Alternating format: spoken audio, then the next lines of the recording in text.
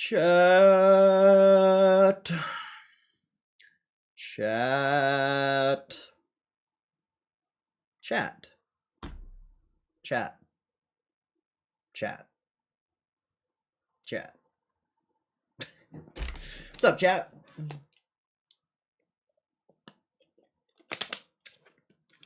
What's up, Hugh? Unknown. It's been a while. Been a while. Hope you're doing good, Unknown. Hope you're doing good. It's been a while. Same with Hugh. Also been a while. Hope you guys are doing well. I'm lurking. Ah, I see. I see. Well, always good to see your name in the chat, my friend. Always good to see your name in the chat. Appreciate you supporting, bro.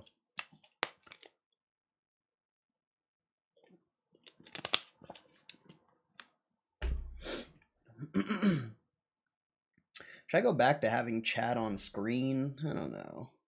Let's see. Do I still have that set up? I do. I don't know if I should go back to having chat on screen or not. Chat's just been slow. That's why I took it down, because the chat was slow. Maybe we'll bring it back one day. Maybe we'll bring it back one day. All right, let's get right into it. Obviously, Gamestop's down. Not really a surprise. That's what I expect every single day. It's literally what I expect every single day. So not very surprising, but you're still, 24.20. Anything above 24 is where institutions have been buying. So as long as it's still above 24, doesn't really matter. Will it go down? Who knows? I don't know. Applovin? Wait, isn't that up a lot? Is that what we should be streaming about? McLovin? 500%, 5 years. Why won't the chart pop up? What's up, Muma? How you doing, bro? How you doing, Muma? You know what? I am gonna put the chat back. Why not? Why not? I feel like the chat brings something. I don't know. I don't know if it does or not. This pretty much has been selling off all year. It was up a lot, though. This would have been a good thing to... I don't know. Maybe Applo... I don't know. What do you think? Do you think we stream about Cisco or Applovin? This was up a lot. Yeah, that was... I remember talking about this. I remember talking about this sometime last year, because we were like tripping that it was up 200 or 20x or whatever in like a year or two. I remember talking about this. I just don't want to put in all that info again. Let's we'll bring the chat over here. Over on this side. Didn't I stream Apple? I don't think we streamed it. I just remember talking about it. Because it was like a really big topic in the news. I don't know if we ever streamed about it.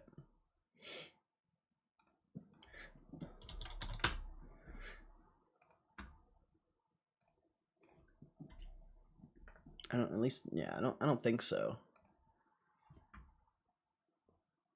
This is the first like stream or earnings season that I've really streamed like a lot of stock earnings. No, we streamed Applied Digital. That's probably what you're thinking of.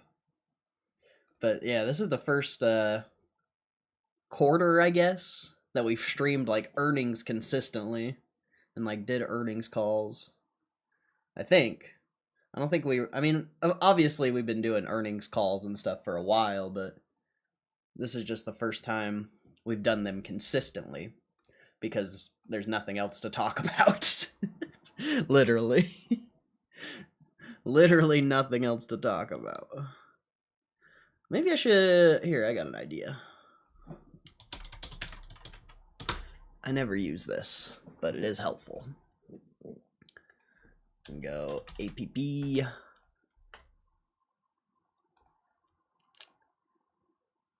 See, that's getting some interest randomly. And then we can Cisco Kid was a friend of mine. Yeah, see, Cisco has like no trending, so I think Applovin's gonna be the move, huh? Like, nothing about Cisco is trending. I mean, it's consistent. Let's see. But I bet Applovin's more popular. Debatable. The tick. Ooh, yeah. That's. I think we do Applovin. I gotta change all that data real quick. Let me change it. Oh, excuse me. Oh no.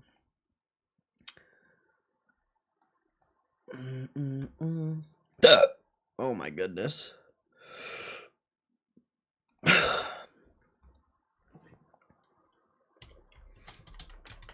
Whoops.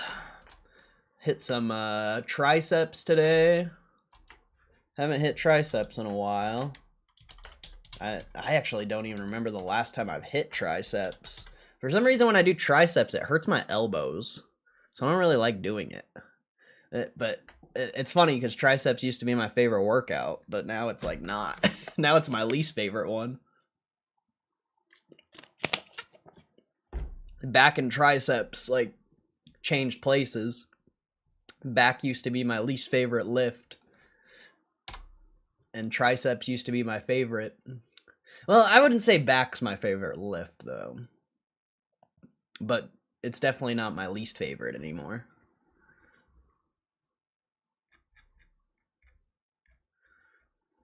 Oh, here, I'll bring this down for you so you can see the SEO in action. Some people like this stuff. Applovin. App stock. Is that the right ticker? Let me double check that. Yeah. Applovin stock. Applovin.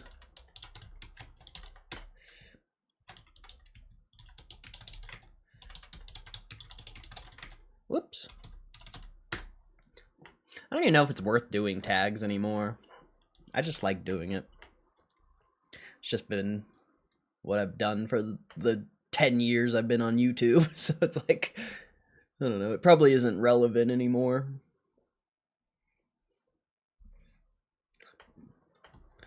But whatever. Whoops.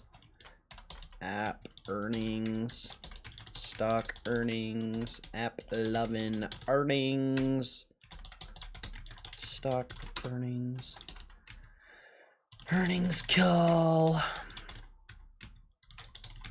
I've tried to use AI for this, but they group all the tags together, so you can't do it, unfortunately. You'd have to go and copy and paste each one by one, so it's faster to just type it in, honestly.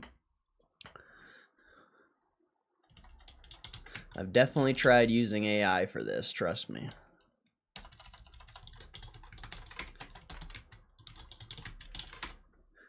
I try to find uses for AI. It's just very rare for me. I don't find very many uses for it. And the things I would use it for, it's just like not very good. Earnings live. Wait, I did that one? App earnings call live. What else do we got?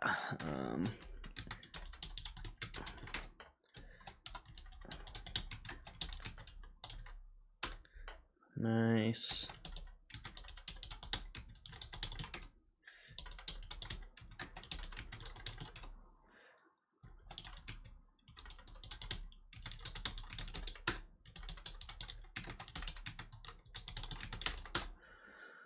Oh, perfect. Perfect. All right. That should be better. That should be better.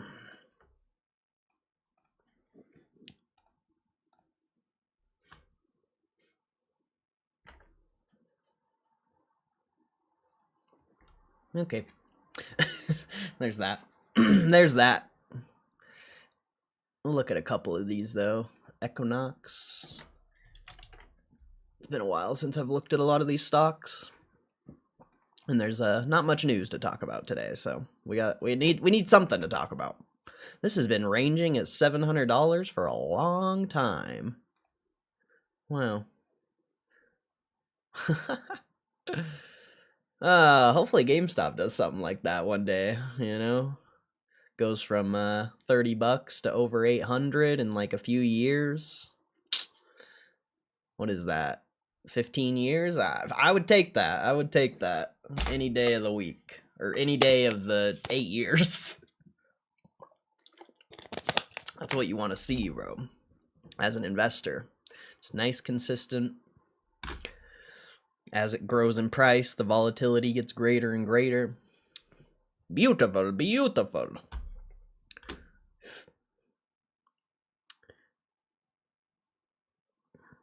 Didn't Mattel... I saw Mattel was down like a lot. Like 23%. Yeah, holy shit. Why is it down so much? I know they had earnings, but still. That's bad. That's a pretty big drop. Back to the support that's been support for like a while now. Pretty interesting. A lot of shorting at 21. That's an interesting play. That's an interesting play. 5.2 billion market cap. Let's check that out.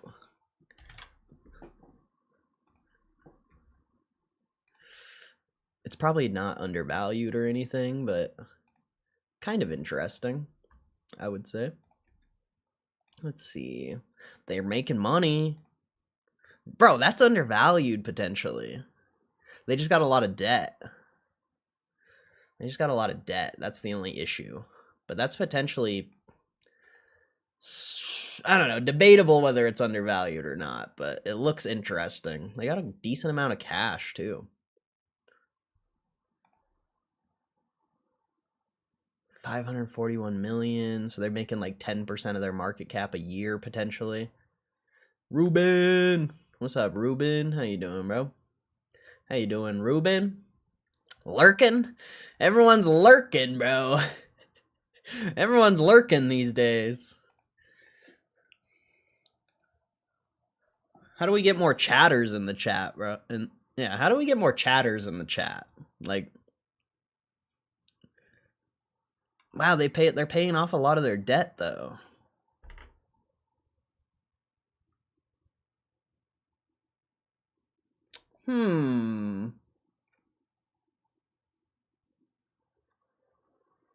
Yeah, Mattel's kind of interesting, chat. That's kind of interesting.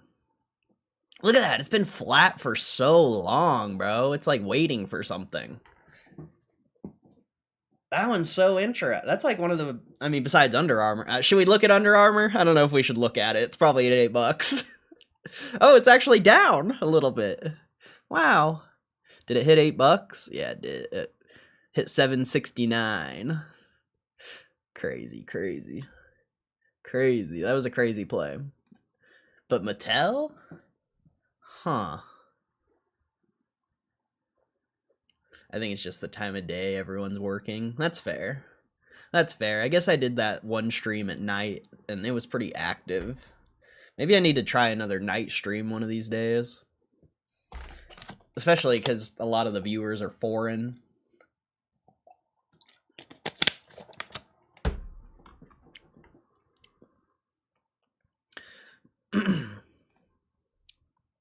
Yeah, Mattel's kind of interesting, chat. I don't know. We need to look at an actual chart there. That's kind of interesting. Obviously, I'm a GameStop degenerate, so I probably would never buy it, but... Jared! What's up, Jared? Oh, Jared, YouTube suggested me your partner's YouTube, and I actually got to listen to some of your guys' duos. Pretty sick, pretty sick. I loved it.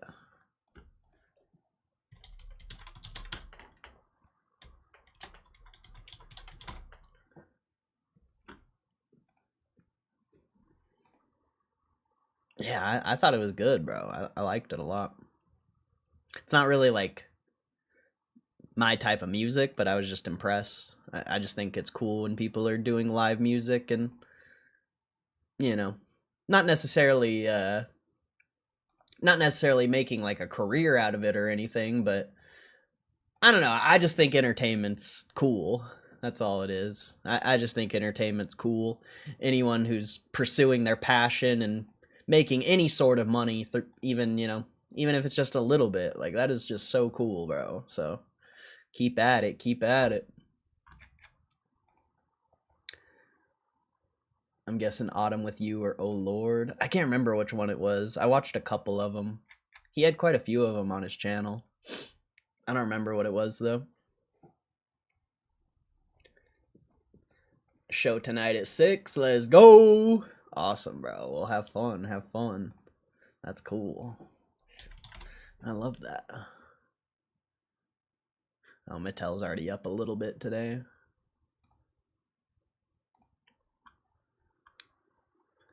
Yeah, you rejected the highs. Oh, wow. That's a interesting chart there. Yeah, look at that, bro. Oh my gosh, it's so interesting. And their earnings is relatively good. I think that's their yearly right there. So potentially their earnings. I don't know. What was the high? 2248. So it never made a new high. There's just a lot of people shorting this 2250 level.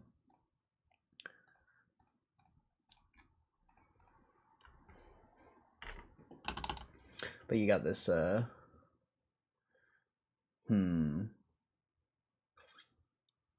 yeah, potentially that's a good buy, but I guess it could go back down. They don't pay a dividend anymore, which is actually really valuable. Looks like, man, this stock got beat up for a really long time. Let's look at the monthly. God, that looks so interesting. I don't know.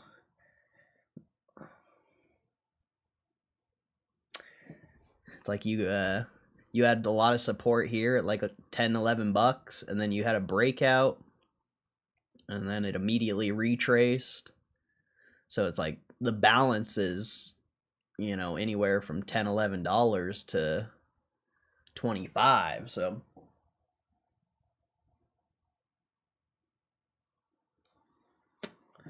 yeah, that one's interesting, man. I don't know that I would buy it or anything. Maybe if I wasn't all in GameStop, I would consider building a position on there. But yeah, that's pretty interesting. It's been ranging this for 1, 2, 3, almost 4 years.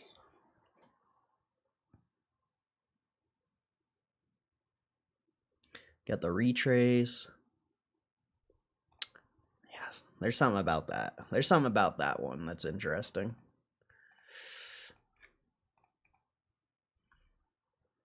Something about it.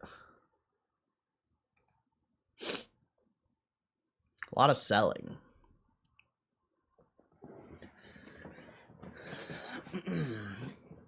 It could be a bad play, for sure, but there's something about it. I mean, at $8, it's like a no-brainer. That's obviously why you saw when it hit $8.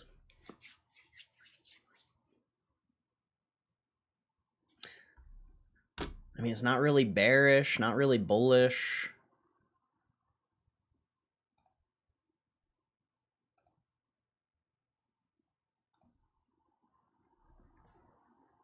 There's something there. There's something there. I don't know. Mattel's something. There's something there. I'm sure I'm gonna look at that back at this and be like, "Son of a bitch." I'm sure I'll look back at that one of these days, and I'll be like, "God damn it!" But yeah, it's fine. It's fine. All right.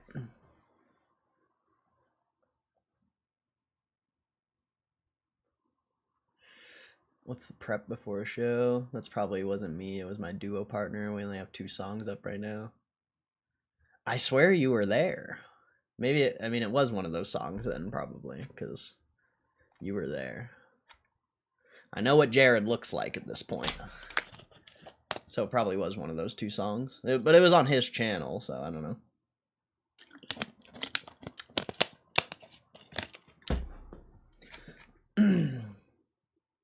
Do some warm-ups and avoid eating anything heavy. Drink lots of water. Nice. Not really, unless it's a huge show. Lower my cost averaging for crypto while the market's down. Good luck, sir. Good luck. You're a patriot. I hate crypto, but good luck. That's all I can say is good luck. Everything that's crashing, which is basically everything. Basically everything but Bitcoin. I mean, Bitcoin's kind of, it's not really crashing. It's bearish. But all the altcoins are in the shitter.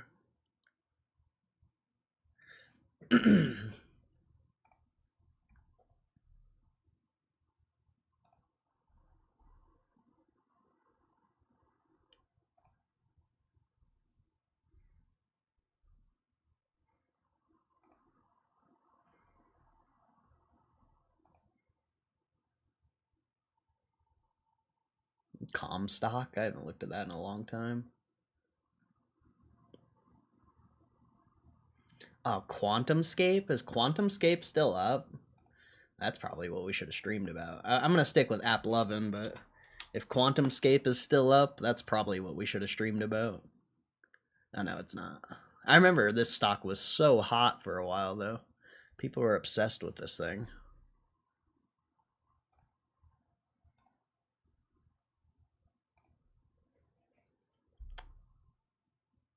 McGraw-Hill?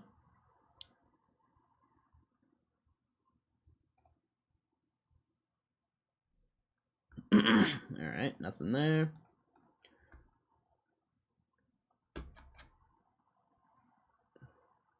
I like the conviction. I only like ETH. Bitcoin, Ethereum, Solana, a handful of meme coins. Sit back and try to zen while my investment crumble into the shores of oblivion. I mean, there's a reason why they're going down, though. They have no value. They don't produce anything. So, like, it's a little bit different of an investment than stocks. It's more like crypto's more like Pokemon or like fine art. Like, there's no real... It just doesn't produce anything. There's no value in any of that stuff besides what people value it as. It's like if you're actually investing in business, you know, there's something behind the business. It's making money, pays dividends sometimes, buys back stock. There's a lot of benefits to investing in business.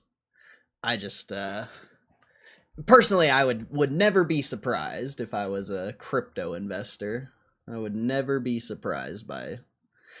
I mean, I've been a crypto hater for a long time, so... I'm just not surprised that it's down as much as it is. Because it has no value. Like, it literally has no value.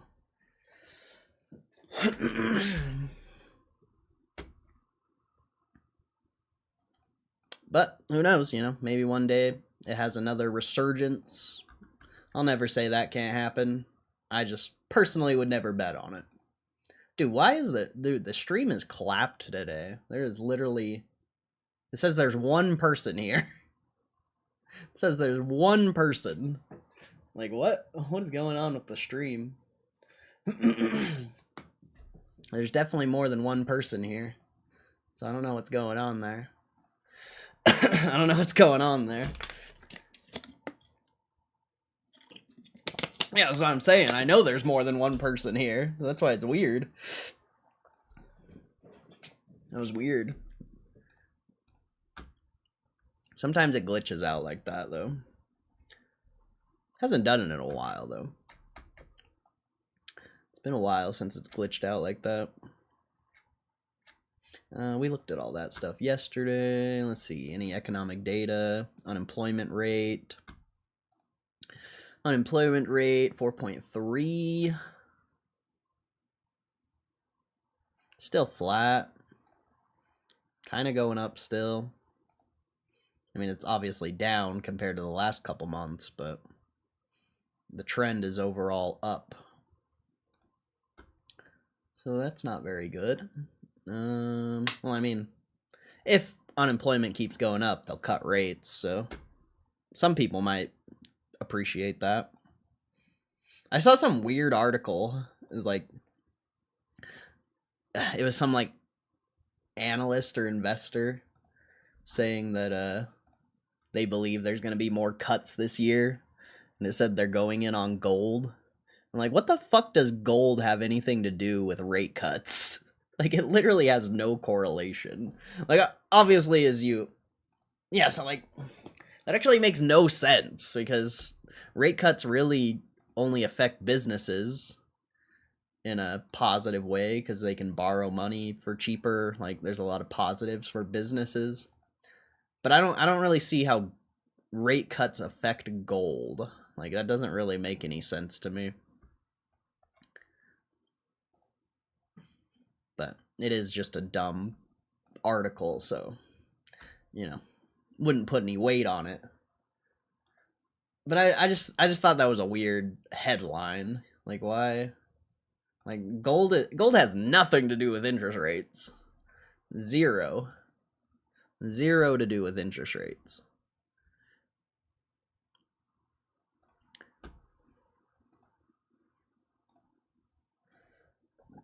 Oh, excuse me. Let's see. Mortgage rates still flat, 6.2.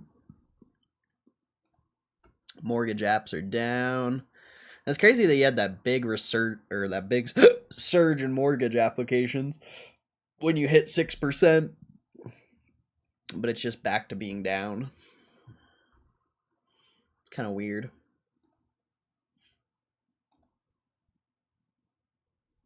Mortgage market index.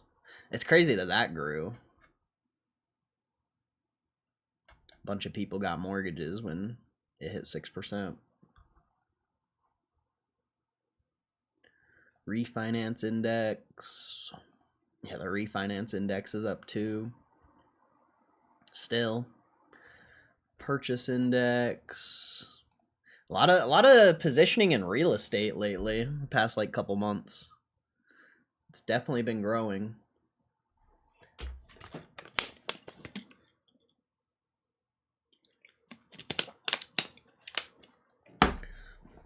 It's big home sellers that offer in-house financing causing the spike. It could be a million things. I think there's just a lot of money on the sidelines, and stocks are extremely volatile. Crypto's obviously extremely volatile. So what else are you going to put your money in, realistically? There's nothing else to put your money in besides real estate if you can't handle volatility. And, you know, interest rates are going down, so people are comfortable getting a mortgage right now because they know in like 3 to 5 years they'll be able to refinance for like 4% or something like that. Like, there's a lot of factors. I wouldn't narrow it down to one thing, because that's not how economics works. Everything is correlated together.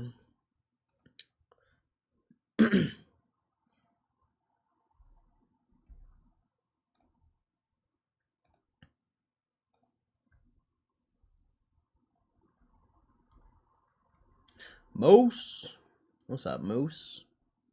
How you doing, bro?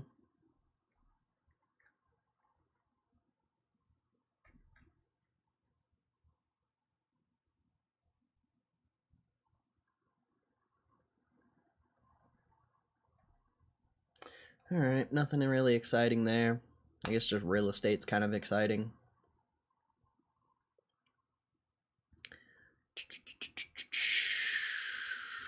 Insider buying. I don't know any of these companies really, so nothing there.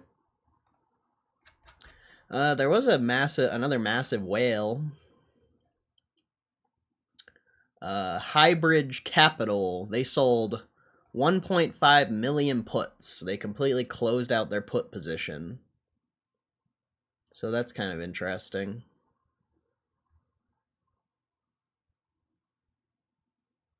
And I saw on Reddit a bunch of people saying JP Morgan added 7 million shares.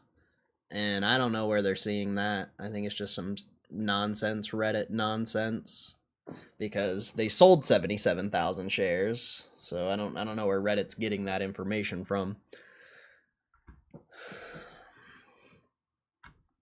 Unless well wisdom is also delayed, so this could have been a couple months ago, 3-4 months ago. So maybe maybe they added 7 million shares. I just don't know how I would verify that. I'm sure I could figure it out. BNB Paribas Financial. Oh wait, didn't they add calls? They might have added calls. We looked at that yesterday, I think. Yeah, I don't know where they got that from. Did I see Chewy? Nah. I don't really look at Chewy. I mean, we look at it like every day, but on my spare time, I'm not looking at Chewy. Most of the time, I just look it up on stream. Damn, hit another low. Hit another low. Pretty interesting. I mean, Chewy, I like Chewy. I like Chewy. It's just, when they had the rally last year, there were a lot of factors why it was going up. They had one of their biggest years ever, and now they're not performing as well as last year. So if you're looking at it from like a business finance perspective, it makes sense why it's going down. But yeah, that's all I can say about that. Other than that, I don't really have an opinion. I like Chewy as a business. It's just potentially overvalued. That's really all.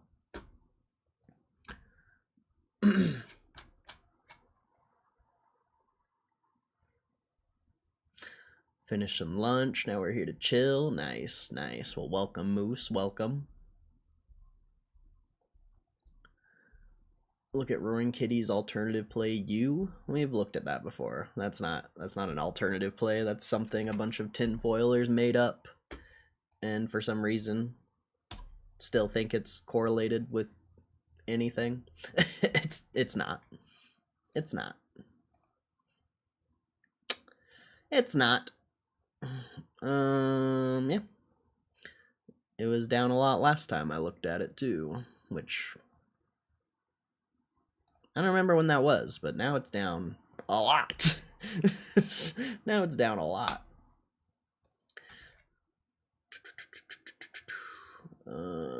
Bitcoin getting a little bounce. All the altcoins, I don't know.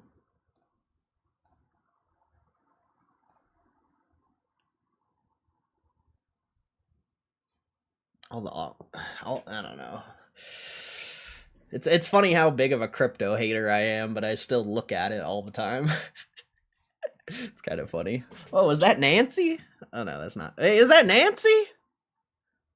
I don't know if that's Nancy. No, that's not Nancy. Bill Ackman reveals stake in Meta. The last stock I saw Bill Ackman acquired didn't do well.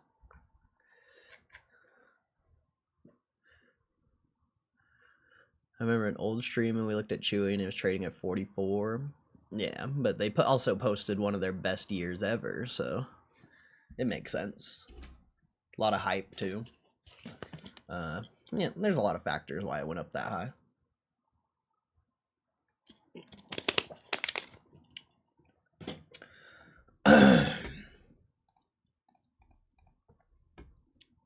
Oh, we're back. The stream's back. That was weird. More like irony. You mentioned a pack announcement coming Thursday. I can't find that though, where you see it. I actually saw the video on Reddit. It has music though. It's a lightning pack. So I don't know what that's gonna be.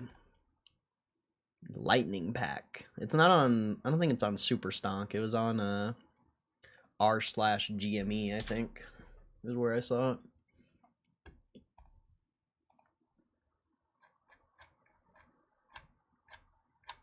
Where is it? Yeah, it's right here. It's got some death metal music, like some Metallica type shit.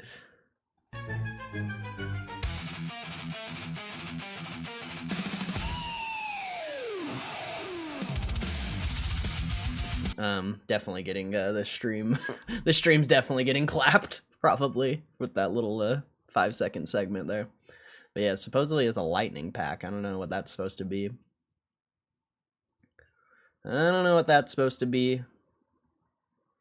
But yeah, that drops tomorrow. Will I open one? Probably not, but maybe. Maybe we'll open one on stream. Probably not.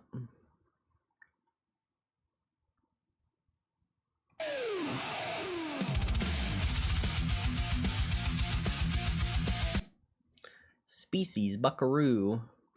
See, I don't, and then it shows like all the packs. So I wonder if it's like a pack that has like all the packs in it.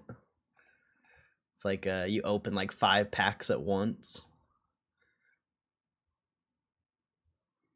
I wonder if that's what it's gonna be. Or it's gonna be a 5,000 pack. Could you imagine? Could you imagine if it's a $5,000 pack? That'd be sick. That'd be actually insane. Fucking oh, a $5,000 pack. I could see it. I could see it. Most definitely could see it.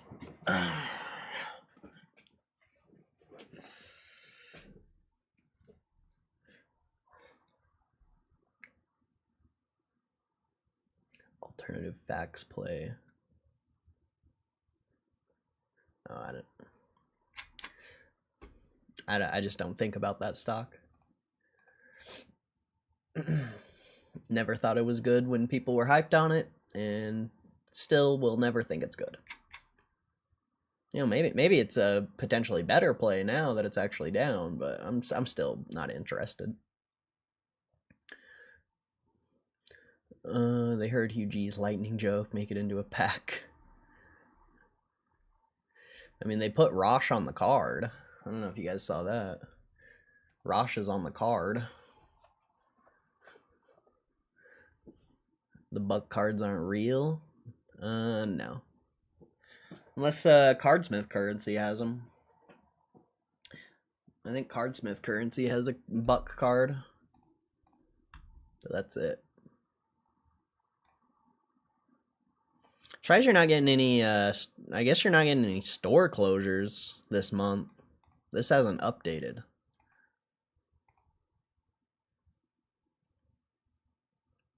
Maybe those were the final stores to be closing.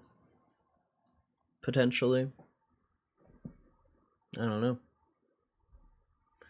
I thought you'd get more closures this month, but that still hasn't updated.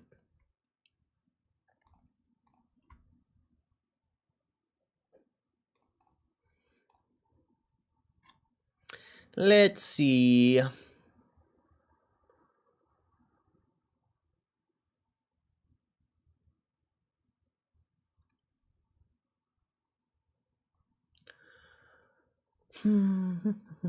Meta launches AI algorithm personalization feature for threads. Investor Einhorn said he bought Peloton again on the latest dip. Peloton, bro. I haven't looked at Peloton in a long time, but last time I looked at that, they were like going bankrupt.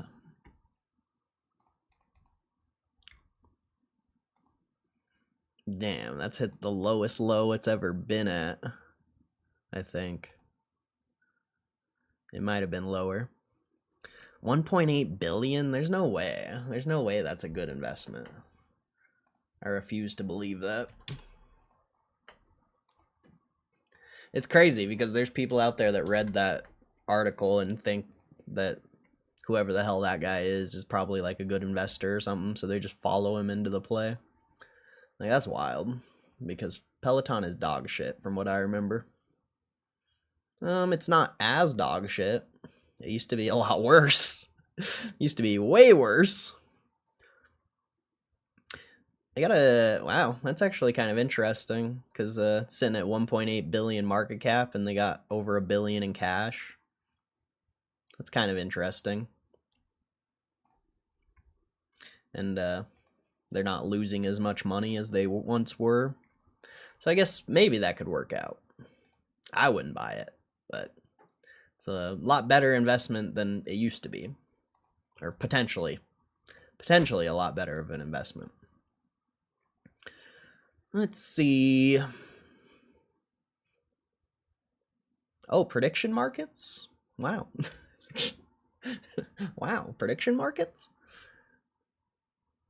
McDonald's reports. When does McDonald's report? Was that in the morning? MacD's? MacDizzle for shizzle? Oh, they did. And Shopify. Check those out. MacDizzy? How did MacDizzy do? Oh, I clicked on the wrong thing. MacDizzle. Fashizzle. It's not moving. It's still at all-time highs. Every time I look at that stock, it's at all-time highs. Every single time. There's been a couple buying opportunities throughout the years, but every single time I look at this stock, it is at all-time. It's just like Walmart, like McDonald's and Walmart. Every time I look at the stock, it's at new all-time highs. Every single time. Maybe one day GameStop will do that. Maybe. Hopefully. Shopify. Down.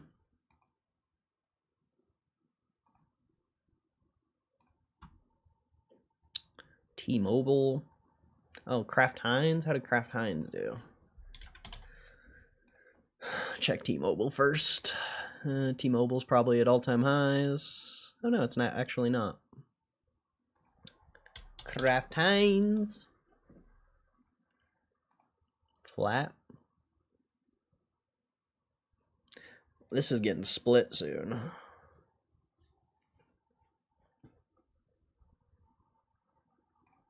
Not a stock split. They're creating two different companies. Separating. I don't know what they're separating, but Kraft Heinz is going to be two separate companies soon.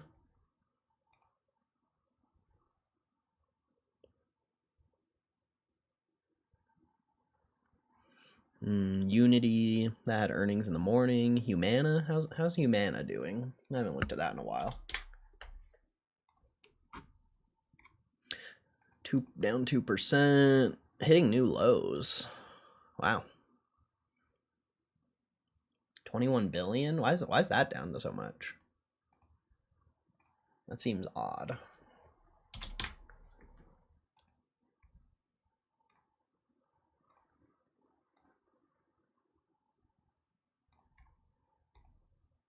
Yeah, why is Humana going down? That's undervalued, bro. Potentially undervalued. That seems undervalued. How are they doing this year so far?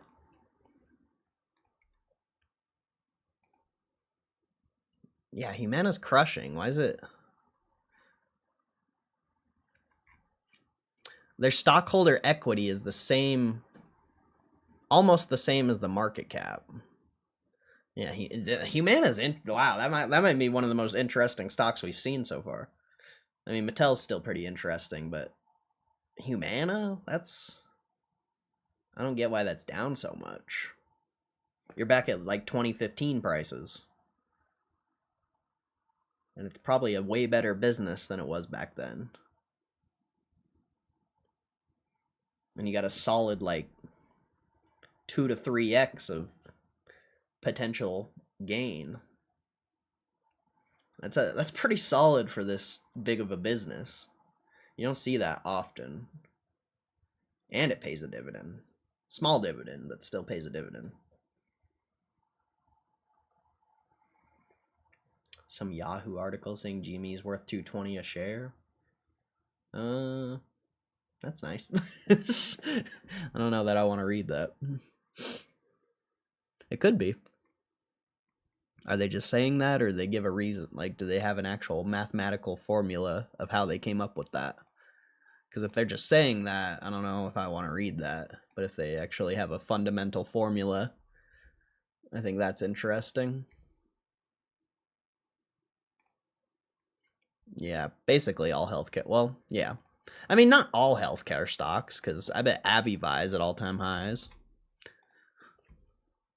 Yeah, definitely. Yeah, pretty much at all-time highs. So it's not all healthcare stocks. Humana's more like insurance. It's in the healthcare sector, but Humana's insurance.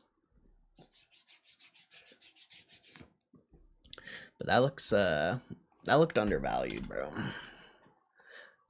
Let's look at UNH. I think that UNH is probably the best like stock to compare with Humana.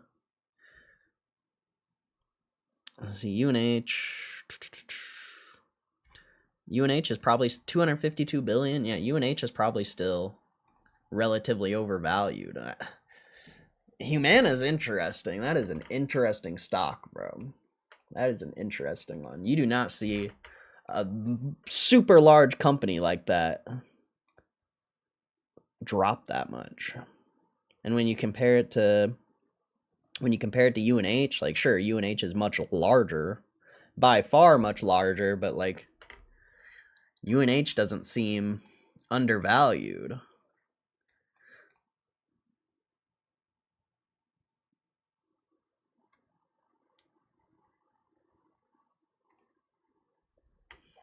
Oh, I have no clue, Grady. I have no clue. I don't follow Berkshire like that. Sounds like you know more than I do.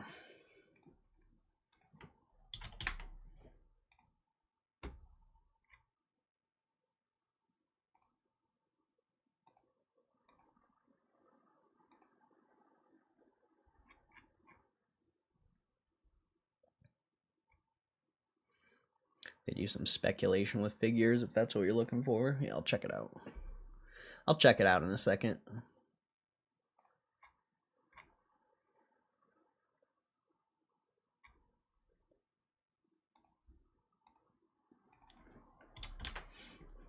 You just never see that, man.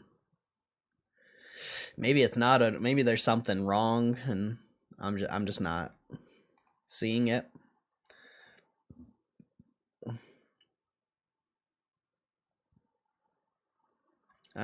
I mean, I guess they went from making 2.8 billion, 2.4 billion, so their net income basically got cut in half. So I guess that could be potentially a red flag.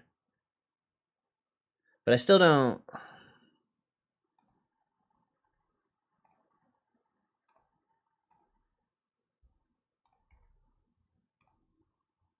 But they're making a little more this year so far.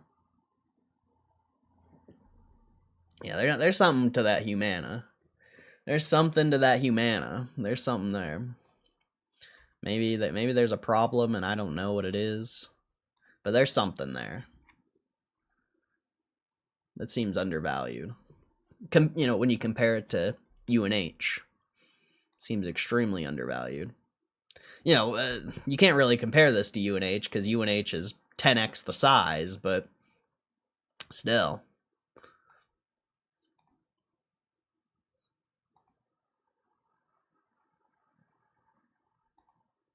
Yeah, there's something to that one. There's definitely something there. You've never retraced the breakout from 2016. This is the first time you've retraced that. You've never retraced that. So even from like a market mechanic perspective, it's kind of interesting as well.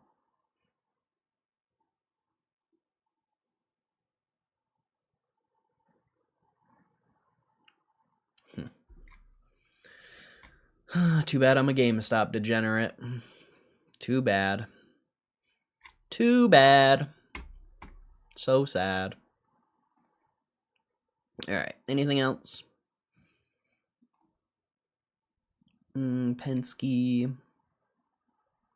I don't really want to look at that.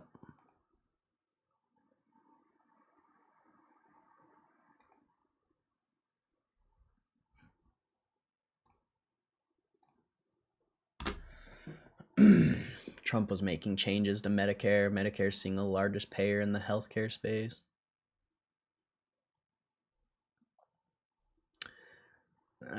Still, just from like a business perspective, that was really interesting. It's pretty rare you see companies trading, especially a large company like that, trading close to the market cap being close to the stockholder equity. Like that's I've researched a lot of companies, and that is pretty rare.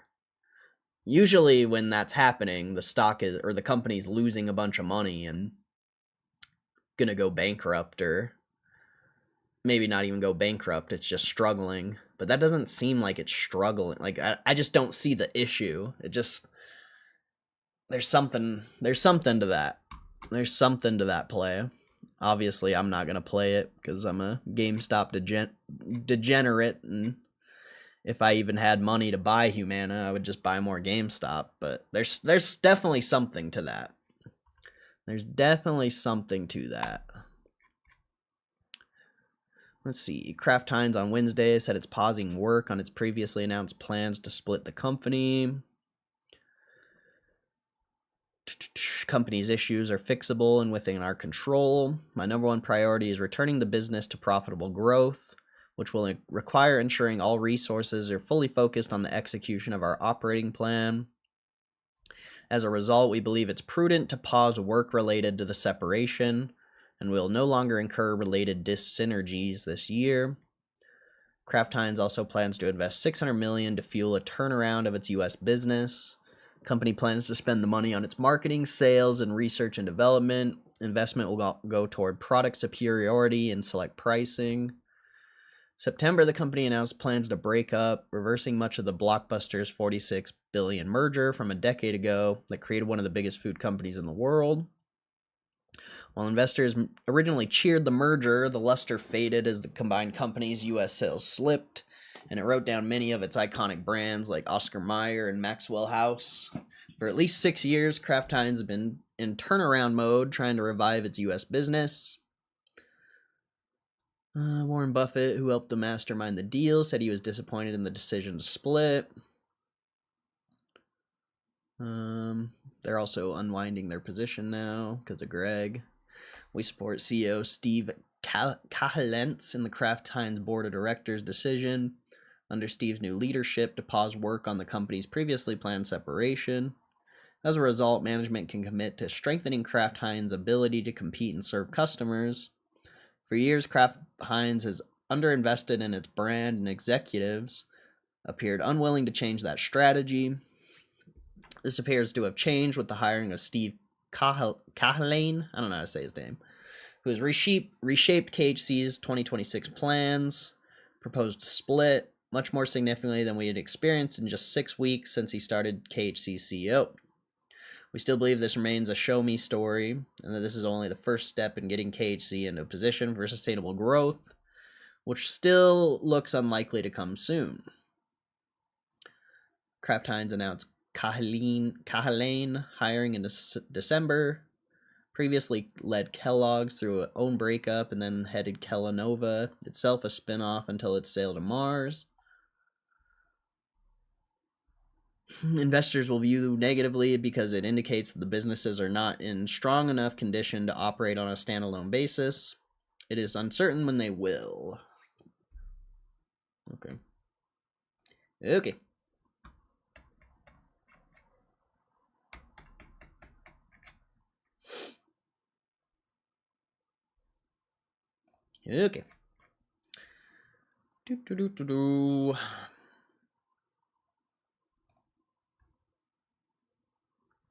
Goldman Sachs discloses 1.1 billion position in Bitcoin ETF.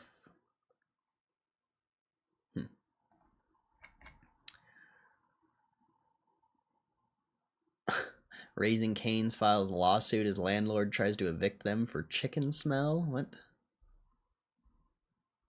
Food vlogger dies after eating poisonous devil crab for viral clip. Oh, rip. He died for the views, bro. Died for the virality. He's a patriot. Give that guy a salute. A true patriot. Dying for likes and views. That's how you do it, bro. That's how you do it. UK Supreme Court rules that oat milk can't be called milk. What?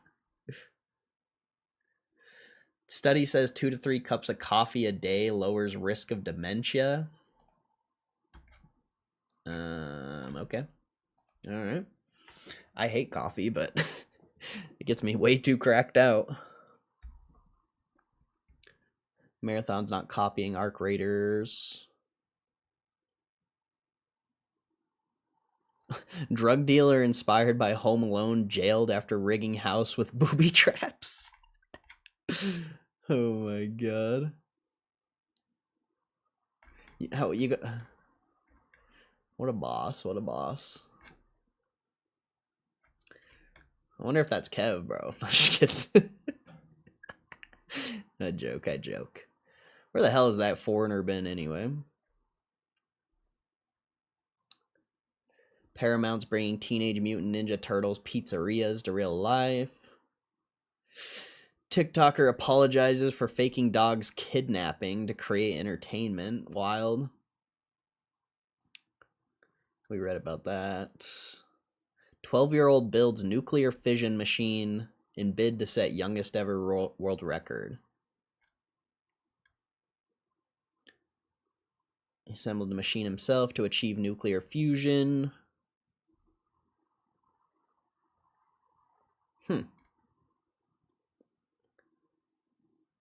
There were some alarm bells with my mom. Take a step back, tell me exactly what could go wrong and how it could go wrong. The devices he constructed is based on a fuser, which uses electric fields to heat and confine plasma. While such machines do not generate usable energy, successfully operating one remains a significant engineering challenge. What a boss. A 12-year-old, bro. That's beast. What an absolute boss.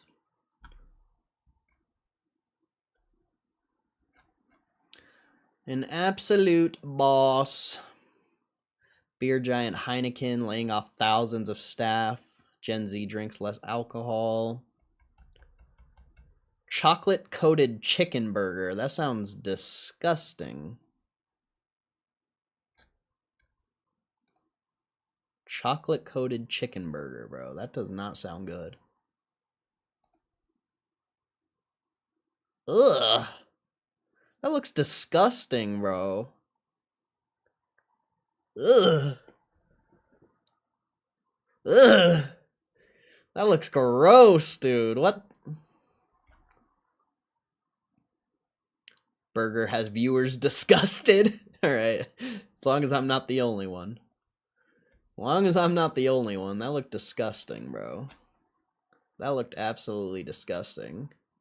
Searches for Discord alternatives explode following age verification announcement. I think that's crazy. Local place near me has burger served on a fried donut. That's wild.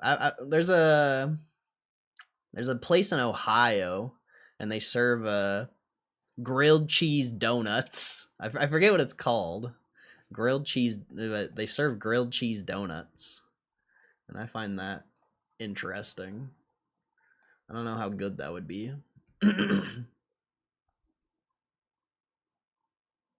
Man arrested after taking woman's parakeet hostage to force him to meet her.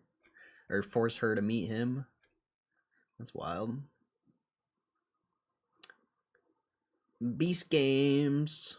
Guess a new episode drop, maybe. I don't want spoilers, though. No spoilers. No spoilers. Mugenics earns back the entire 7-year development budget just 3 hours after launch. What's Mugenics? New game?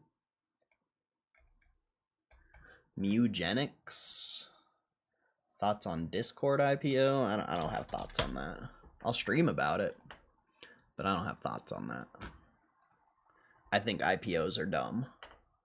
Like, if you can trade IPOs, and that's fine. But I have never, well, besides Reddit maybe, I've never seen a successful IPO for an investment. I think Reddit's the only one I've ever seen in my, I'm sure I've seen other ones, but that's the only one I can think of that has added remotely any success. But I think IPOs are a terrible investment. You can trade it, but yeah, I don't like IPOs. I would never buy an IPO. What was I typing in again? Oh yeah, Mugenics.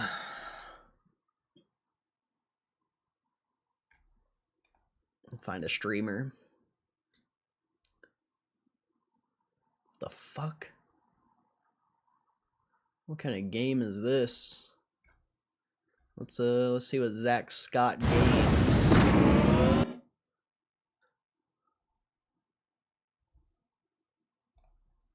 We're gonna heal ourselves really quick. I'm on. It's rough for me. He's hurting. That's good. Aerosmith. Give me another attack, please. The music is kind of funny. Dude, that was a good hit. Let's do another lap shot. Let's go. That wasn't as good, but he's suffering pretty bad here. It's wrapped. I don't know what this is. That his music or is that the game? I think it's the game.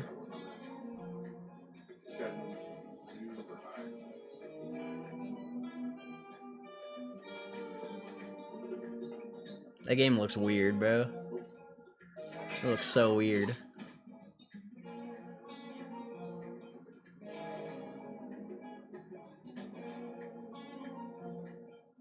Okay, let's do a sharpen. Huh. Doesn't look like a game I would play. But I don't know how relevant my opinion is on gaming.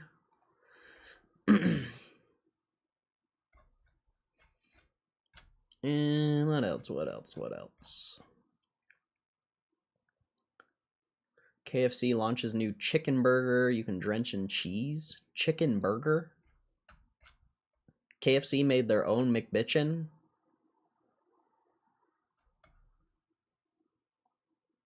Oh, it's only in the UK? Rip. Rip.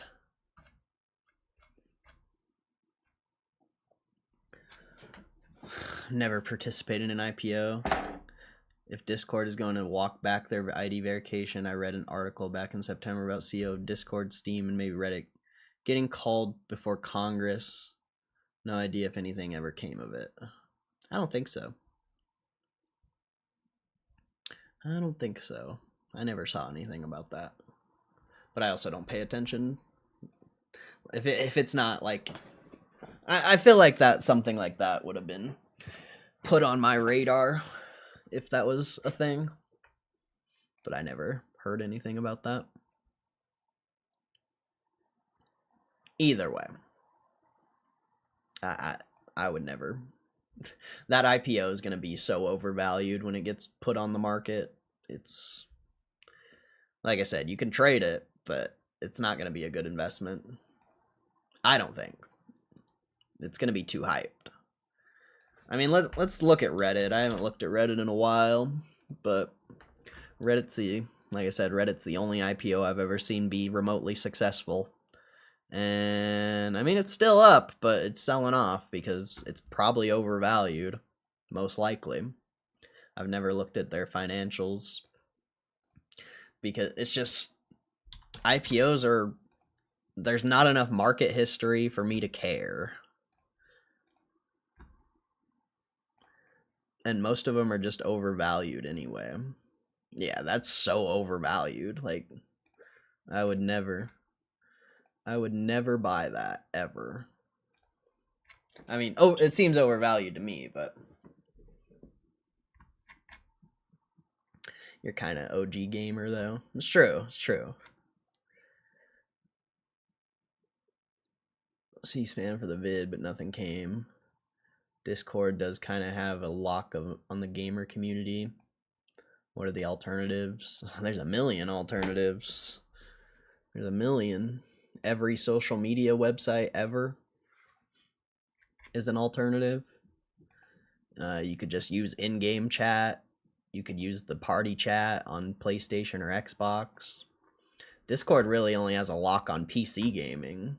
Xbox and PlayStation have their own chats, their own parties. Like, If you're playing on PlayStation or Xbox, like, you don't need Discord.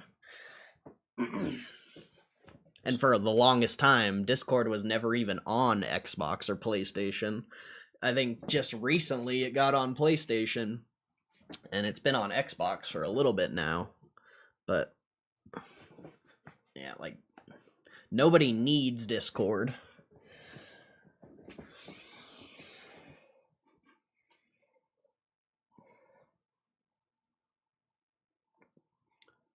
I mean, Reddit could be like a Discord competitor if they tried.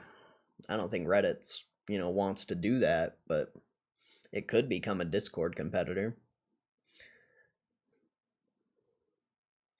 But there's a bunch of alternatives. I mean, we could read the article. I bet that article has more things than I do. Let's see. But yeah, Discord alternatives on Google Trends is up. Numerous searches for Stout, formerly Revolt, and Matrix, both open source chat platforms representing the bulk of related queries.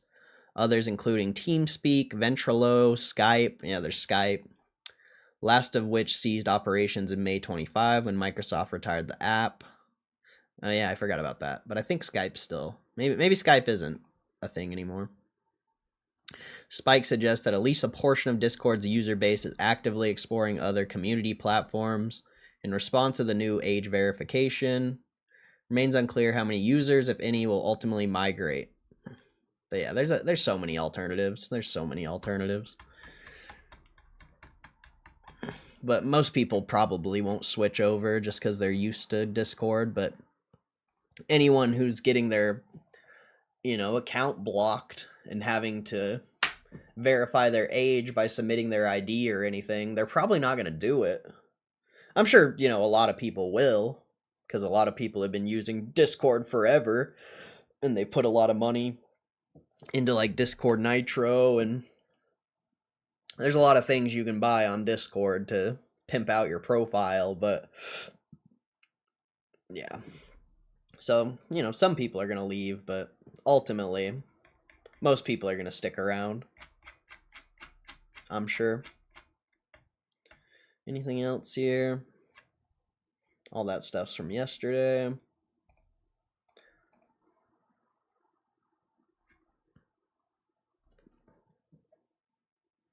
Had a dream Ryan Cohen bought Take-Two and made GTA 6 a monthly subscription instead of a game release. What? That was a wild dream. Dreaming about Ryan Cohen, bro? That's wild, bro. That's wild, bro. You're like, oh, Ryan. Yeah. Do the acquisition, Ryan. Oh, fuck yeah. Having sweet dreams about Ryan Cohen. That's fucking hilarious. Having dreams of Ryan Cohen, bro. That's actually so funny. That's actually hilarious. If I saw that, if I saw Ryan Cohen in my dreams, I'd be scared. I'd be terrified, bro. If he appeared in my dreams, I'd be so terrified. Oh man. My speculation was that Reddit was valued based on its data. LLMs disproportionately trained on Reddit, I think. I think it was just a really hyped IPO. Maybe it had some AI hype as well. I have no clue. But there's been a lot of IPOs. Like that's my whole point of why I think IPOs are a terrible investment, because I've seen a lot of IPOs go up a fuck ton after they've IPO'd, but it never lasts. Never have I seen besides Reddit. Reddit's the only one I can think of. I'm sure there's others, but there's never been an IPO that goes up and lasts. It never happens. Because they're so overvalued when they get IPO'd in the first place, so even if they continue to go up, they're just getting more and more overvalued, so it's pretty much only a matter of time before something like that starts going down.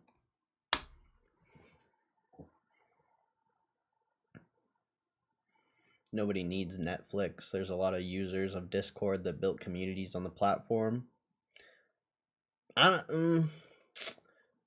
Yes and no. They built their communities through other means and brought them to Discord, I would say. I don't know if I would say they built their community on Discord. Maybe. I don't know though. I don't know. I feel like I don't know. Maybe they I wouldn't say they built their community on Discord, but they strengthened their community on Discord. I think that would be a more accurate thing to say. Nobody's built their community on Discord. They've had a community, or they've brought people over to Discord. So I would say they've strengthened their community on Discord. They haven't built it. Hard to rebuild something like that on Xbox Live Chat. That's fair. That's fair.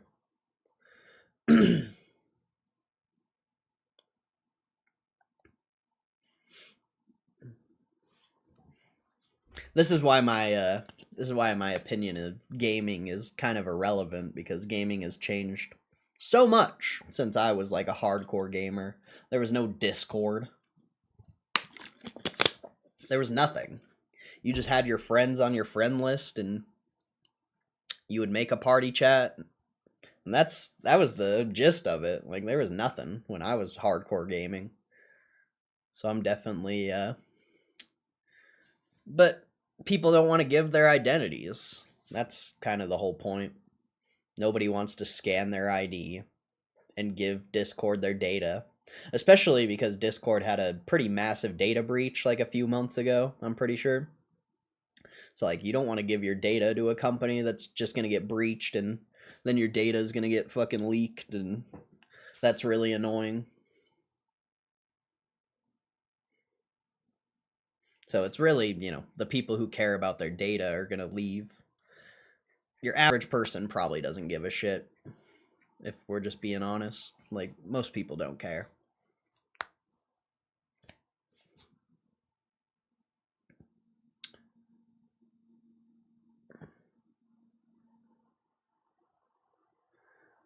My engagement with Discord is really just joining the voice chat with my friends and shit posting in the chat. But there are some real power users. My engagement with Discord has been nothing but terrible. We used to have a Discord for the stream, but that didn't go well. That didn't go well.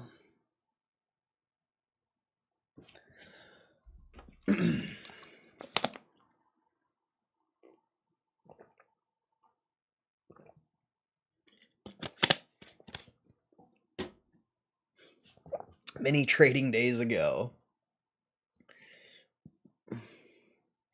I don't know if I could create another Discord, bro. I don't know if I could create another. I mean, I have Discord now because some of my Rocket League friends wanted me to download it. But I don't think I could create another one. After what happened last time, I don't think I could do it. There's too many weirdos out there. Too many weirdos. It's like engaging with people in the chat is one thing, but having like access to someone's DMs, ugh, not good. I hardly remember that. Oh, I remember. I'll never forget. It ruined Discord for me.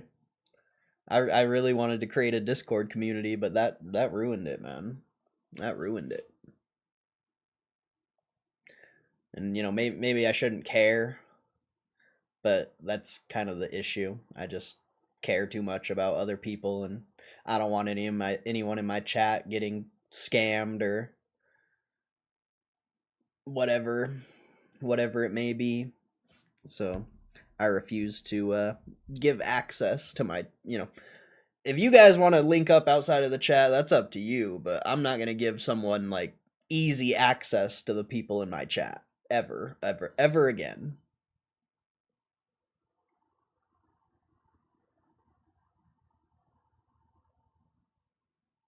I don't think I've used Discord since. That's probably good. It's probably a good thing. I think anonymity. I don't know how to say that word. Anonymity. I don't know how to say that. Anonymity. I can't say it. I think it's anonymity. On the internet is going away, or at least do you think more and more platforms are going to push for identity verification? I wouldn't say it's anonymity, whatever is the issue. I think it's more, selling your data to a company that's just going to sell your data to someone else. I think that's the issue more than anything. But, oh yeah, one day in the future, 5, 10, 20 years from now, you're not going to be able to log into anything without verifying your identity. Guarantee it. Guarantee it. There's going to be apps out there, there's going to be apps out there where it's, free to use and you're fine. But I would say a majority of the things you're using today will all require identity verification in the future. It's only a matter of time. It's only a matter of time. They want your data because they can sell it. Your data is valuable. Your data is probably more valuable than anything else.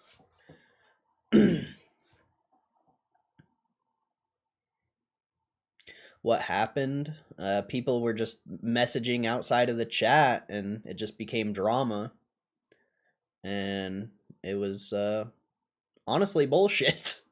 It was honestly bullshit. And a lot of people would get upset. Like, you know how I am on stream. Like, I don't really agree with most things people say. So imagine, having a chat 24/7 where people are suggesting ideas and talking about things, and then I come in and I'm like, nope. It's like, it was just drama, literally. Like, people having access to talk outside of the stream is just drama, literally. Literally just drama. I feel like with the group we have now, it would be a little better, but I just don't trust it, bro. I just don't trust it. There's too many scammers out there. There's too much nonsense, bro. There's too much nonsense.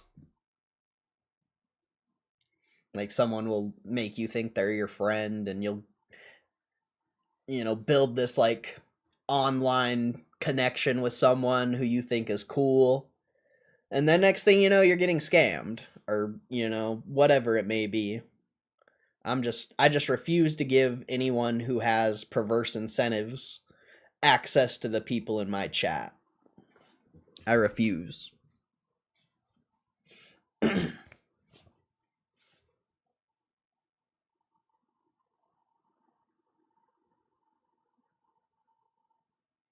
just remember when it vanished. Google the pronunciation. I think it's an anonymity. Anonymity.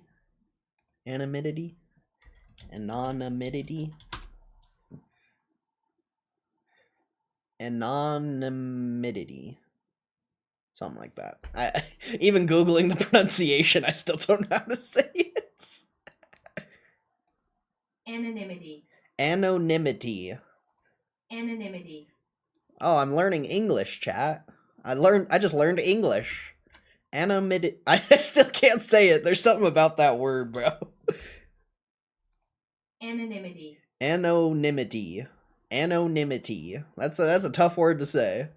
Anonymity. Something like that. Anonymity.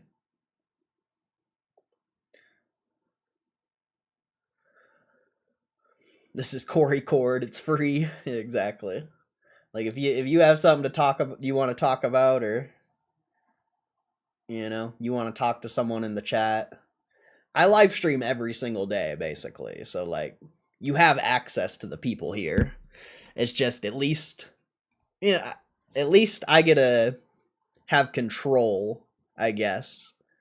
You know, when there's private DMs and there's people in the chat just like DMing each other, I don't have control over that. Like, I don't know what you guys are talking about.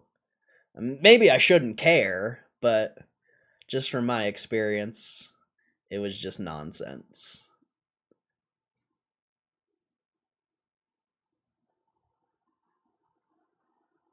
Personal pipe dream is for everybody to own their data with the option of leasing it to companies that want it. Yeah, that'd be awesome. That'd be awesome. That would be so sick. But that's why, that's why the companies want your data, is so they can do that. All our info is in the clouds already. Yeah, kinda. I mean, I'm sure a majority of people out in general, your data's out there. Mine is. I'm clapped, I'm sure. But the more and more you can restrict your data, or I guess I should say the less you can give your data out, the better. The more websites you've signed up for and you can delete and have them delete your data, the better.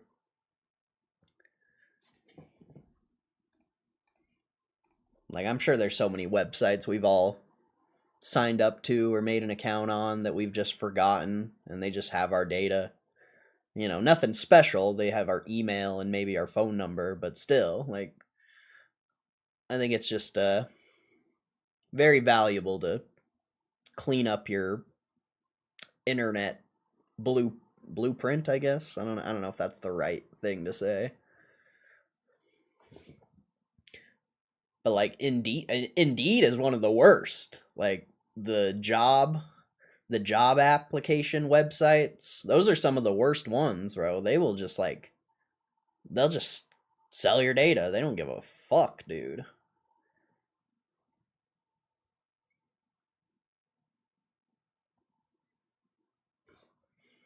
I get it. Can't be scammed.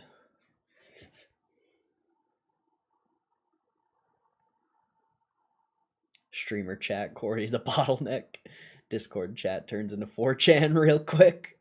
Like, I think it would be cool to, have a spot to post news and spread information, but it's just the private DMing and the drama. It's like, imagine this. Imagine you hung out with someone all the time, every day. Like, you would get sick of them. You would get sick of them. There's a lot of people. There's been a lot of people in the stream in general that have came and went. Like, people get tired really quick.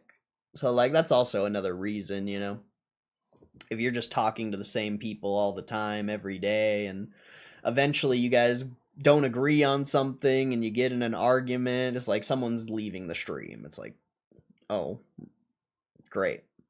Like, there's a lot of reasons why I don't have it. There's a lot of benefits of having it, but there's a lot of reasons why I don't. Received a lot of messages to verify some shit on my broker. It's all scam. Yeah, you gotta be careful with that stuff. Corey's learning from AI. I guess so. Who would have thought? Who would have thought?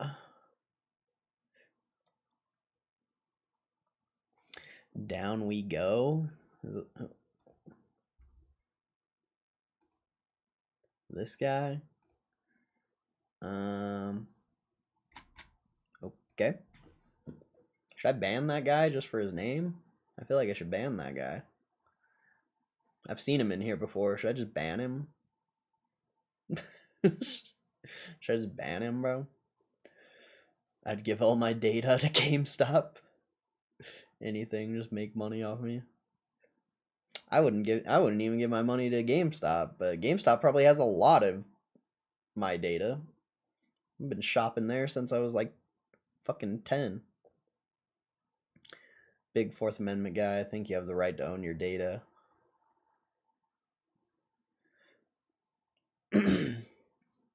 Well, I mean, it's just your data is already out there. You've probably already sold it in a lot of ways. You've probably already agreed to a terms of service or terms and conditions where that company's you gave them permission to sell your data. So I agree with you, but I think it's also a personal responsibility.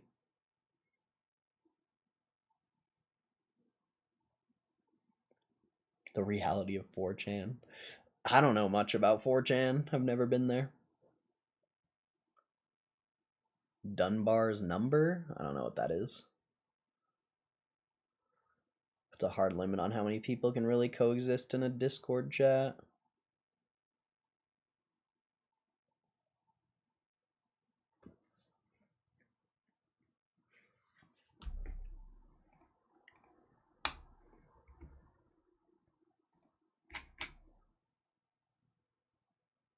The hacker 4chan, heard of him?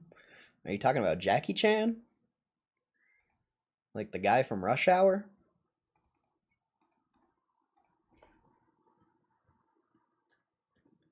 Problem isn't that I sold my data, I gave it away. The idea of personal responsibility doesn't hold water.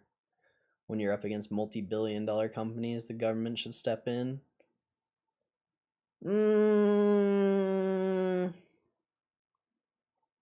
I don't really agree. I don't agree.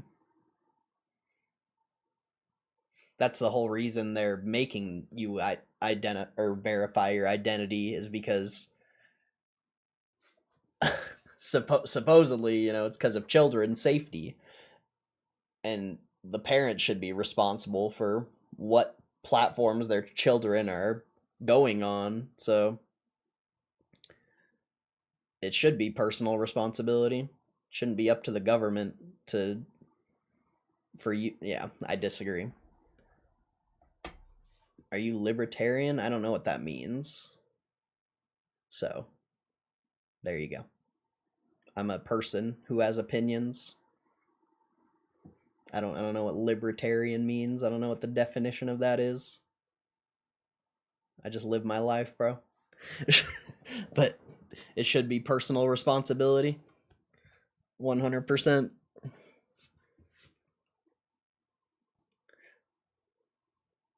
Don't want to step into politics. No, we don't talk about politics on this stream. People are too sensitive. People are too sensitive for politics. No religion, no politics. We don't talk about that shit because people are too sensitive and they take it way too seriously.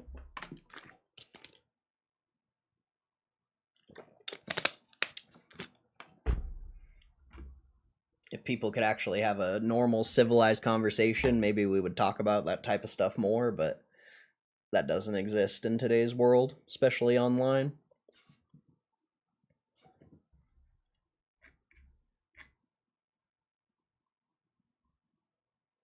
But I will look up what it means, because I don't know what that means.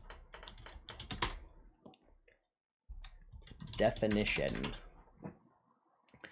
Advocate of supporter of political philosophy that advocates only minimal state intervention in a free market and private lives of citizens. I don't know. I don't really have an opinion on that.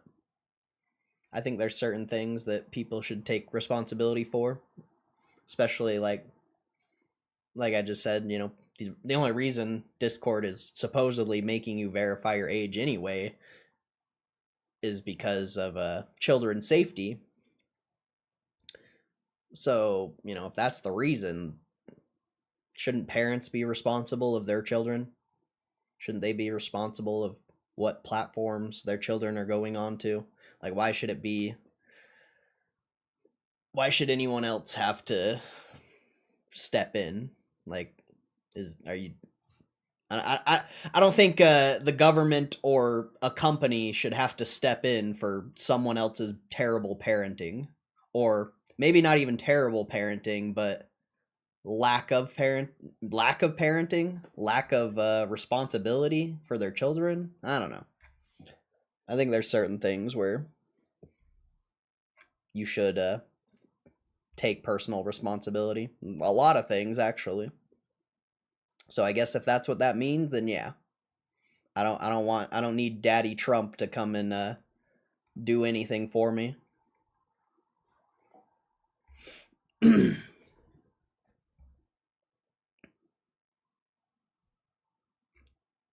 Papa Trump! Papa! Papa! There are limits on what an individual can do. Not really. You don't have to sign up for Discord. You know, you don't have to sign up for Google. It's the convenience factor. That's why, you know, that's why you're selling your data. Is for maybe not selling it, whatever you said, leasing your data, I don't know, but you're giving them your data for convenience in a lot of ways, but you could avoid that. You don't need a Gmail.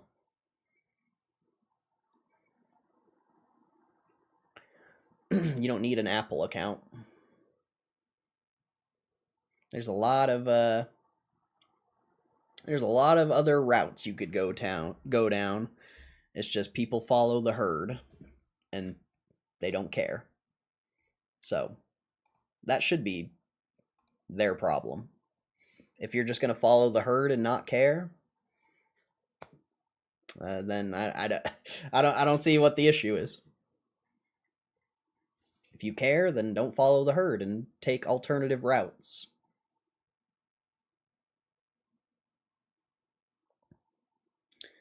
You want something like the FDA should exist, or should everybody take personal responsibility for what's in their food? I think that's a totally different conversation. That is nothing. Food has nothing to do with some stupid platform on the internet that is completely irrelevant. That isn't even that's a crazy topic to bring in when we're talking about platforms on the internet. Food is something you need to survive. Food is something you need. You don't need fucking Discord. Papa? Papa? What's up, Ron? How you doing? FDA does a shitty job from what I heard. Maybe. I have food on my table, though, so what does it matter?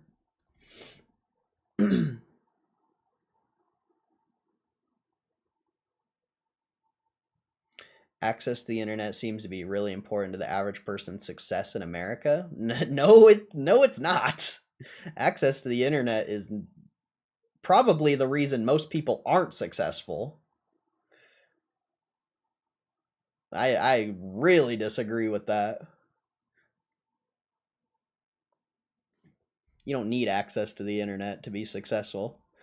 Probably, my opinion. I mean, yeah, I think most people waste all their time on the internet and provide nothing and bring in nothing.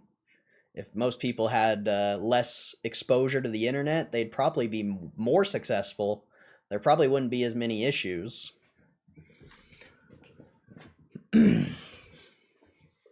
There's a lot of people who make a living off the internet, sure. But your average person's success? I really disagree.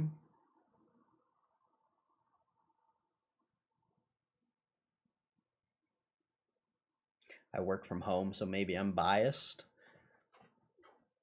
I guess. If work from home wasn't a thing, you would just go get a different job.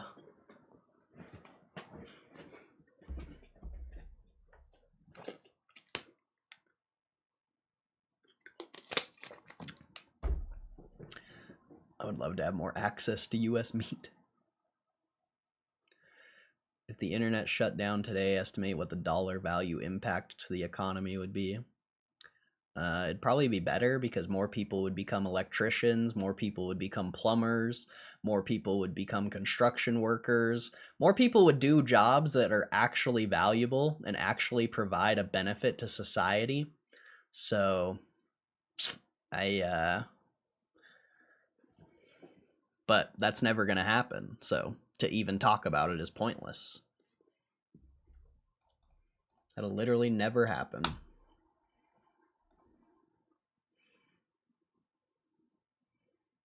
How many people drive for Uber? What benefit does Uber provide?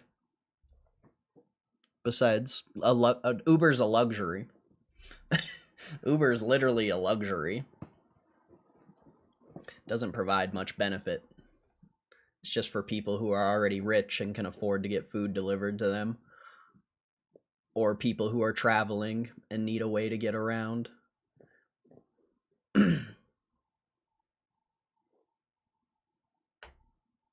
Tons of companies that could not exist without the internet. That's fine. But you're bringing in a topic that is not even relevant to what we were talking about, but that's fine. Nobody can employ people in trades if they don't have money. Why wouldn't they have money? All right, we need to end this conversation. It's going nowhere. We're ending this conversation. It's literally going nowhere. Uber isn't a luxury. Uber is 100% a luxury. If you don't have a car, take a fucking bus. Take a train. Uber is 112% a luxury. There was a time before internet. You're probably older than me. There was a time before internet, and it was probably better. Probably better. So to like say I don't know. We need to drop this conversation though. It's going nowhere. But that's the last thing I'll say. There was a time before internet, and the Industrial Revolution is what they called it, I believe. And I would say it was way better than it is now. In every aspect. Just because people can make money going and driving their car or whatever, like I don't really see how that's better. People working from home instead of going and get like a trade job or something. I don't know if that's better. That's very debatable. People being able to drive Uber instead of going and getting a real like trade job. Me live streaming on the internet instead of going and getting a real job. Like, what's actually more beneficial to society? Like, if every person like me wasn't on stream, or, you know, if chicks weren't on stream shaking their ass for money, even dudes, you know, dudes are shaking their fucking ass for money. Yeah, I think if there were more people trying to get like actual jobs that benefited society, it'd be a lot better. But that's where I'm going to end that, because I don't think that conversation is going anywhere. We can't talk about we can't really talk about hypotheticals. This is the next wave. People sitting on the internet.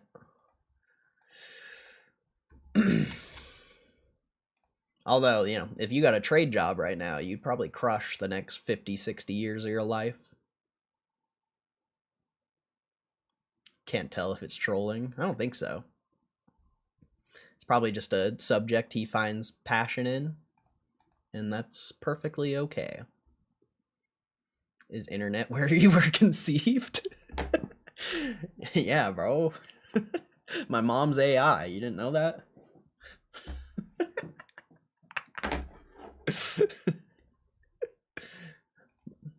I'm 34. We're pretty close to the same age. Yeah, so, you know, me and you haven't lived a life without internet. Basically.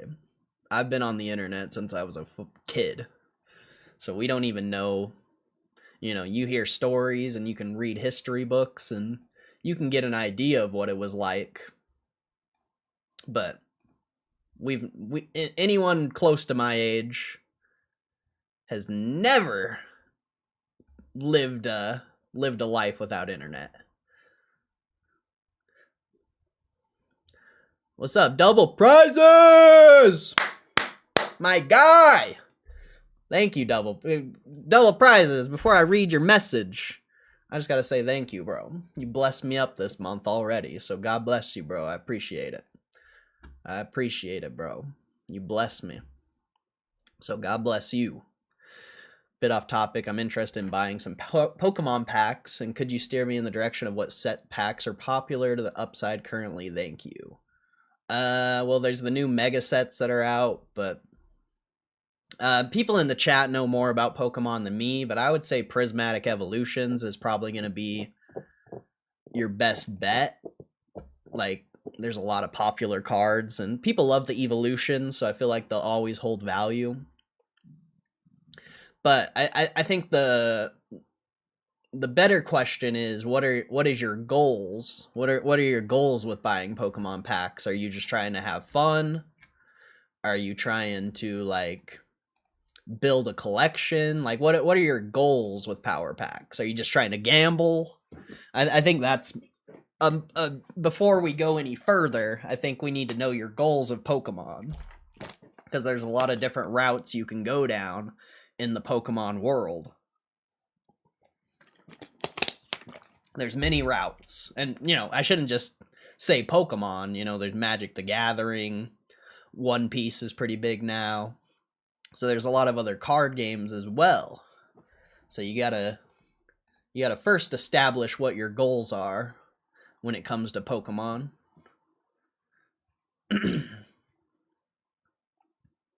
Matt Romano knows his stuff, and Muma. I don't know if Matt Romano's here today. But yeah, Matt Romano would be the guy to ask for sure. But Mumo knows a lot about Pokemon as well.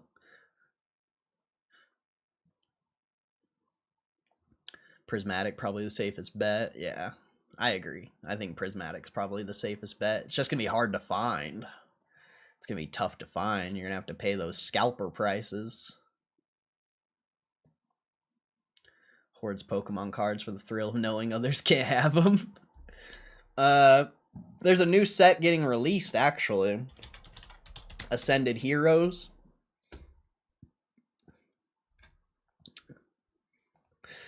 It's already gone up in value.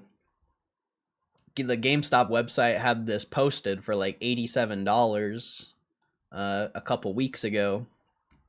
But the Ascended Heroes prices have actually been going up, so they raised the price. So you could also pre-order this. This comes out in like a week or two. So you could pre-order that. That would probably be the best way to actually get product, unless you don't really care about the price and you don't mind paying scalper prices. Then you could just go on eBay. But GameStop's a good place to get cards. Sometimes they have cards. Cards are hard to get unless you're paying overpriced, you know, eBay scalper prices.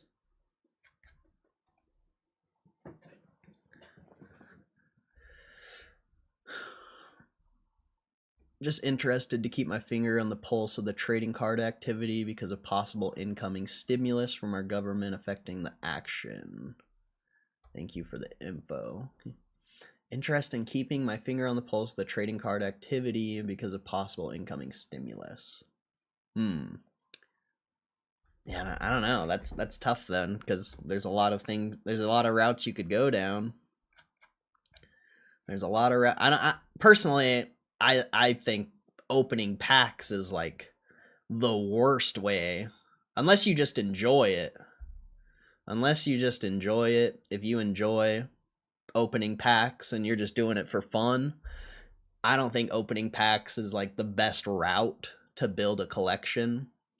I think you're better off just buying the cards you want. Especially, you know, if you're trying to grade. If you're trying to get into grading cards, you're probably better off just buying the cards you want rather than trying to gamble and trying to open them. I've never really seen anyone be successful opening packs. So, you know, if there's just certain cards you want, whatever, you know, I'd probably just go to the route of just buying the card rather than trying to open packs. But if you just want to have fun, you know, open some packs. There's also GameStop power packs, like Muma said.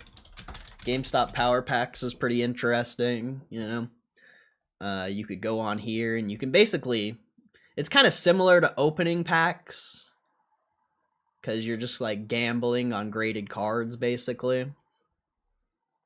But I feel like with power packs, even if you open like $100 gold power pack and get like a $50, $60 card, in some ways you're still getting like the value. So power packs is a good thing to open potentially. And, you know, it helps GameStop. So power packs could be good. And the thing I love about power packs is all the cards go straight to the vault. So you don't have to sit here and have like a stack of Pokemon cards sitting on your shelf or anything like that. Like you have the PSA vault, so you know, you can have your card collection online basically, which is really valuable, especially if you're like on the move and you know, you don't really want to have a bunch of Pokemon cards and things in your house or whatever. Like especially if you're going to build like a pretty expensive collection, maybe you wouldn't want $10,000-$20,000 worth of Pokemon cards just sitting around. So, you know, the PSA vault's also really valuable. Power packs is pretty fun too, because you know, potentially you could open up a $100 pack and get a $1,600 card. You know, it's gambling, so it's really unlikely, but still, there is that aspect of power packs where you could potentially profit from it. But yeah, if you're just trying to keep your finger on the pulse, I would just research eBay. Like, if you're not really interested in collecting or anything like that, and you just want to keep an eye on the market, I would just, you know, come look at things on eBay. Like, I don't know. Like, there's that Mewtwo from Destined Rivals. I haven't looked at that in a long time, you know. You could just start researching cards. Like, that's a good route to go down. You know, you can just start, because there's so many cards. There's so many cards. Oh, you could also, instead of looking up individual cards, you also could do this. Pokemon PSA. You type that in eBay's search bar. And then you sort it by auction and ending soonest. And you can kind of get an idea of like what people are willing to pay for individual cards with this. You can just, because I feel like auctions are the best way to get an idea of what people are actually willing to pay. Because you just get, and you can, you know, get a larger, what's the word? Larger, I can't think of the word. Like, basically just more cards, you know, you'll just be able to see more cards and see what people are willing to pay, and you'll just see cards you've never seen before. You'll start seeing the same cards over and over again, and you'll get an idea. You'll just get an overall idea of what people are willing to pay and stuff like that. Yeah, sample, like a larger sample size of different cards. Yeah. So you can also do that. There's so many things you could do in Pokemon to research. I wouldn't say opening cards is like the best way to research if that's all you're trying to do. If you're just trying to have fun, of course, open some packs. But like I said, you gotta really establish what your goals are in Pokemon. Like if you're worried about like the dollar losing value or something like that, just start buying sealed packs. Or it's not sealed packs, like sealed ETBs or booster boxes. You could also build, you know, a collection of sealed product. And sealed product has done very well as an investment throughout the years. Especially, you know, the last like year or two. Sealed product has been insane. So if you're trying to treat it more like an investment, I would say just buy the sealed product and don't open it, because you're going to have a much better chance of actually making money in this space if you're willing to just set and forget sealed product.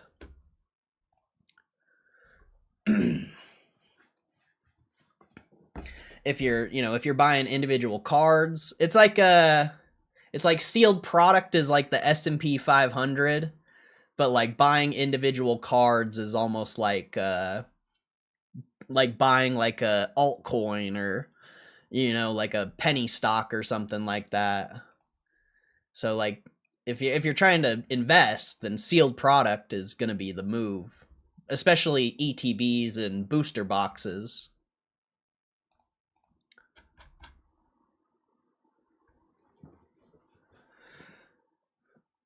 He hoards Pokemon cards for the thrill of knowing others can't have them. Let's see. Thank you for the info. Of course, bro. Of course. Thank you, bro. Thank you. You've literally, you've blessed me up so much, bro. Anything. We don't do politics. No discussing stimmy checks. I don't think stimmy checks are coming, but maybe. Hey, P. What's up, P? How you doing, bro? How you doing, P? Market crashes, buy Pokemon packs. Got it. Maybe. It's just another consumer product that gives insight into how people are spending the disposable income. Thank you for the info. I'll look more into it and chart the ebbs and flows. That's my plan. Buy up some cases. Yeah. If all you're trying to do is invest, cases are going to be the move. But there's also a lot of, the reason why people pull from cases is because they're trying to pull the chase card. So I agree with Muma. Sealed product is deflationary. Graded cards are inflationary. But if you're buying the chase card out of every box, potentially that is really valuable, especially if it's a box that they don't make anymore. Because, that's the whole reason people pull the box or open the boxes, is to try to pull the chase card and then potentially go grade it. So you could also, look into the chase cards of every box.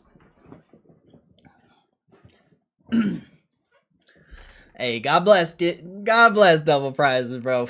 Double prizes, bro. That guy's crazy. God bless you, double prizes. Thank you, bro. Thank you. I appreciate you, bro. I appreciate you. Thank you for supporting the stream as much as you've been. Like I said, bro, you've been single-handedly, funding this stream the past couple months. So I really appreciate it, bro. I really appreciate it.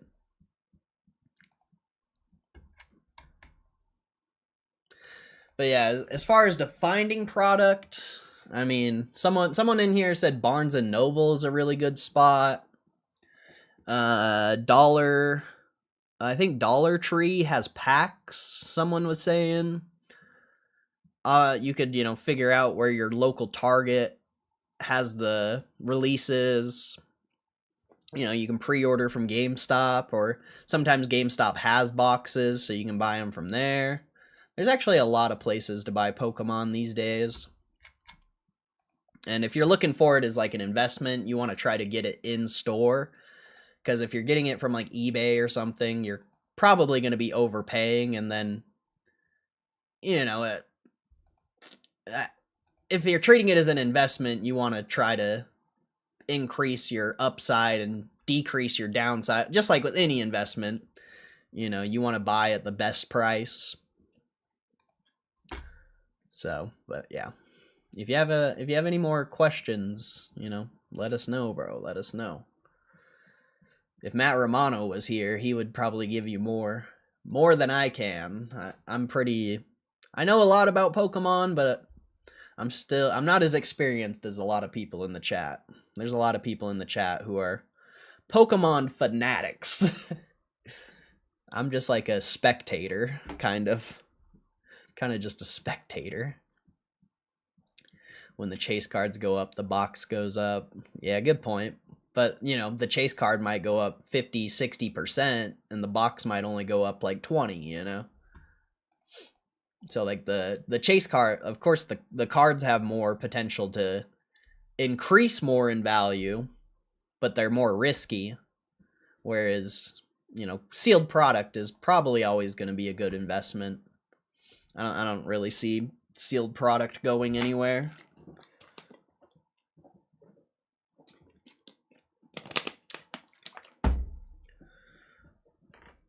And also,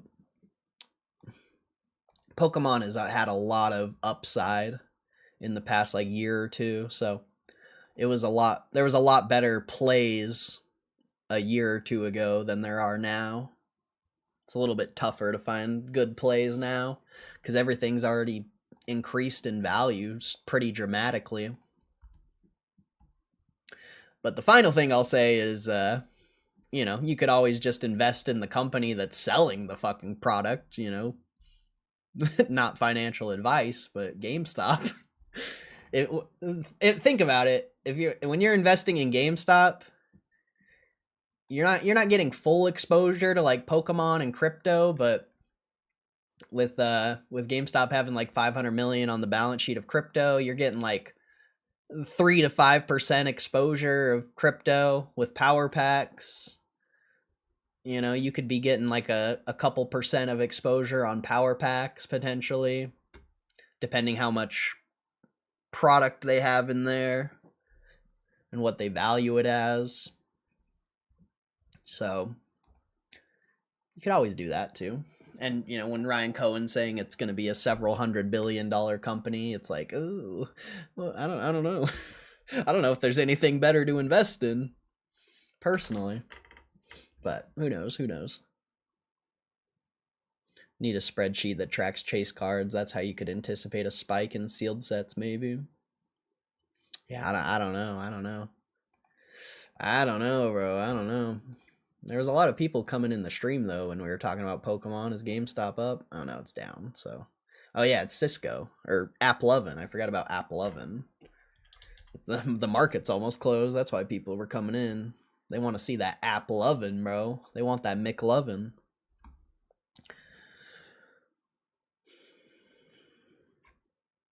That McLovin.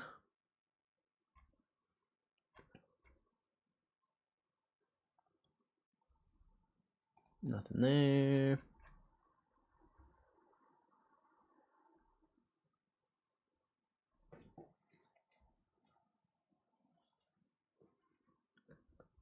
TikTok US launches a local feed that leverages a user's exact location. What? Launched a local feed for users to get the inside scoop on must-try restaurants, shops, museums, and events. Done by leveraging the exact location of people that are using the app, and comes after a change in the platform's terms of service. Says the app can do just that. Could collect approximate locations, but the sale to U.S. investors look to change the precise location. Opt-in feature, despite the app potentially collecting this data, whether the feed is activated or not. The feed is set to off by default, but you can change via trip to setting. Local feed doesn't show your neighbors or people you might vibe with to help solve the pesky loneliness epidemic. Instead, it prioritizes local businesses and will highlight nearby events, shopping suggestions, and restaurants. This looks to be a broader push to attract small business to the app.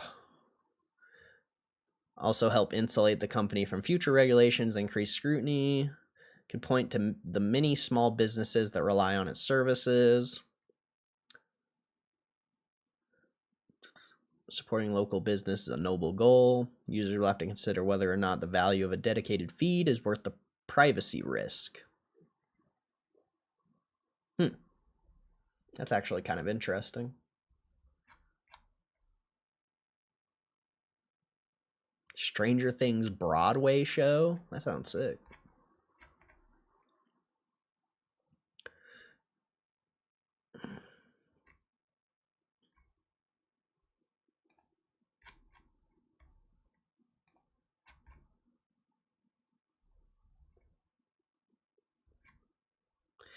Okay.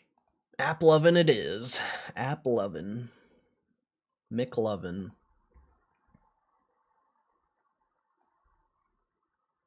That Applovin.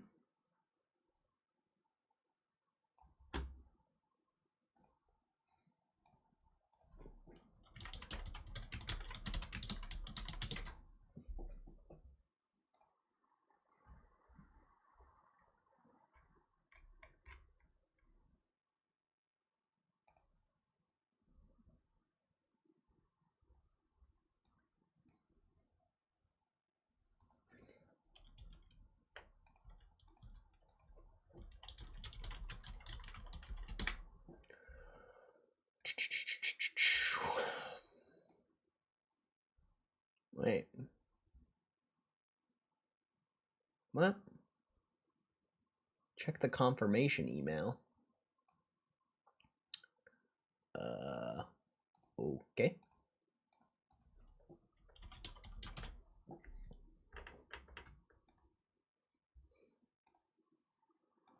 I didn't get no confirmation email. What? Oh, there it is.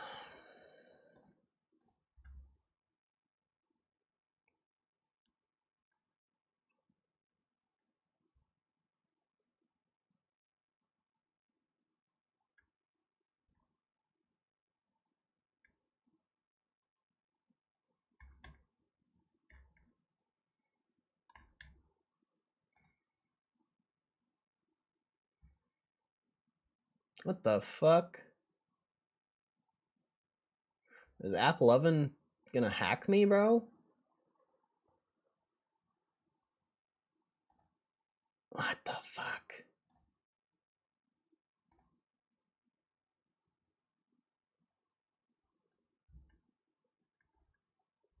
Hopefully I don't get hacked. That was weird. Never have I had to download something for a fucking earnings call. That was a little sus. Little sus. Oh, I think it was just Zoom. Okay. Still a little sus. Still a little sus. Hopefully there's no issue there.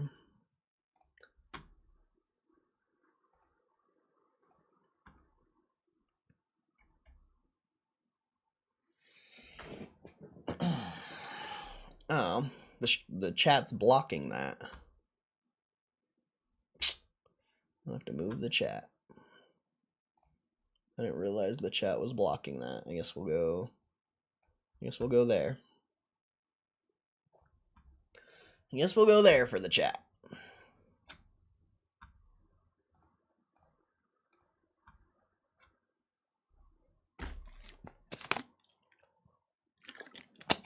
Alright, I need to go to the bathroom. I'll be right back. Or wait, was that blocking it? Or am I tripping? Yeah, it was. Okay. But that's blocking the time. I don't know. I guess we'll just go there. That's fine. That's fine. I don't know if we really need the time on the screen. Alright, I'll be back.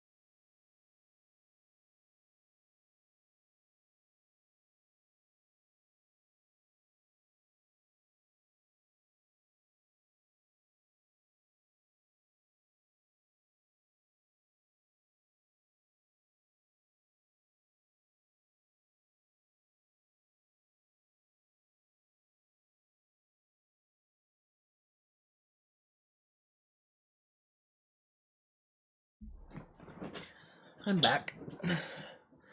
I'm back.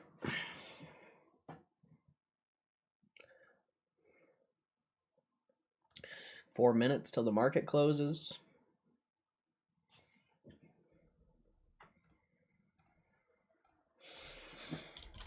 Probably a lot of people streaming this, I assume. There's that like group of people who started streaming earnings calls, probably because of me. Kind of whack. Yep. So whack, bro.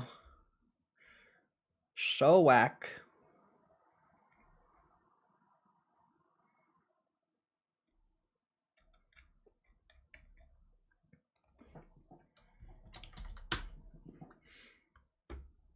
Come in with their view botted stream to take away from mine.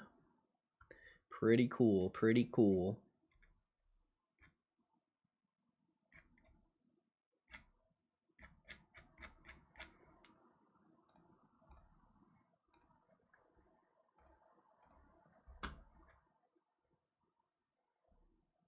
I can't wait for a DP Pokemon update. I bet he goes ham. Yeah, I wonder if he'll give us an update. He'd probably be low-key about it. Probably be low-key. It's kind of interesting. I think that's funny. I think it's funny that he's seeking out some Pokemon. If double prizes sees value in Pokemon, I mean, it must be pretty good. Must be pretty good.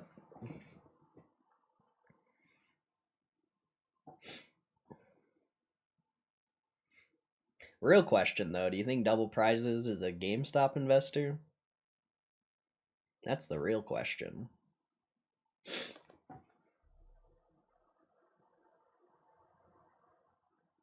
A guy with what's in my closet, that makes me smile pretty big. What's in your closet? GameStop's getting clapped today, son. Getting clapped today.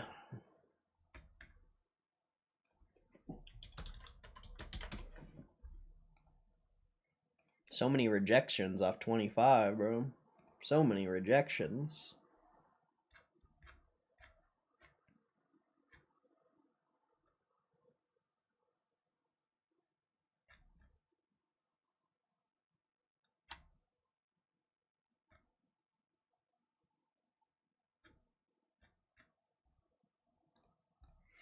Yep, nothing there. Hopefully some people come in for the Applovin. Market don't know what to do with upcoming M&A. He also, like I said, 24-ish is around where institutions accumulate, so maybe they've been accumulating, and once it stops, it just goes back to lower 20s. Who knows? Who knows?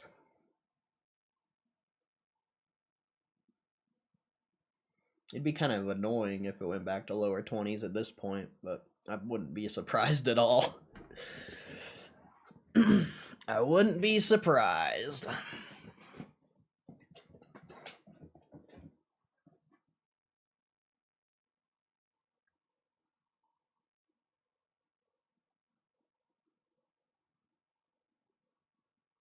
No, the market closed.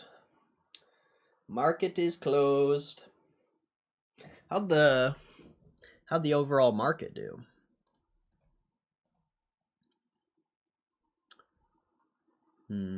Overall market basically flat. Russell down a little bit.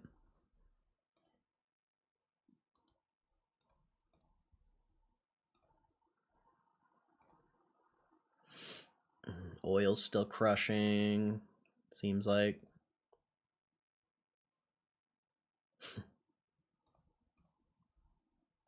Yeah, not a crazy day. Not a crazy day. I was hoping for a push to 30, but maybe in a few quarters. Yeah, hopefully we just stick around trading like 23, 24. And it's just a nice, slow, steady, uptrend.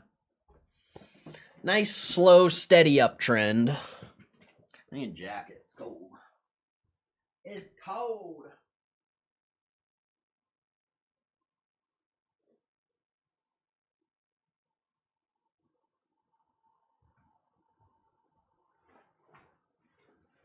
It's freezing. It's freezing.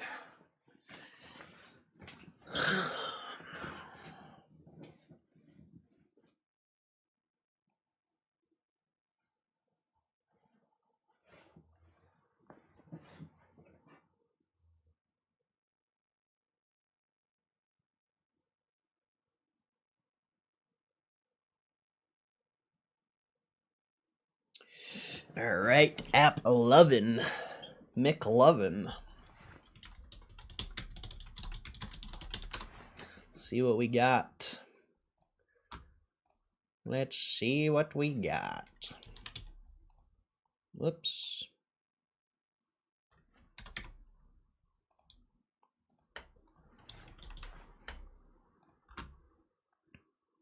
The McLovin.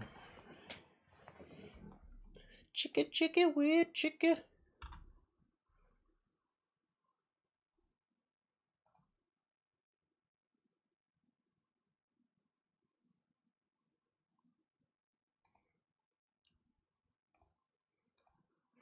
I mean, shit, from what it seems like the market forgot about the acquisition. Honestly. It's like they forgot. It's like they forgot Ryan Cohen said it's going to be worth several hundred billion. That's just something I can't forget. I can't let it go. I'm like, oh shit. Several hundred billion? That's crazy. That's crazy, man. That's crazy.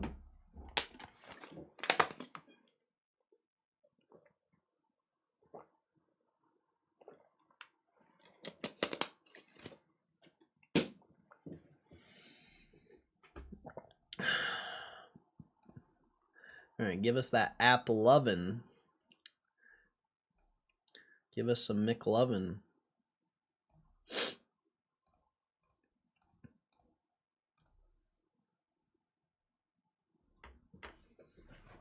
I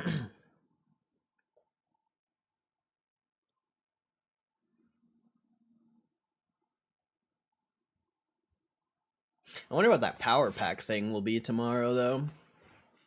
Like, what is the lightning pack gonna be?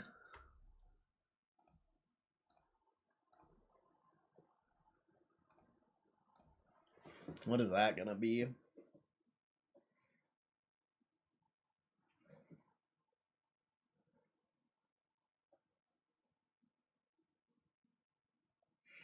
They got that good, that lightning pack. They got that lightning pack, bro.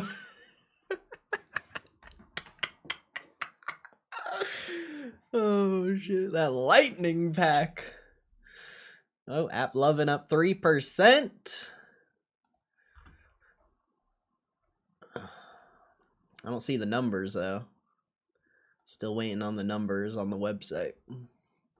I'm sure you can get them on Twitter, but or on like Thinkorswim or something. I always forget about Thinkorswim, but they just dropped the EPS and the revenue. It's nice to get a full rundown of the earnings or a preview, whatever. Revenue and EPS don't. I mean, they tell you basically everything you need to know, but I like having a little more info.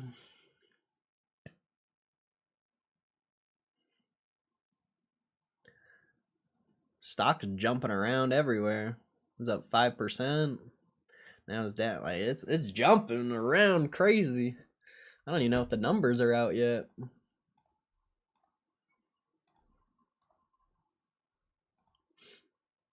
There's nothing on the website yet.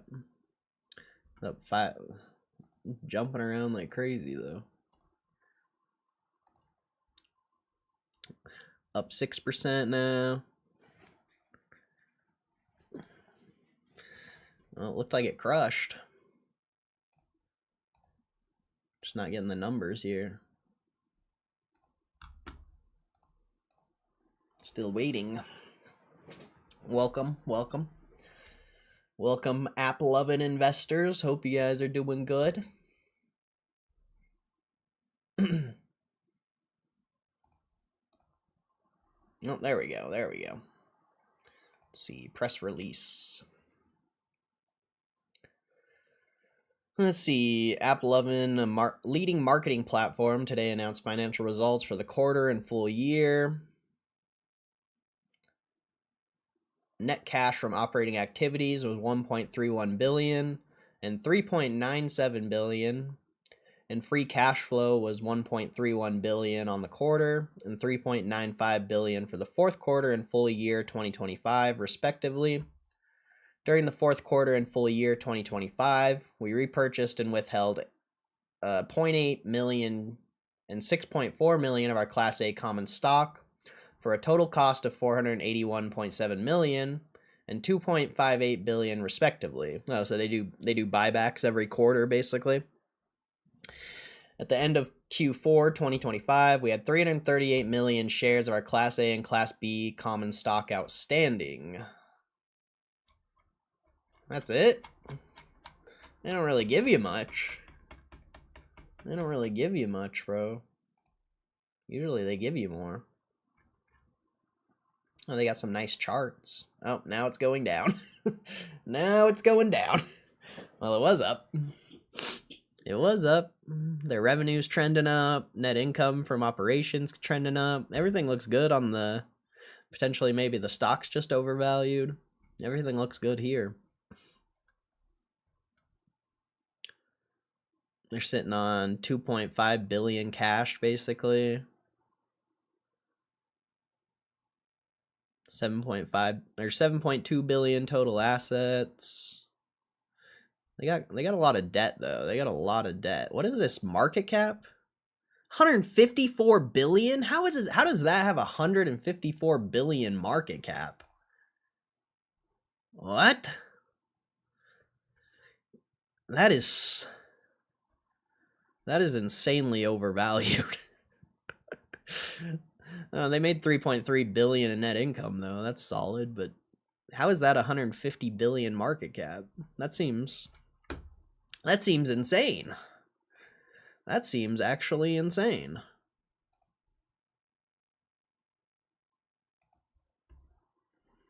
Is the SEC filing one the same as the one on the website? Yep, pretty much. They don't give you much. They don't give you much info there. Maybe you'll get more on the earnings call, but that's kind of weird. They didn't give much here. It's at 420, dude. Dude, it's at 420. Blaze it, brother. Blaze it, brother. Blaze it, son. Hey, William. What's up, William? Hope you're doing good, bro. Hope you're doing good. I love Applovin. It's not getting no love right now. It is at 420 though, so that's kind of funny. Oh, dude, it's at 420, dude. Buy the dip, dude. Buy the dip, brother. Oh. Buy the dip, brother.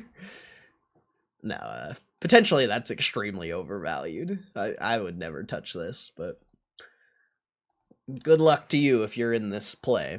Good luck to you. Crazy. Down 10% now. Wow. That thing is selling, son. That is selling, bro. 420 didn't last very long. They didn't blaze it very hard.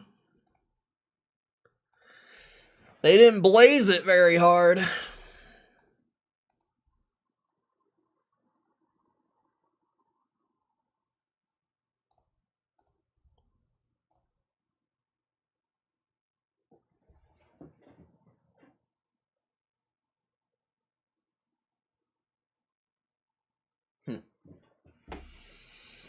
Well, all right.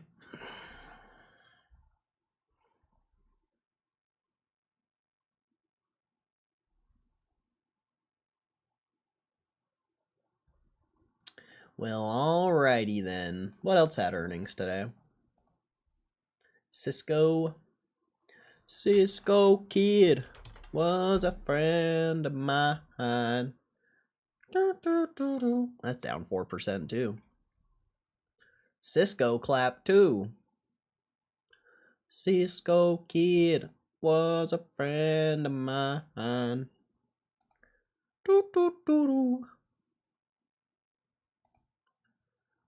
I think the only other one, I mean, there's a ton, but we'll look at QS because people are really hyped on that one. I don't think that's released yet.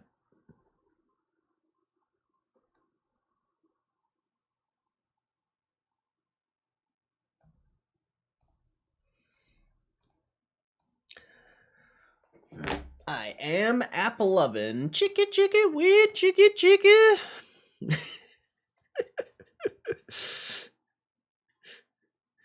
Chicka chicka weird chicka chicka. I'm Applovin.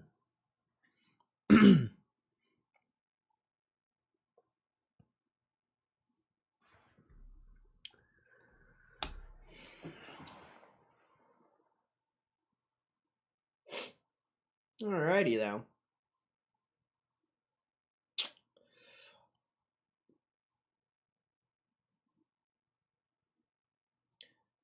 Pretty lame.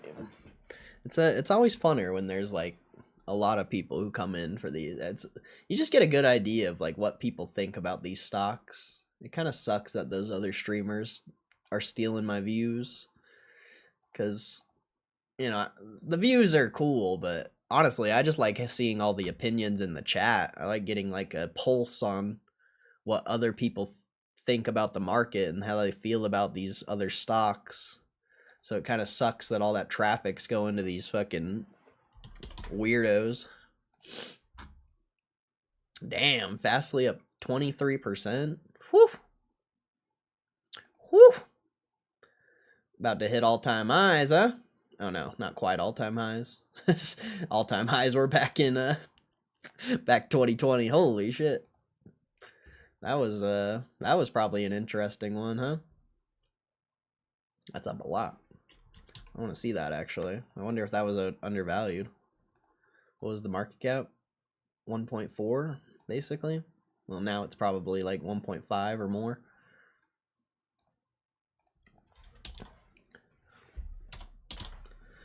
Fastly. Let's see what they did last year. Losing about 150 a year. So it's not like undervalued or anything. But they must have posted good earnings for the year, maybe. See how they've been doing so far. Not going to be able to see the... Yeah, they probably posted better than expected. Maybe even going to be profitable next year or something.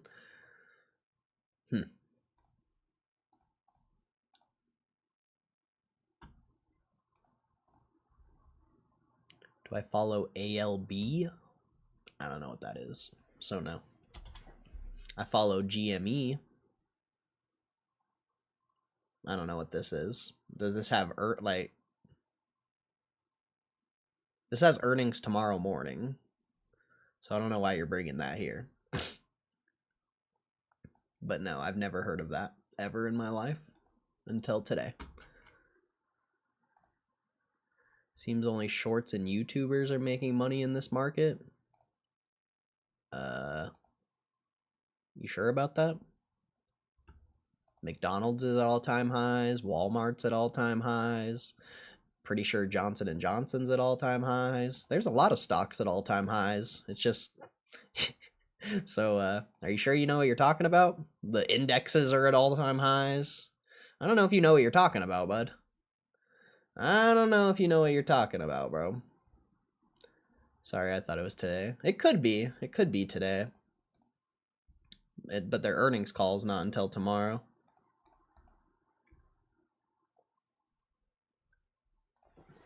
ALB. Oh, that is... They do have it, I guess. They do have it, I guess. It's just their earnings call's not until tomorrow. But I don't think they've reported yet. I don't know. I think they reported. It's just down a little bit. Usually I try to stick to the company that's in the title. Well, we'll like look at the chart of the other things, but I don't really... I stick to what's in the title. I'm rich, I must be wrong. Just because you're a terrible stock picker and everything you pick is clapping doesn't mean everyone else is losing money. But yes, you are wrong. Go look at the indexes, bruh. They're literally at all-time highs. There's a lot of stocks at all-time highs. Just because you FOMO'd into shitty AI companies and they're clapping doesn't mean anything. It just means you're a bad trader. That's all that means. That's all that means. And the fact that you don't even like you don't even know the indexes are at all-time highs, and like a lot of your major companies are all-time highs. I mean, that just proves that you're a bad trader. That's all. Has nothing to do with anything. That's crazy. That's crazy.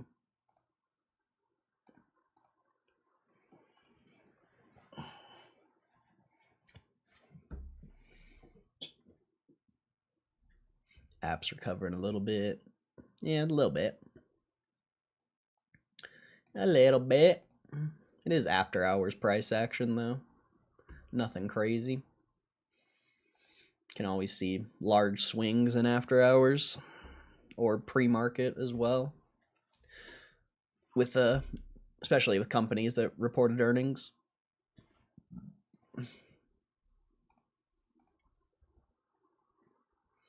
And also you have AMC in your profile picture, so if you're an AMC investor, I can see why you think nobody's making money, because you're probably not making money. Because you are investing in shitty companies that are garbage. So, you know. That's pretty crazy. That's pretty crazy. Imagine someone with an AMC profile not knowing how the market works. I mean, who would have thought? Who would have thought?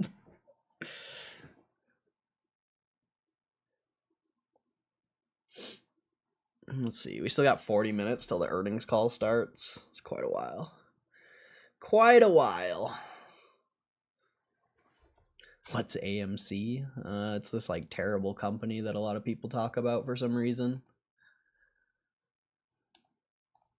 It's like similar to crypto, you know? Like the investor base made a bunch of money one time and now they don't want to let it go.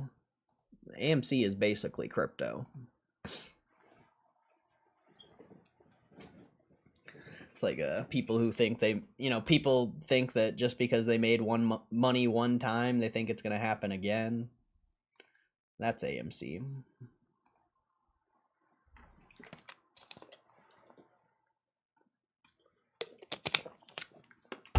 It's just like crypto.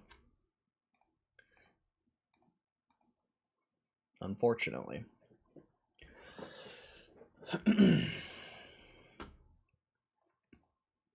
I only like real companies. Yeah, it wouldn't be for you. It wouldn't be for you.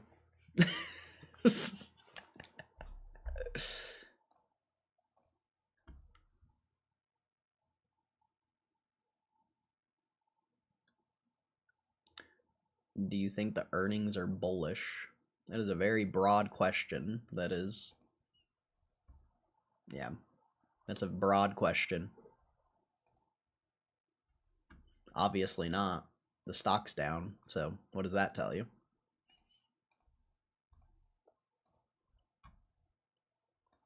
Must not be very bullish. Or the company's extremely overvalued. It's just sell the news.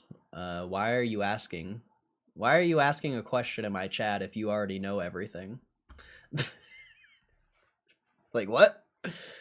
Why are you asking a question if you already supposedly know everything? I don't think you should be. That's interesting. That's pretty interesting. What? Oh man, crazy. Wall Street is I don't know, man. Wall Street's a wild place. Wild place. Do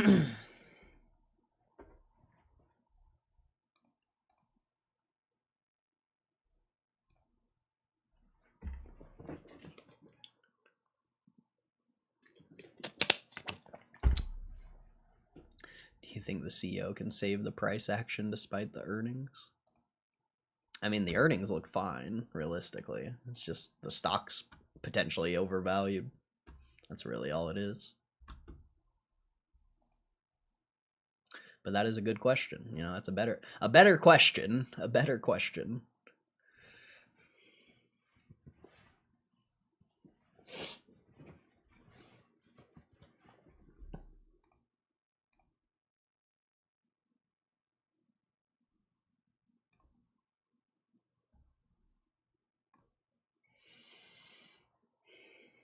Still got a while for this earnings call to start. I was asking Hakan572. He seems wise. He probably already left. He probably already left.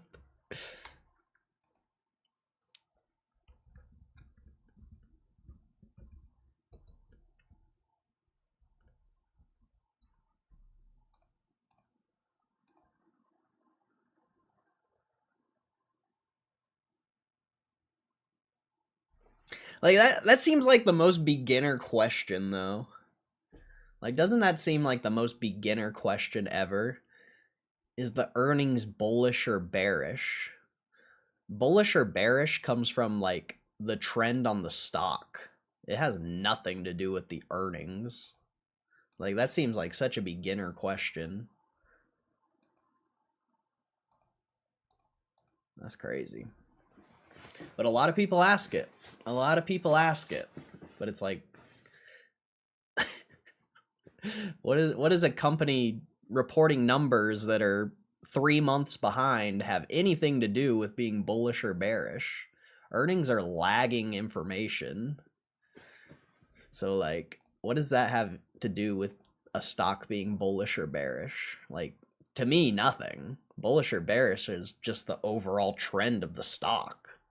Some numbers coming out on earnings, in my opinion, has nothing to do with whether the trend of the stock is bullish or bearish. Like, I don't know. That's just an odd question that people ask, and I don't really understand it. I don't really understand the question because it's completely irrelevant. And also, bullish or bearish is literally an opinion. You know, if you want to really break it down, it's more of an opinion than anything.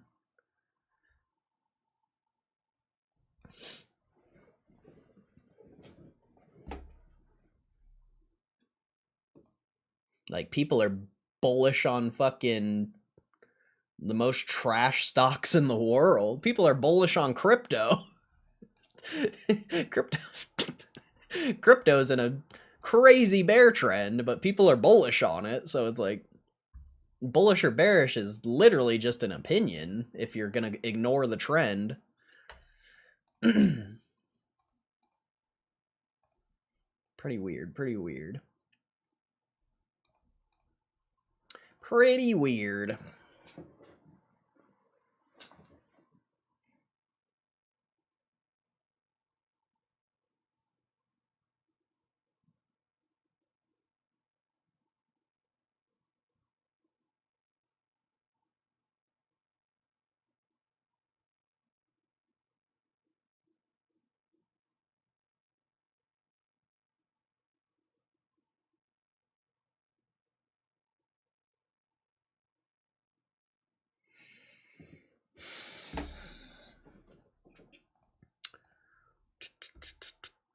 I don't know what we're going to talk about for 35 minutes. I like it better. I like it better when they when it's at 2:30, not 3.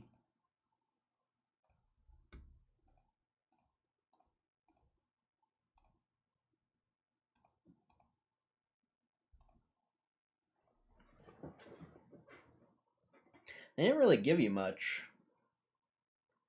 I wonder if this is going to be like a really short earnings call. They didn't give you like any information. They just gave you the numbers, couple sentences. This is one of the first earnings calls where they didn't really give you, or earnings reports where they really didn't give you that much info. So I wonder if you'll get a decent amount of info during the earnings call this time around, or if it's just like hush hush. Definitely could be hush hush. especially when your stock is trading at a 150 billion market cap, and the finances don't really back that. Might be a little hush. Shh. Shh. Don't tell anyone. Don't tell anyone the stock's overvalued. Shh. The less we say, the better. What even is Applovin? Like, what even is this? Business to advertise profitably. Oh yeah, I do remember researching this actually.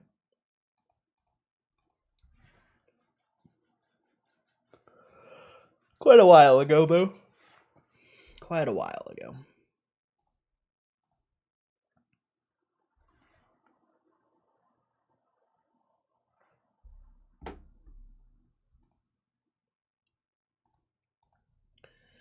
The earnings call should be starting pretty soon, so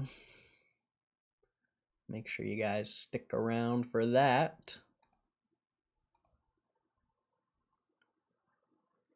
Should be a good time. Maybe. We'll see.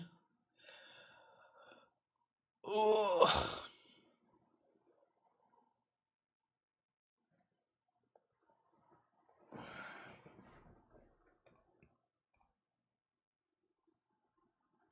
My chest is sore from lifting yesterday. Feels good. Feels good.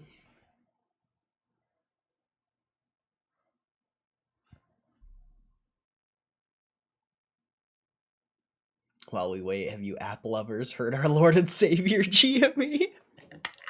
Have you heard of our Lord and Savior, Ryan Cohen? Would you like to talk about our Lord and Savior, Ryan Cohen?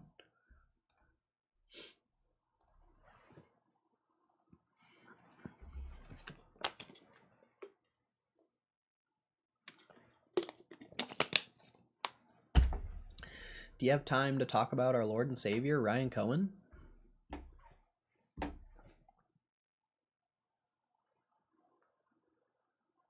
And on this day, they shall acquire this company and make the business worth several hundred billions of dollars. He even enters our dreams. Well, Moomas.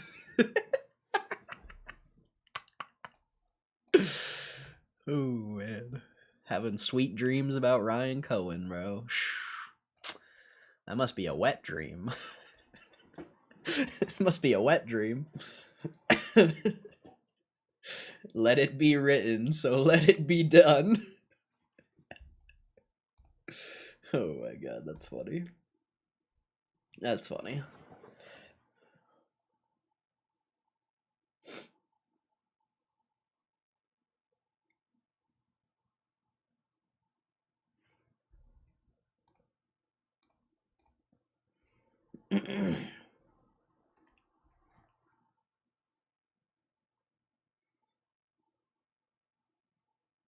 A bunch of people left when we were talking about that. I think that's funny. You can't have fun in the stock. No fun allowed on Wall Street, chat. We gotta be serious. We gotta be serious, chat. You can't have any fun. You can't have talk about having wet dreams with Ryan Cohen or of Ryan Cohen. You gotta take this seriously, bro. This is a serious channel.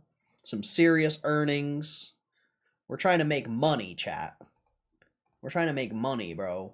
There's no jokes. No jokes on Wall Street. Can't have fun.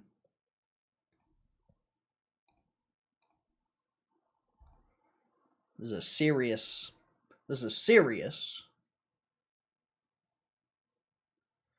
No humor, no long-term holding.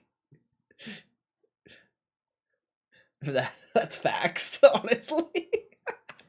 No humor, no long-term holding. I don't think any truer words have been said. No truer words have been said there. People more sensitive with their earnings go south. True.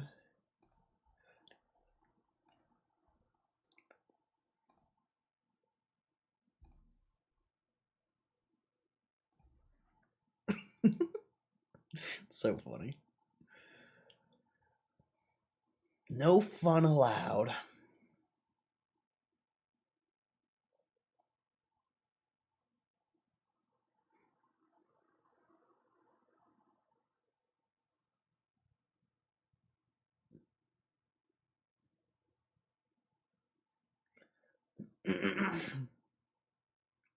I get bricked up when that happens, then eat ramen because I bought more. Are we optimistic about the call? I don't know. I don't know anything about Applovin.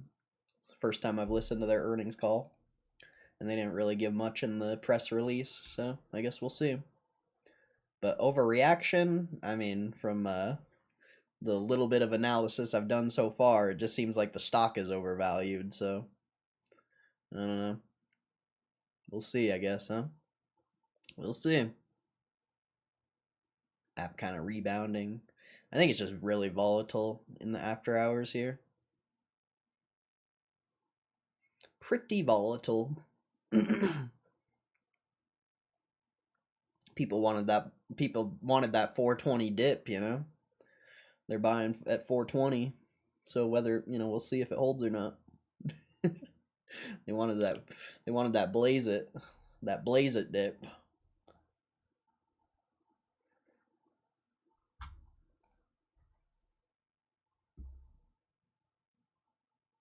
Are you bearish or bullish? There you go. Asking the real questions. The real questions are coming out.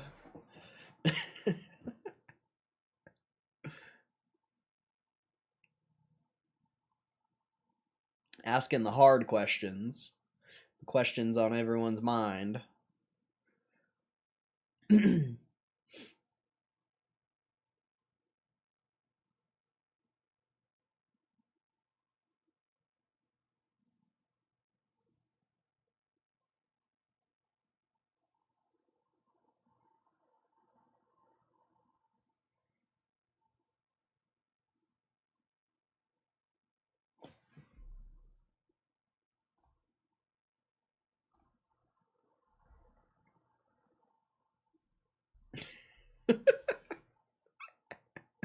You gotta do the @ sign before their name.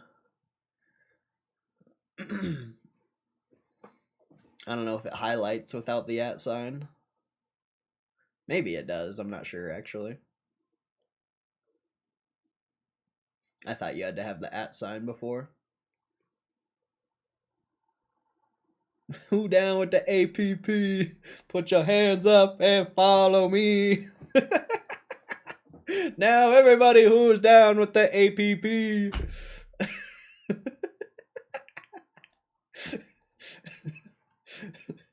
And Terrence's parents had a real good marriage.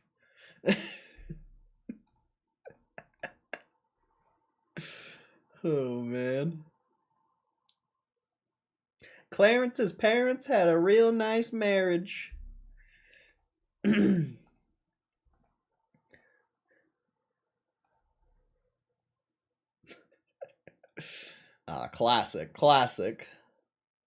Classic movie of the GOAT himself. Slim Shady. Slim Shady.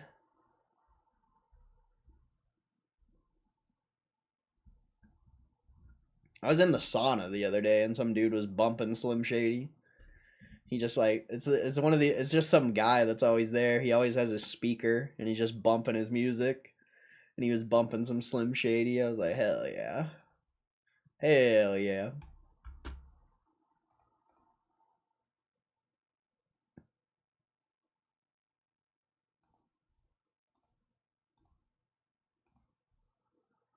Slim Shady, brain dead like Jim Grady. I'm buzzing, dirty dozen, Roddy Rotten Rama or something like that.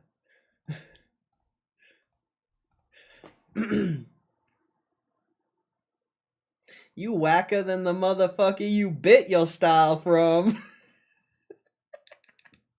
Oh, that's a fire bar right there. You whacker than the motherfucker you bit your style from.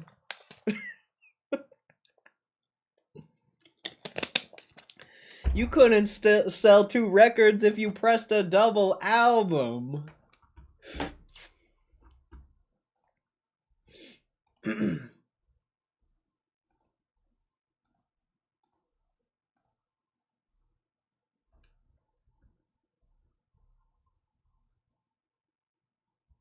His sound's just too sterile, if that makes sense. I don't know how to describe it.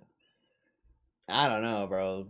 Eminem's the goat of my generation, so you know, I don't really like his new music that much, but if you go listen to some old M, bro, some bangers, bro. Some bangers.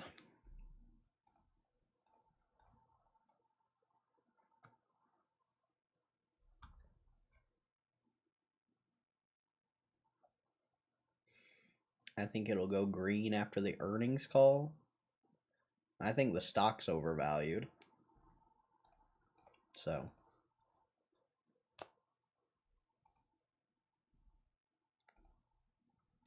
the stock valuation doesn't really correlate with their actual finances in any way.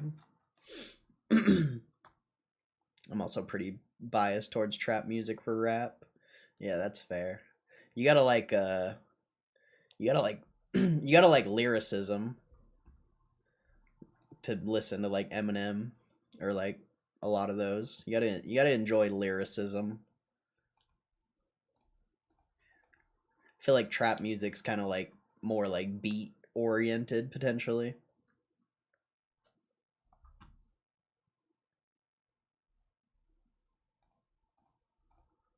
It's kind of like Chris Webby. Not a lot of people like Chris Webby, but like if you like someone who's like a lyrical wordsmith, basically, you know, you probably like Chris Webby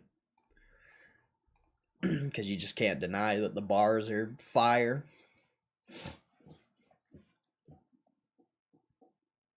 Sell now and ask questions later. Why? I don't want to ask questions later. I want to know why you're in my chat telling random people to sell their stock.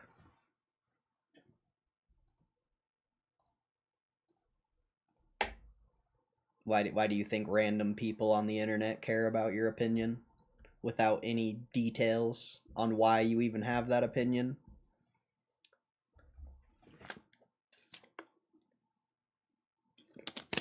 Well, your opinion's trash, so not a surprise. Not a surprise there. You literally have no reason. You're just coming in a random stream to say literally nothing. Pretty cool, pretty cool.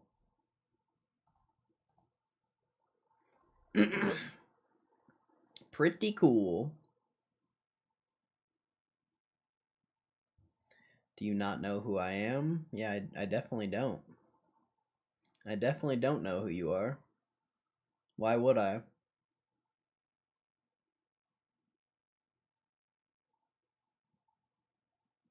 Parody account? Is that like an actual person? Like an actual like famous person or something? But I have no clue who that is.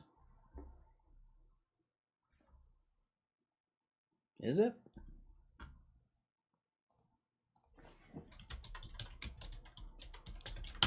Reddit famous? Oh. I see. Yeah, I have no clue who that is.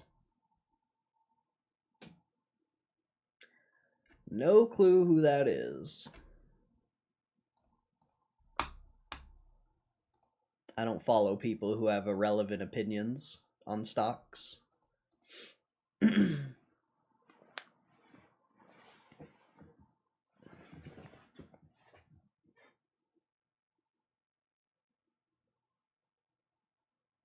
I'm bullish though. Gay bear? Ah. I see, I see. Makes sense, makes sense.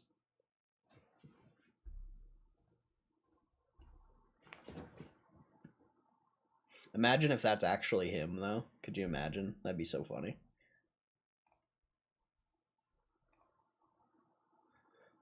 He literally made his account yesterday. He literally made his account yesterday. So stupid.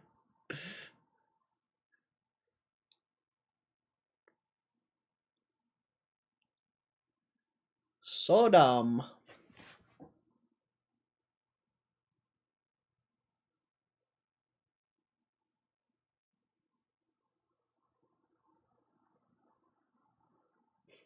I've got sunshine. I got sunshine in my pocket.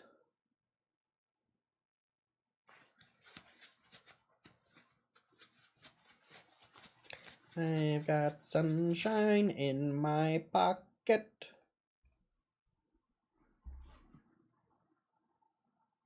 All these haters really love me.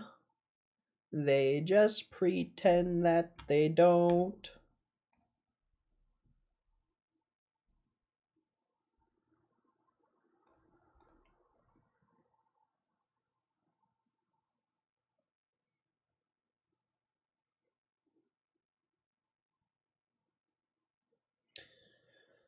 All these haters really love me.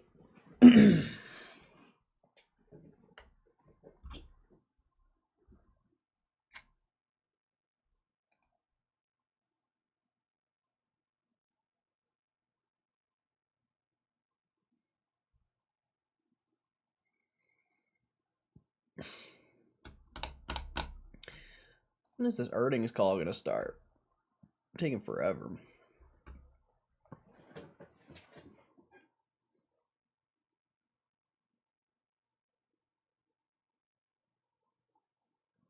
Taking forever. I'm just trying to get some Applovin, bro. Just trying to get a little Applovin.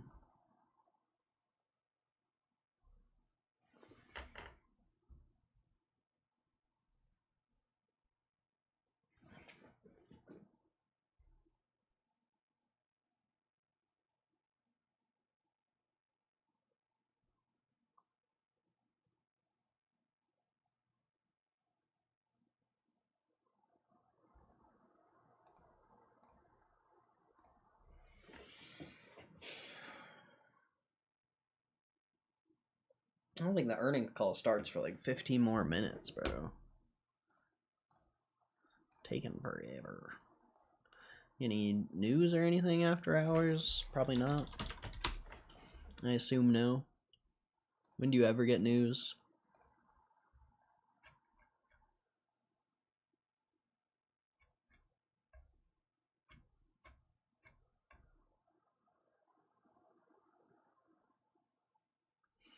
Oh, you got another whale thing?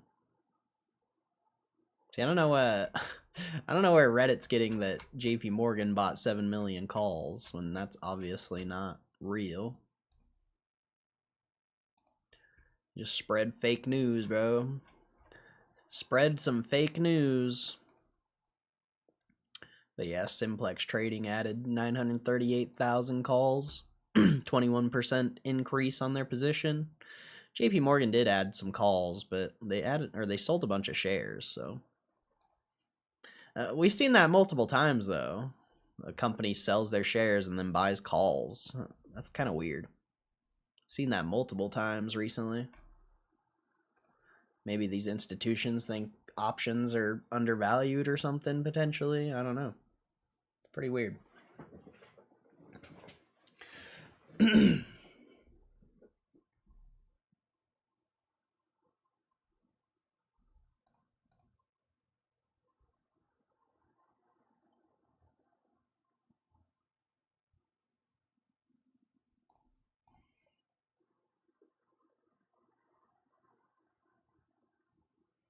Going on vacation. Nice, bro. Well, enjoy.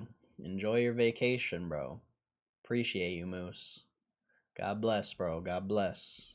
Enjoy it. Enjoy it, my friend.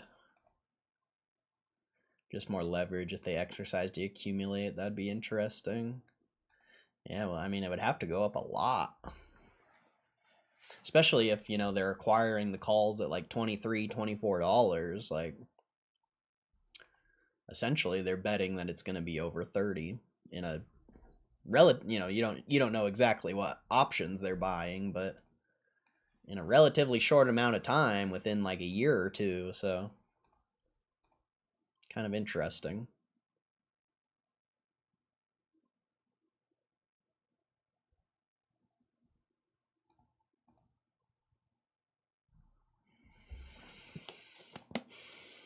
Maybe, I mean, maybe they're expecting something big with the warrants. You know, the warrants do expire here in like 8 months. 8 months and like 2 weeks. So maybe they're expecting something.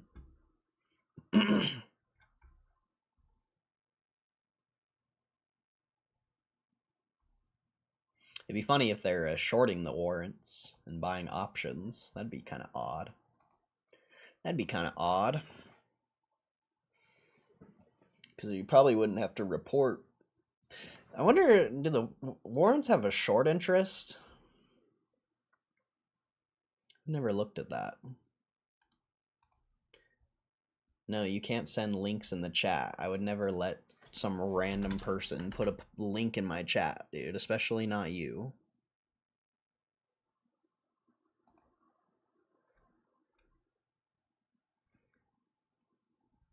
Oh, wow. The short interest on the warrants is 2.83 million, supposedly. I think that's like 10%. I think it's 57 million. Or, what was it again?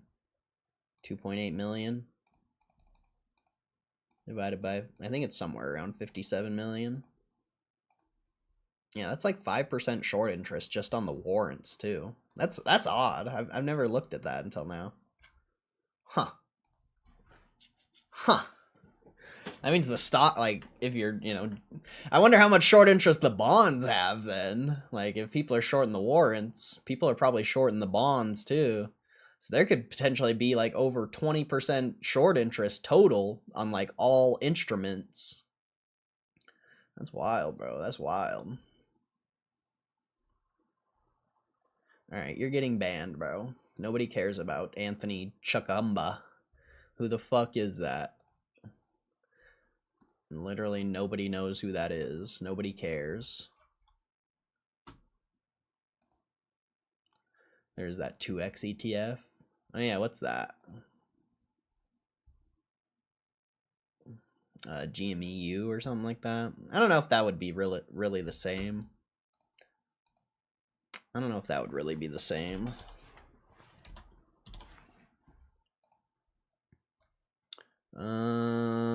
It doesn't say. I don't know if you can short that.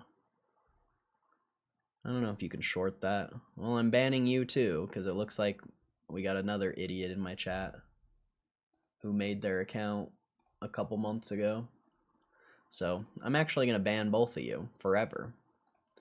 I was just going to put you in timeout, but now that I know it's just one person trying to troll, you can be banned forever. Make another account. Bring it on. I'll keep banning them. Fucking loser, bro. Fucking loser. Yeah, this doesn't have short interest, so maybe you can't short it. I don't know.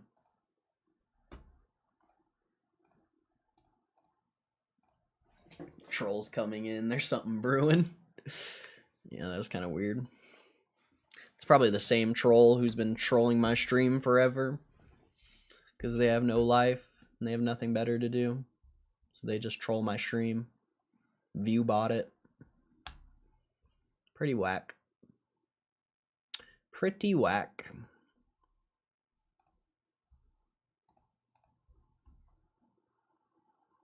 It's like a stalker so wild. Legit, bro. Legit. Not even capping.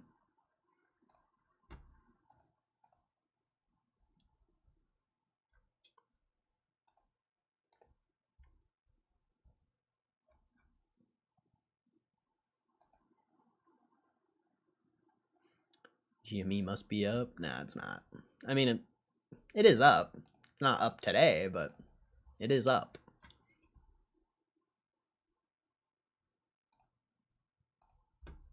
Like, I'm gonna start checking every account, bro.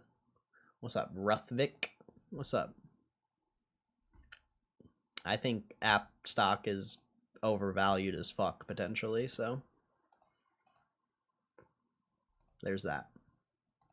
But what the price action's gonna do, nobody can tell you that. Anyone who tries to pretend like they know what price action's gonna do is probably trying to sell you a course. So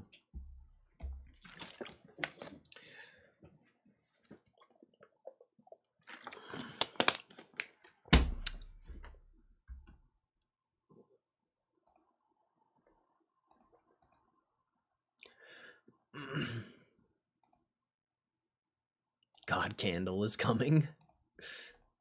I wish I could be a troll like you. I just can't do it, bro. I just can't do it. I can't be a troll and be like, yes, it's going to the moon, dude. Hold forever, brother. It's going to the moon. Like, I can't do that. I mean, I could, but it just doesn't feel right, you know? I'd rather be a shit talker nobody likes than just pander.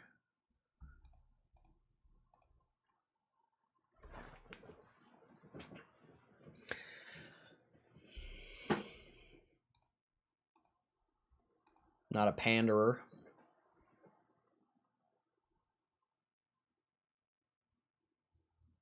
Macho Man. Oh yeah, bro. I don't even know how I did that one day. Oh yeah, brother. I had that voice like on lock that day. I mean, maybe you have to be drunk to do the Macho Man voice. Maybe that's the key. You get some of that you get some of that alcohol, you know, the sweet nectar of the gods, and then next thing you know, you can do the Macho Man voice. It's got to be what it was. To me, it's a troll, but to them, it's the confidence and affirmation they need. Good point. Good point. I just never want to be like, I never want to say that, and then someone come in here and be like, I lost all my money because of you. I can't. I can't do it. With GameStop, it's fine, you know? GameStop, it's fine because the likelihood of losing all your money is potentially low. I don't know. Maybe you lose all your money. I guess anything's possible, but with every other stock on the market, I just can't be that I can't be that shoulder to lean on. I really can't. I can only be, you know, I'm just not confident in any of these other stocks. Like, I don't track these things. I don't really care about them, so I can't be that shoulder that they want. I can tell you what a good investment is, you know, GameStop, but that's about it. Oh, you want to be banned? Okay. You can be banned too. That's fine. I don't need an analyst to tell me how to approach the stock market. It's pretty easy, actually. Takes literally no skill. You click buy, you click sell. It's very simple. There's no skill involved in the stock market. So I don't need to know who an analyst is. I don't need anything. It's so simple. Why do I need an analyst to tell me how to click the buy button? Like, that's so easy, bro.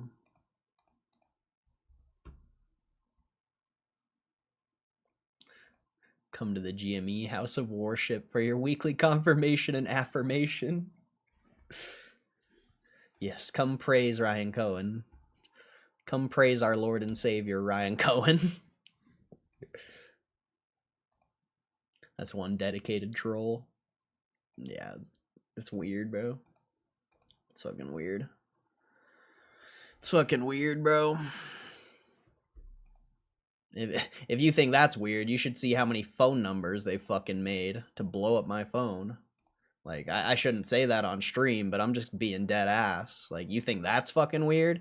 You should see how many fucking phone numbers they've made. It's fucking whack, bro. It's fucking whack.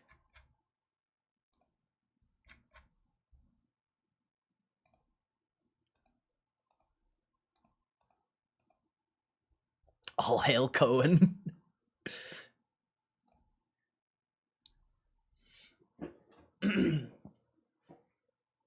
That's ridiculous. Yeah, dead ass. I wish I was joking. I wish I was joking, bro. Holy shit. Look at this shit, bro. Look at this shit, bro. Crazy. No life. Literally. Literally no life.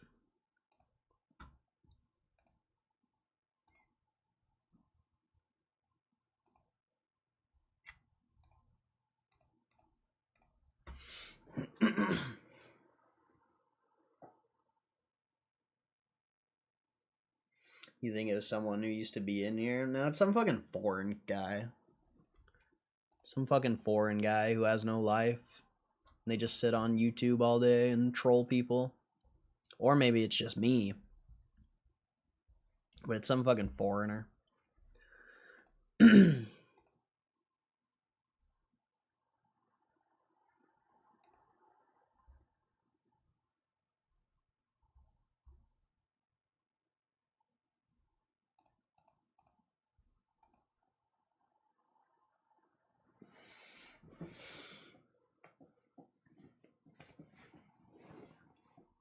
I think it's someone who's here every single day.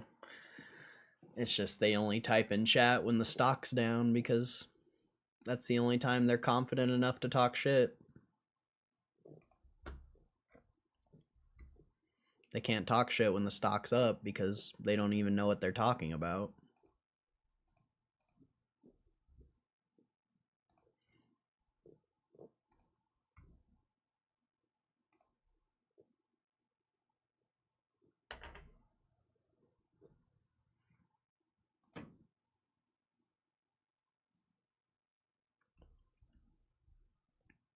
There's a chat in here? Host disabled attendee chat. Oh.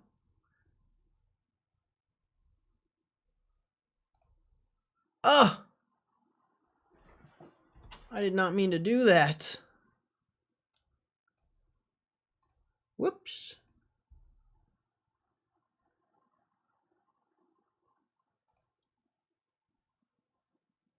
Whoopsie daisies.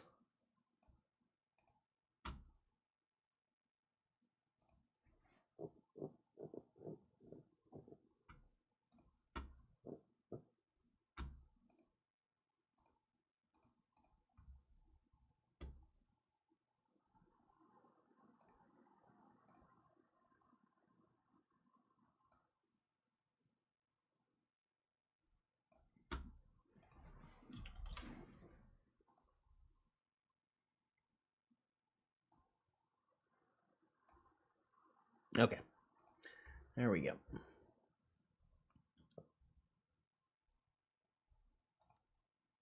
Oh, interesting. Please stand by. We are about to begin. Whoa.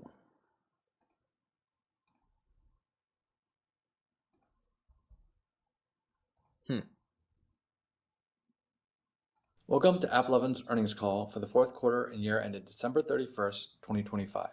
I'm David Shao, Head of Investor Relations. Joining me today to discuss our results are Adam Ferrugi, our co-founder, CEO, and chairperson, and Matt Stumpf, our CFO. Please note our SEC filings to date, as well as our financial update and press release discussing our fourth quarter and annual performance are available at investors.applovin.com. During today's call, we will be making forward-looking statements including, but not limited to, the future development and reach of our platform, our expected growth opportunities, the expected future financial performance of the company, and other future events. These statements are based on our current assumptions and beliefs, and we assume no obligation to update them except as required by law. Our actual results may differ materially from the results predicted. We encourage you to review the risk factors in our most recently filed Form 10-Q for the third quarter ended September 30th, 2025. Additional information may also be found in our annual report on Form 10-K for the fiscal year ended December 31st, 2025, which will be filed later this month. We will also be discussing non-GAAP financial measures. These non-GAAP measures are not intended to be superior to or a substitute for our GAAP results. Please be sure to review the GAAP results and the reconciliations of our GAAP and non-GAAP financial measures in our earnings release and financial update, available on our investor relations site. This conference call is being recorded and a replay will be available for a period of time on our IR website. Now I'll turn it over to Adam and Matt for some opening remarks, then we'll have the moderator take us through Q&A.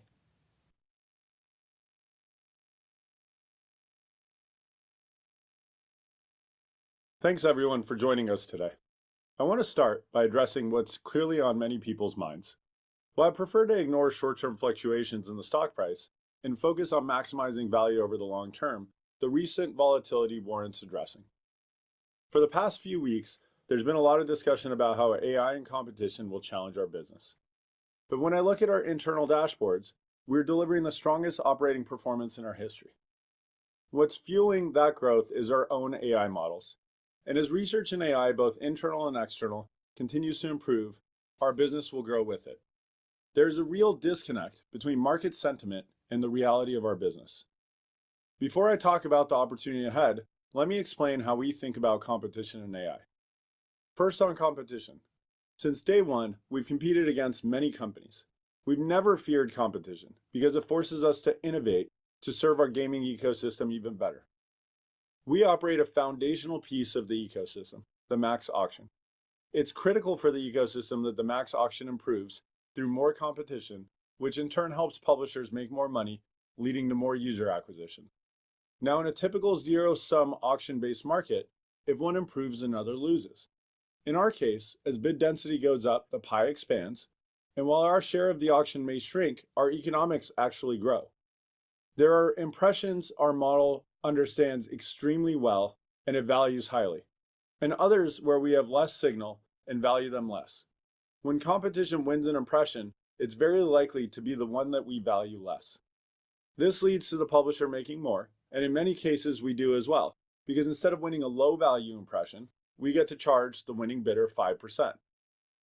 When you hear about a startup coming for our business, you should be asking how their value proposition can be stronger than ours. If our value proposition wasn't strong with our partners, we would have lost those relationships long ago. We have competed very well in mediation against giant companies. The network effects in this business are very real. We scaled our network by providing the best monetization and, even more importantly, the best advertising tools to publishers. The combination is not something peers can overcome. Second, let's talk about AI and game creation. The bearish view assumes that if AI makes games easier to build, the value of our ecosystem declines.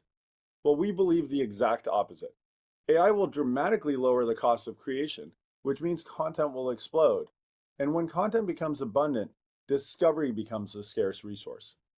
Even in the past, as mobile games were built by human teams, the content was plentiful, and in many cases, commoditized. That is actually what allowed us to deliver such a strong value proposition through our advertising solutions. In a world where anyone can create an app or a game, millions of experiences will compete for attention. The winners will be the platforms that can efficiently match the right user to the right content at the right moment. That is exactly what our models are designed to do. We are not tied to any specific genre or format, casual, mid-core, or beyond. Our systems follow engagement, and AI only increases the potential of that capability. Furthermore, we don't see any evidence of a declining mobile gamer. Casual gaming serves a different human need than console, PC gaming, AAA games, or any other form of deeply immersive game experience. People will always look for entertainment that fits naturally into their day. What's changing is how well that attention can be monetized. Even today, we convert only a small portion of those impressions that we serve. We view that not as a limitation, but as a large, long-term opportunity as our models continue to improve. Now that brings me to what we control, performance and culture. On performance, our business is executing extremely well. We continue to grow very quickly, despite the numbers getting much bigger. We delivered strong growth in Q4, and despite typical seasonality where Q1 should be softer than Q4, we are guiding to meaningful sequential growth. That reflects both continued strength in gaming and the scaling of our e-commerce and our self-service customers. On culture, we embrace being underestimated. A skeptical market sharpens our focus and pushes our teams to execute.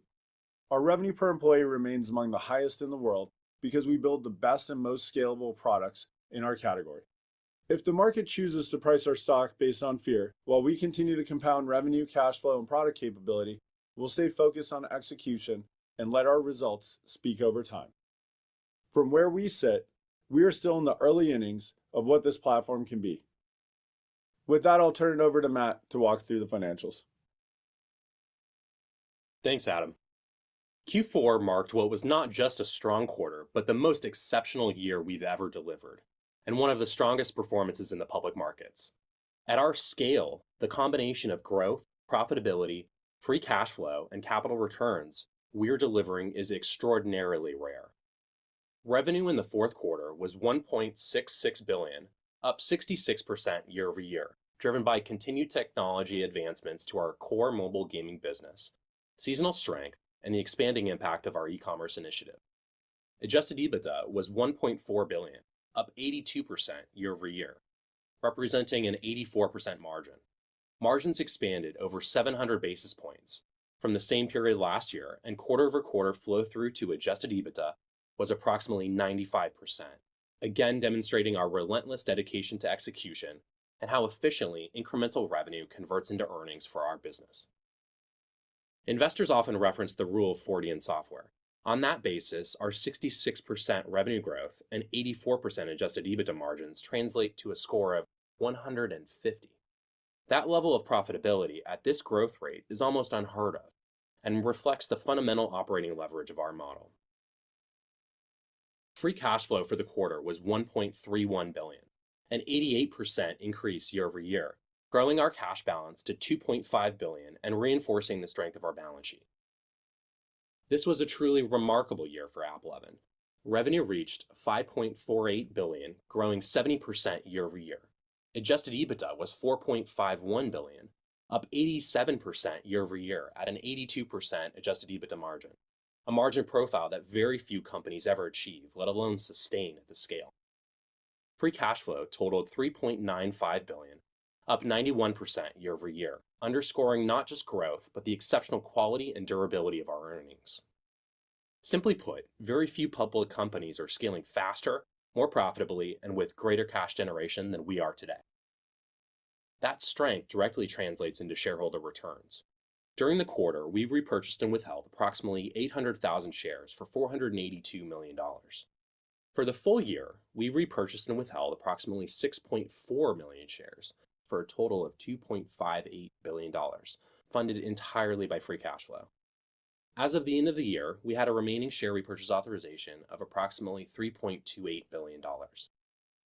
Over the last 4 quarters, we reduced our weighted average diluted shares outstanding from 346 million to approximately 340 million, while simultaneously investing in organic growth and maintaining substantial liquidity. Our share repurchase program reflects our conviction in the value and durability of the business. Turning to our outlook for the first quarter of 2026, we expect revenue between $1.745 billion and $1.775 billion, representing 5 to 7% sequential growth. Adjusted EBITDA is expected to be between $1.465 billion and $1.495 billion, with an adjusted EBITDA margin of approximately 84%, maintaining best-in-class profitability as we continue to scale. To close, Applovin represents a combination that is exceedingly rare: sustained hypergrowth, exceptional margins, massive free cash flow generation, and disciplined capital returns. We believe this puts us in a category of our own and positions us to continue delivering outsized value for shareholders over the long term. Now with that, let's move to Q&A. We'll now begin the question and answer session. Please be sure to unmute and turn on your video before asking your question. We will take as many questions as time permits, and since we have many questions today, please be patient as we move through the list. Your first question will come from Benjamin Black with Deutsche Bank. You may now unmute and ask your question. Great. Thank you for taking the question. So my first question is on the e-commerce opportunity. So could you perhaps sort of reflect on the self-service launch? What were some of the key learnings? What worked? What didn't? Where is there room for improvement? And to the extent possible, it'd be great if you could sort of share or quantify the e-commerce contribution to revenue or gross ad spend this quarter and in the guide. And then I have a quick follow-up. Thank you. Yeah, so the e-commerce business obviously has been live with us for a year and a half. It's doing really well. In Q4, we opened up the self-service platform, referral only. So we're not at the point yet where we're sort of a GA type launch. We'll get there. We said first half of this year. That's still on track. What gets us excited are a couple things. One is the current customers that had lapped Q4 2024 into Q4 2025 saw material increases in spend as our models just keep getting better. Now, remember, this business and the model around this business that drives the value for the advertisers is really in its infancy. It takes us a while to continuously iterate to improve the model. In fact, just a few weeks ago, we had a pretty sizable uplift. So those same customers from the prior year cohort saw big growth. Then you ended up with new customers coming in from the referral program. I mentioned on the last earnings call, we were seeing substantial growth there. We're not going to see anything that's going to impact our overall numbers for a while, but we're seeing great trends. And I'll talk about advertising, leading advertisers into our platform later on the call, but we're just seeing numbers that get us excited.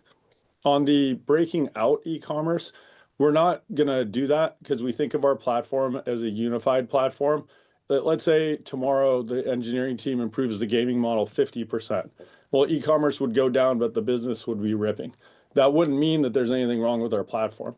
Fundamentally, we're one single auction, but getting more diversity will give the model more ways to serve the end consumer and should drive up our overall conversion rate. But we think if we start talking about verticals in a marketplace like ours, you start getting really misleading information that will throw investors off. Great, I guess. And then sort of my second question is sort of, it's related to a feature set that you're rolling out. So I think in the past, you mentioned the conversion uplift your partners could see if they have the ability to not only optimize for the best performing creators, but also sort of really scale and automate the creation of these video assets. So I guess with that backdrop, how far along the automation curve are we now, and where could we be in the next, call it 12 to 18 months?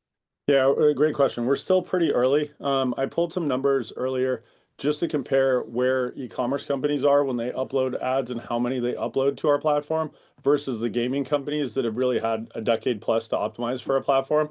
Top gaming companies run tens of thousands of ads at any given time. The top e-commerce companies are in the hundreds. So you've got a huge discrepancy here. And if you throw more ads at our system, the model does much better. That's just a fact. It gets the chance to diversify what the end user sees and try to find something that's going to eventually convert that user. Now, how do we bridge the gap? It is twofold. One is the customers have to get more accustomed to our platform to know what types of creatives work so that they can build up production around the things that work and multiply out the count. More importantly, though, generative AI tools to build creatives in a really low cost way and an automated way is on the way. We already have in a pilot with over 100 customers, generative AI-based tools for one part of the ad unit. Our ads are a video, plus then an interactive page, and then follow-up of a shot preview dynamic product page. But that middle one, the interactive page, is not something that these advertisers are accustomed to building because they don't need them on social or search. We're now generating those automatically for over 100 customers. We'll roll that out soon as it's showing good performance to the broader set of customers. And shortly, we're going to have the video model go live as well. We're going to run the same pilot process. We're going to make sure the video output looks good. But if we get to a place where the video model can help these customers create new video ads in bulk in cost of dollars versus cost of thousands of dollars, we expect the count of ads for these new customers on our platform is going to go up a lot. And that'll make them more competitive against the gaming customers that are on our platform. Great. Thank you very much. Very helpful. Yep. Your next question will come from Jason Bazinet with Citi. Thanks so much. How are you guys doing? Good. Hey, Jason. I think one of the things that investors have always struggled with a bit is just sort of what they would call the black box nature of the model. Like they can't get comfortable sort of, doing a P times Q and sort of extrapolating the model out there.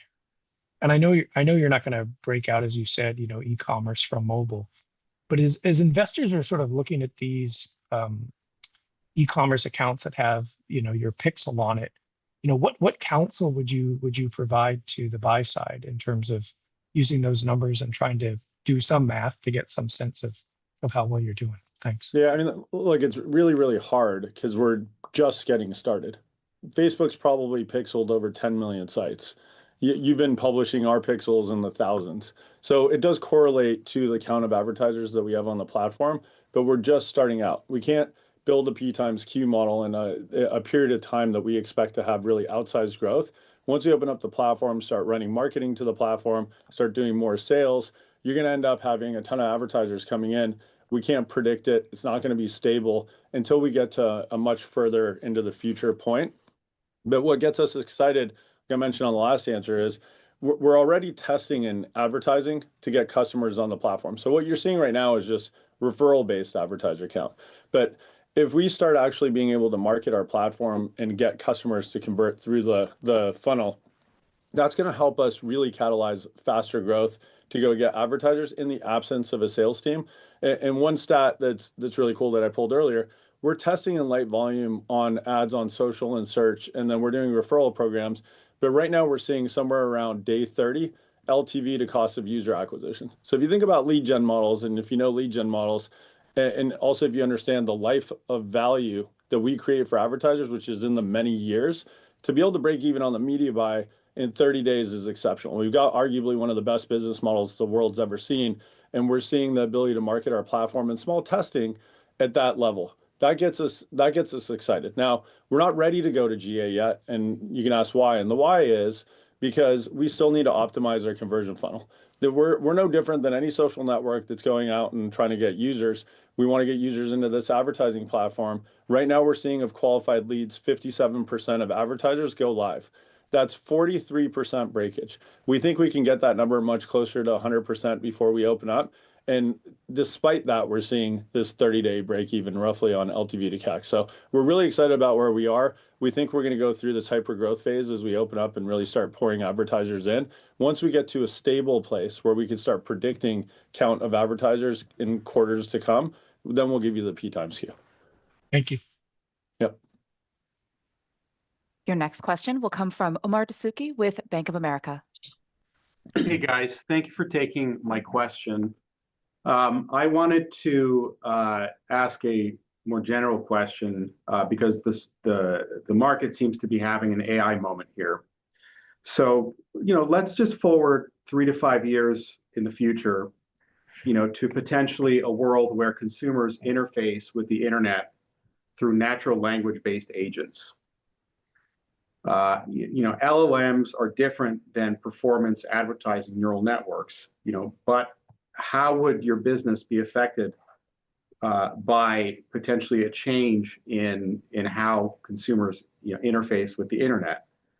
So that's the first part of it. And then the second is, how do you expect, again, over the long term, 3 to 5 years, how would you expect casual mobile game developers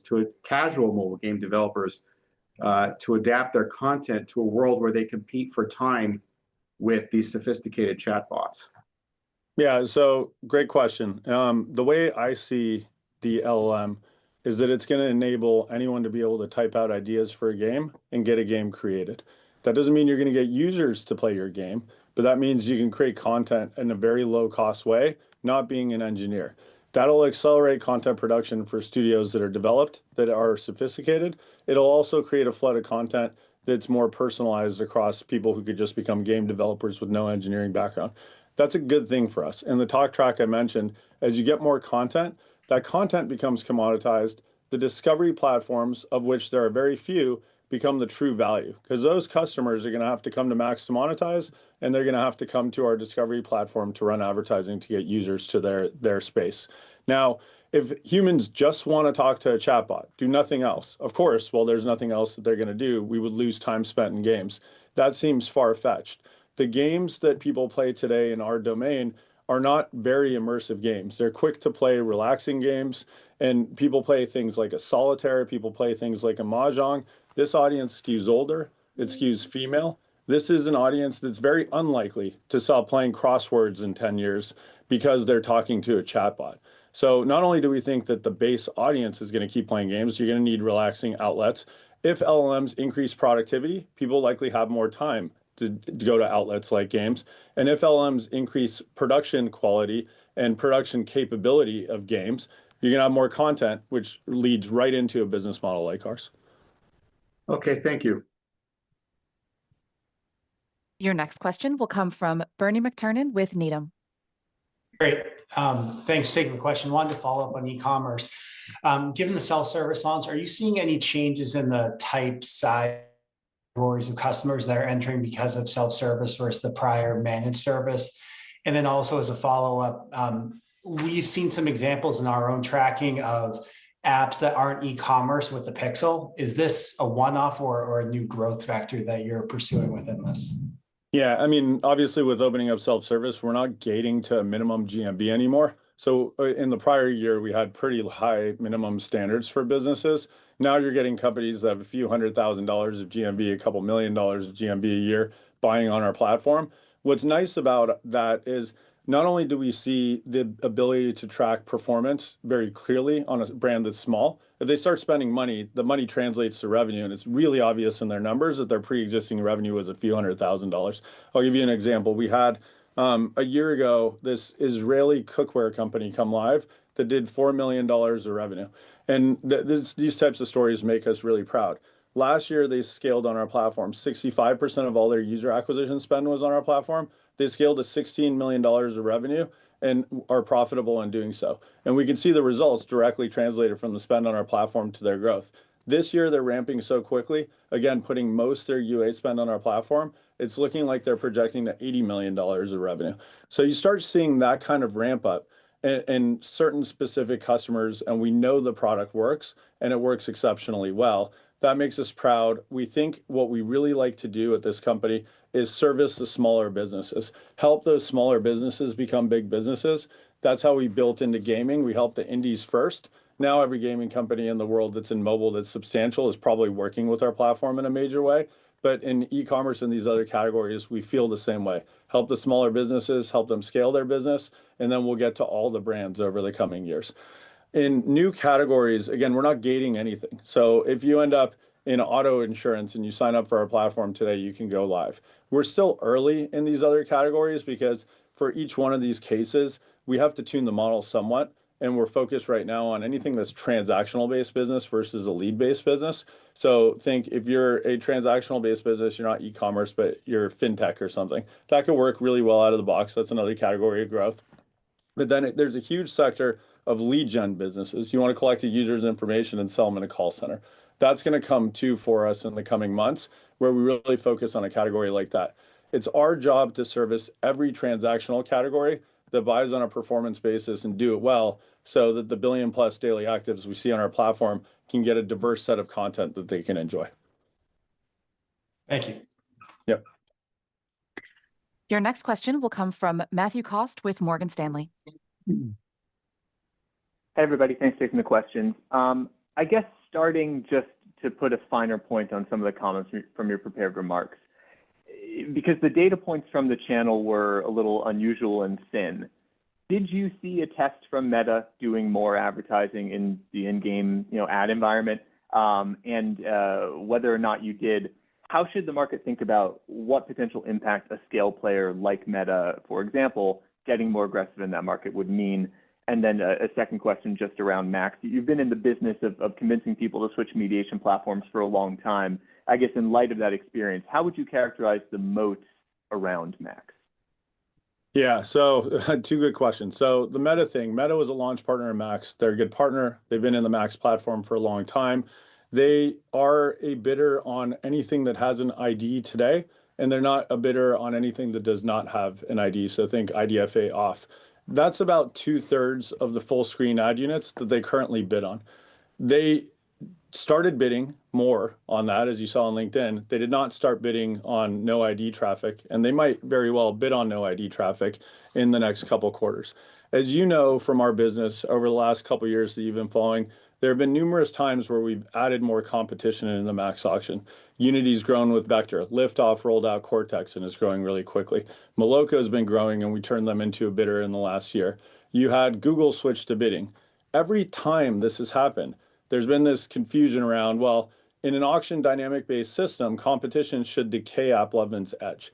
You've never seen that happen, and this is what I tried to cover in the talk track. The reason is that, one, we're really big and really good at what we do, but two, every impression is not worth the same thing. Our model is exceptionally good at valuing the impression for what it is for our data and our customers. Sometimes it values it really high where we make a lot of money. Sometimes it values it low where we make less money or potentially lose a lot of money.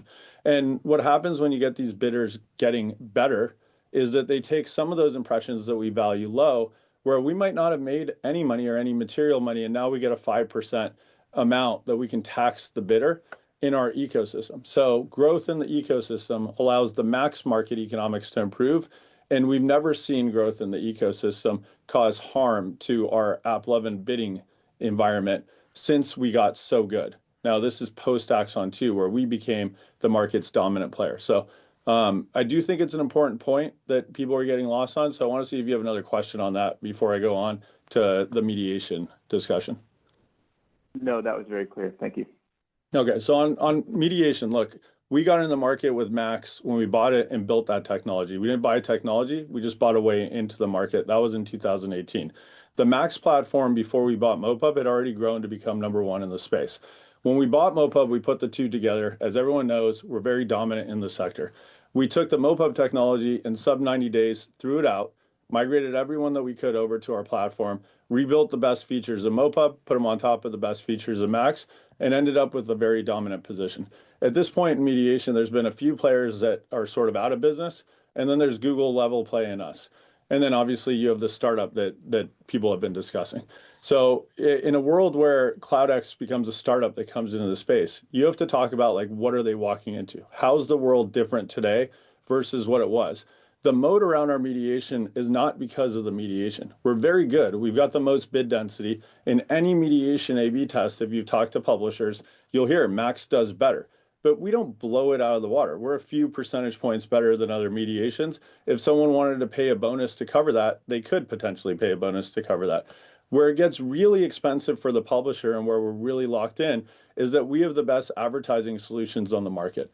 In fact, for a lot of these publishers, we're over 50% of all their user acquisition spend. They can't go get that anywhere else. If they go off Max, that decays. And so they're left in a world where they have the best buying tools, they have the best monetization tools. It becomes a really strong 360 solution, and their growth depends on it. And then the Max ecosystem is not growing slow, as we've talked about in prior calls. This is a double-digit, very strong growing category where these publishers are seeing their businesses improve because of the improvement in our technology. When you've got that in the foundation and you've got a really strong moat with technologies that no one else can replicate or have, then you end up with a sticky solution, and we're very confident our solution is just that. Great, thank you so much. Your next question will come from James Heaney with Jefferies. Yeah, great. Thank you, guys. How are you thinking about the Axon marketing investment in 2026? I know you talked late last year about a goal of maybe $1 million in spend per day. Is that still the right way to think about it? And is ultimately GA kind of the biggest prohibiting factor to you guys doubling down on that investment? Thank you. Yeah, I mean, look, right now we're testing, so numbers aren't that big. You didn't see anything reflected in our EBITDA margins. In fact, you saw them go up to 84%. We think the growth in the business is so high and our LTV to CAC is going to look so juicy that you're not going to see much decay in our EBITDA margins from ramping up marketing. If you do, then that'd be a great thing. It just means we're ripping on the marketing side and we see a ton of customers that we can bring in to accelerate growth. But it's much more likely that we're going to go controlled on this because we do want to take our time to build out tools. When we start buying and go GA and bring customers in, if we don't have good content creation tools for them, create the video with generative AI tools, create the interactive pages with generative AI tools, and do it in an exceptionally strong way, they won't have as much success on our platform. So that's a long way of saying we're in no rush. We're seeing 30-day LTV to CAC roughly. If we see that at scale, we're going to scale. But we're not in a rush because we want the tools to catch up to the opportunity. Great, thank you. Yep. Your next question will come from Alec Brondolo with Wells Fargo. Yeah, hey, thanks so much for the question. I appreciate it. I wanna double click on the Meta thing because I kind of think that's the most, out of all the noise in the market, I think Meta is by far the most important. Right now, probabilistic targeting is the basis of competition between all the mobile game and app networks. I think there's no doubt that you could definitely compete effectively against Meta on a probabilistic basis. When I talk to investors, I think the concern in the market is that Meta could find a way to bid deterministically on opted out ATC traffic with their audience graph, which would give them, an advantage over the vertical ad networks. Do you think that's possible from a tech perspective? And if it was, would you still be confident that market expansion could offset the loss of market share? Yeah, I mean, look, I think it's possible from a technology perspective. I think it's blatantly against Apple's terms. I don't think the space is big enough for Meta to say they want to violate the platform they depend on's terms. So I'm skeptical what you said is going to happen. It'd make no logical sense. In a world where they're bidding deterministically or probabilistically on no IDFA, they're still competing against the Axon 2 model. 5 years ago, when Meta was really big in the space, and I think this is what's throwing people off, people recall a time Meta was half the space. They think it's going to be half the space again.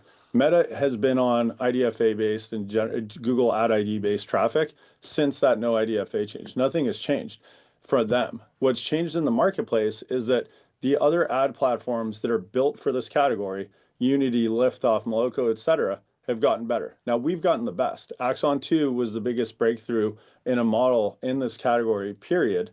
And we were able to end up becoming the #1 by a lot. Axon 2 didn't exist 5 years ago. So there's no world where Meta is going to end up becoming that kind of a dominant player in the face of this competition. In fact, I don't see a world anyone else can, because they're going up against that dominance. And these models, as they build more data, it's a closed loop model that's continuously reinforcing itself and getting smarter. Our model is so far into getting smart for this niche.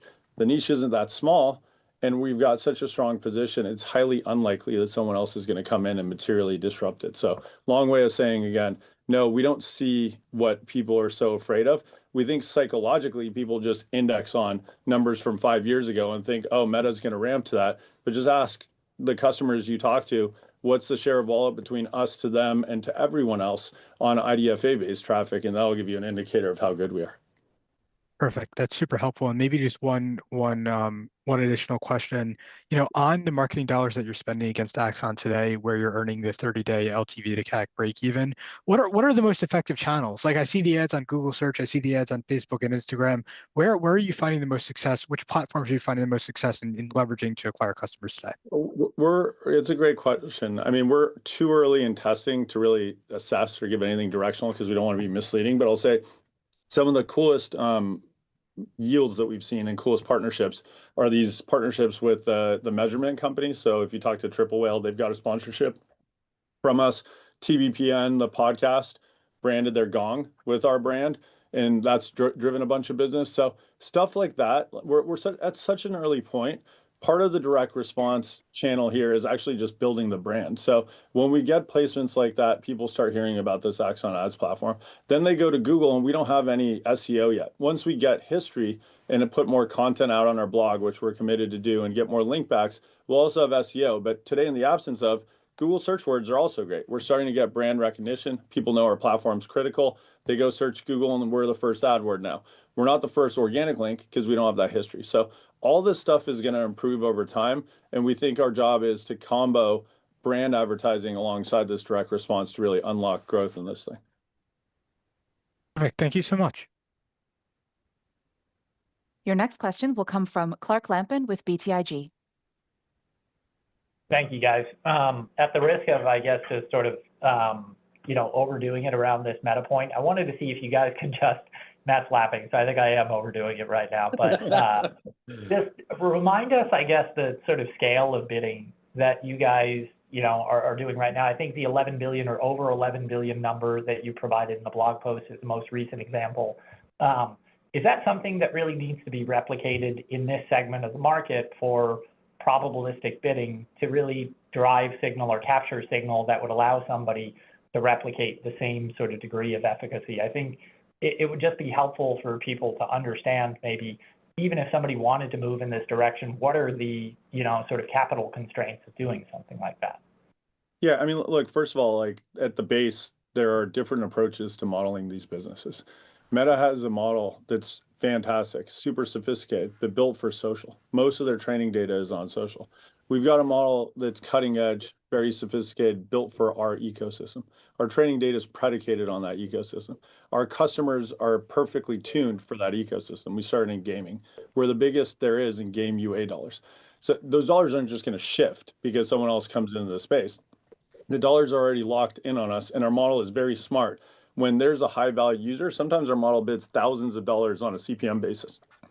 The model knows what works for these customers. So it's just not something that's conceivable in a marketplace where you have budgets that are already given to us and we're on cutting edge technologies for someone else to come in. Now, if we stop innovating and we decay on the technology side and we stop providing the service to the customers where they start looking around, yeah, those things could change, but that's not going to happen overnight. And the one thing we can say confidently 14 years into being an engineering product-led org is you've seen us move incredibly quick. We are innovators. Engineering team is top-notch, second to none in this field. And so we're very much focused on continuing to push our models forward, and we're doing it from a very strong leadership position. Okay. And if I may just ask sort of a very quick follow-up, prospecting campaigns. This was a product launch, that sort of came about recently. There was a lot of very strong feedback in the channel throughout the quarter around the efficacy for some customers seeing, full shifts in sort of repeat versus new customer mix. Could you talk about the way that product, I know that you guys don't want to give sort of specifics around your non-gaming business versus the gaming one, but would it be possible to sort of contextualize the impact for us or maybe what you're seeing with advertiser behavior heading into 2026? Yeah, I mean, you've probably talked to some of the advertisers, so you hear positive commentary on it, but it's really hard for advertisers to understand the incremental value of retargeting. It's really easy to understand the incremental value of a new customer. And so it wasn't lost on us for a year and a half when we got into the market that just a universal campaign that had a split of new customers and retargeting wasn't the final answer. We needed more targeting for these customers to map to their goals. So we rolled out this product in Q4. We let them upload their historical purchases. Using that data, our model can start tuning away from purchasers from the past and towards users that they've never seen before. Results were fantastic. It takes a while in an advertising marketplace for every new product to get adoption, but we've seen really quick adoption on this one because when they flip the switch, they instantly start seeing many more new customers. Thank you. Your next question will come from Robert Coolbrith with Evercore. Great. Thanks for the questions. Appreciate it. Adam, you've mentioned a couple times now the connection between ad ROAS and Max. Just wondering if we could maybe put a finer point on it. If a publisher were to give another platform first look at inventory, something like that, would that significantly degrade that connectivity between ad ROAS and Max from a UA perspective for that publisher? And then I have just a quick follow-up. Yeah, I mean, our terms are that they can't do that, so that's not part of the equation. Got it. Perfect. And then I think there's also a notion out there that demand partners might bid differently in a different environment or something along those lines. Do you have any thoughts on that? Yeah. I mean, look, Max is fully fair, transparent. We get audited by the bidding partners. It's the vast majority of the marketplace. Wouldn't it be a foolish business decision to bid differently in a very small platform versus the platform that owns most of the space? Doesn't make any sense. So if someone's going to be a competitive bidder, they're almost certainly going to want to be a competitive bidder in the marketplace leading market. Got it. And then just one last quick follow-up on the breakage that you mentioned in terms of the qualified leads to go live or launch. Just wondering if you could talk about maybe some of the inhibiting factors today and how you'd plan on solving some of those. Thank you. Yeah, the biggest one is that they just don't have video ads for our platform made to the type of format that we need. So those generative AI tools should be able to raise that to a much higher percentage of customers going live. Okay, great. Thank you very much. Yep. Your next question will come from Jim Callahan with Piper Sandler. Hi, everyone. Thanks for the question. Just follow up on the market growth. You've kind of talked to this double-digit framework through the back half of 25. Can we expect that through 2026? Is that like a step function change that we think can continue? Look, Max is growing really quickly. A lot of it's driven by the strength of our platform. So when we were growing 70% plus year over year, a lot of the dollars spent on our platform are the publishers buying customers. So it fuels growth in the ecosystem. So long as we're doing a good job and the other marketing platforms in gaming are doing a good job, the max market is likely to be growing really quickly. And this is now no longer a case where you just don't have other data points. Unity Vector is growing really quickly. That you've got a company like Moloko that's private, but talking about going public, that's growing quickly. Liftoff did testing the waters in a roadshow, so those numbers were out there that are growing really quickly. When you've got all these market players growing quickly, that max market is growing in a way that people, I don't think, understood or would have expected, and we're not seeing any slowdowns there. Got it. That's helpful. Thank you. And then just you've talked about this reinforcement learning framework for gaming. Now that we're, I guess, like a year and a half into e-commerce, how does e-commerce reinforcement learning kind of compare? Is it faster or slower? Does it take longer? Yeah, I mean, what we've talked about is that the gaming model based on its own results can improve. So it creates its own memories, it gets smarter. The e-commerce model is the same thing, but I do just remind people that we're much earlier in e-commerce. We have very little data in the marketplace. So if you think about transactional volume that we have in gaming, we've got most of the market inside our system. So the model is pretty complete from a data perspective.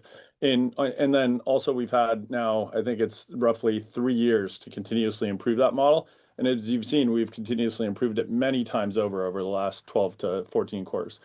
E-commerce is newer. It's starting from an earlier place. We have much less data penetration. So we can't go and track like, okay, in a stable world, how much is the model improving? Because the model is going to be improving much more so from our team improving the model with changes, and then just customers coming on. Every new customer that pixels their site passes data to us, both engagement data and transactional data.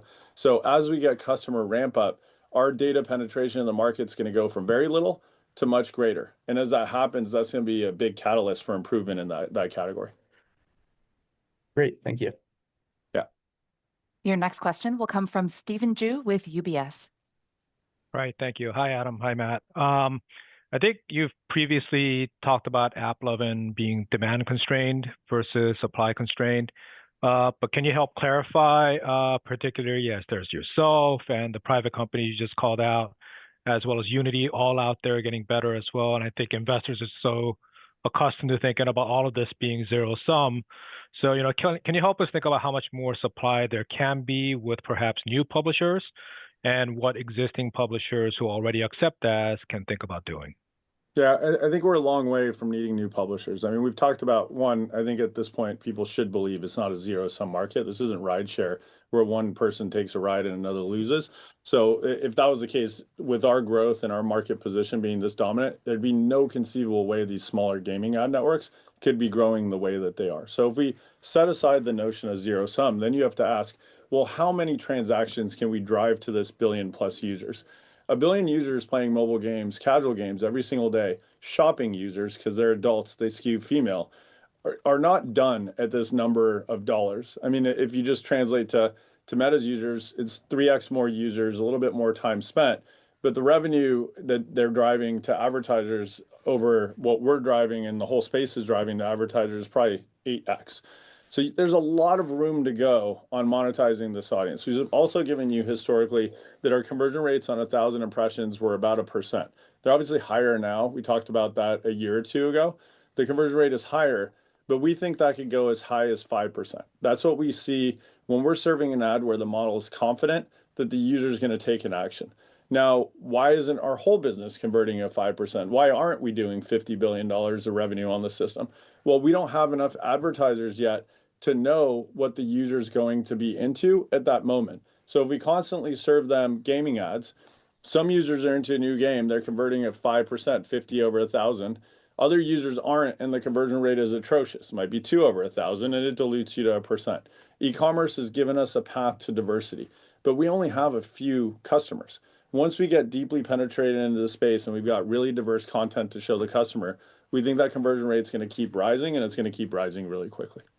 Gotcha. And secondarily, I think you've articulated a desire to go after advertisers of a certain size. So, first, before targeting the advertisers with perhaps larger budgets, but maybe more upper funnel.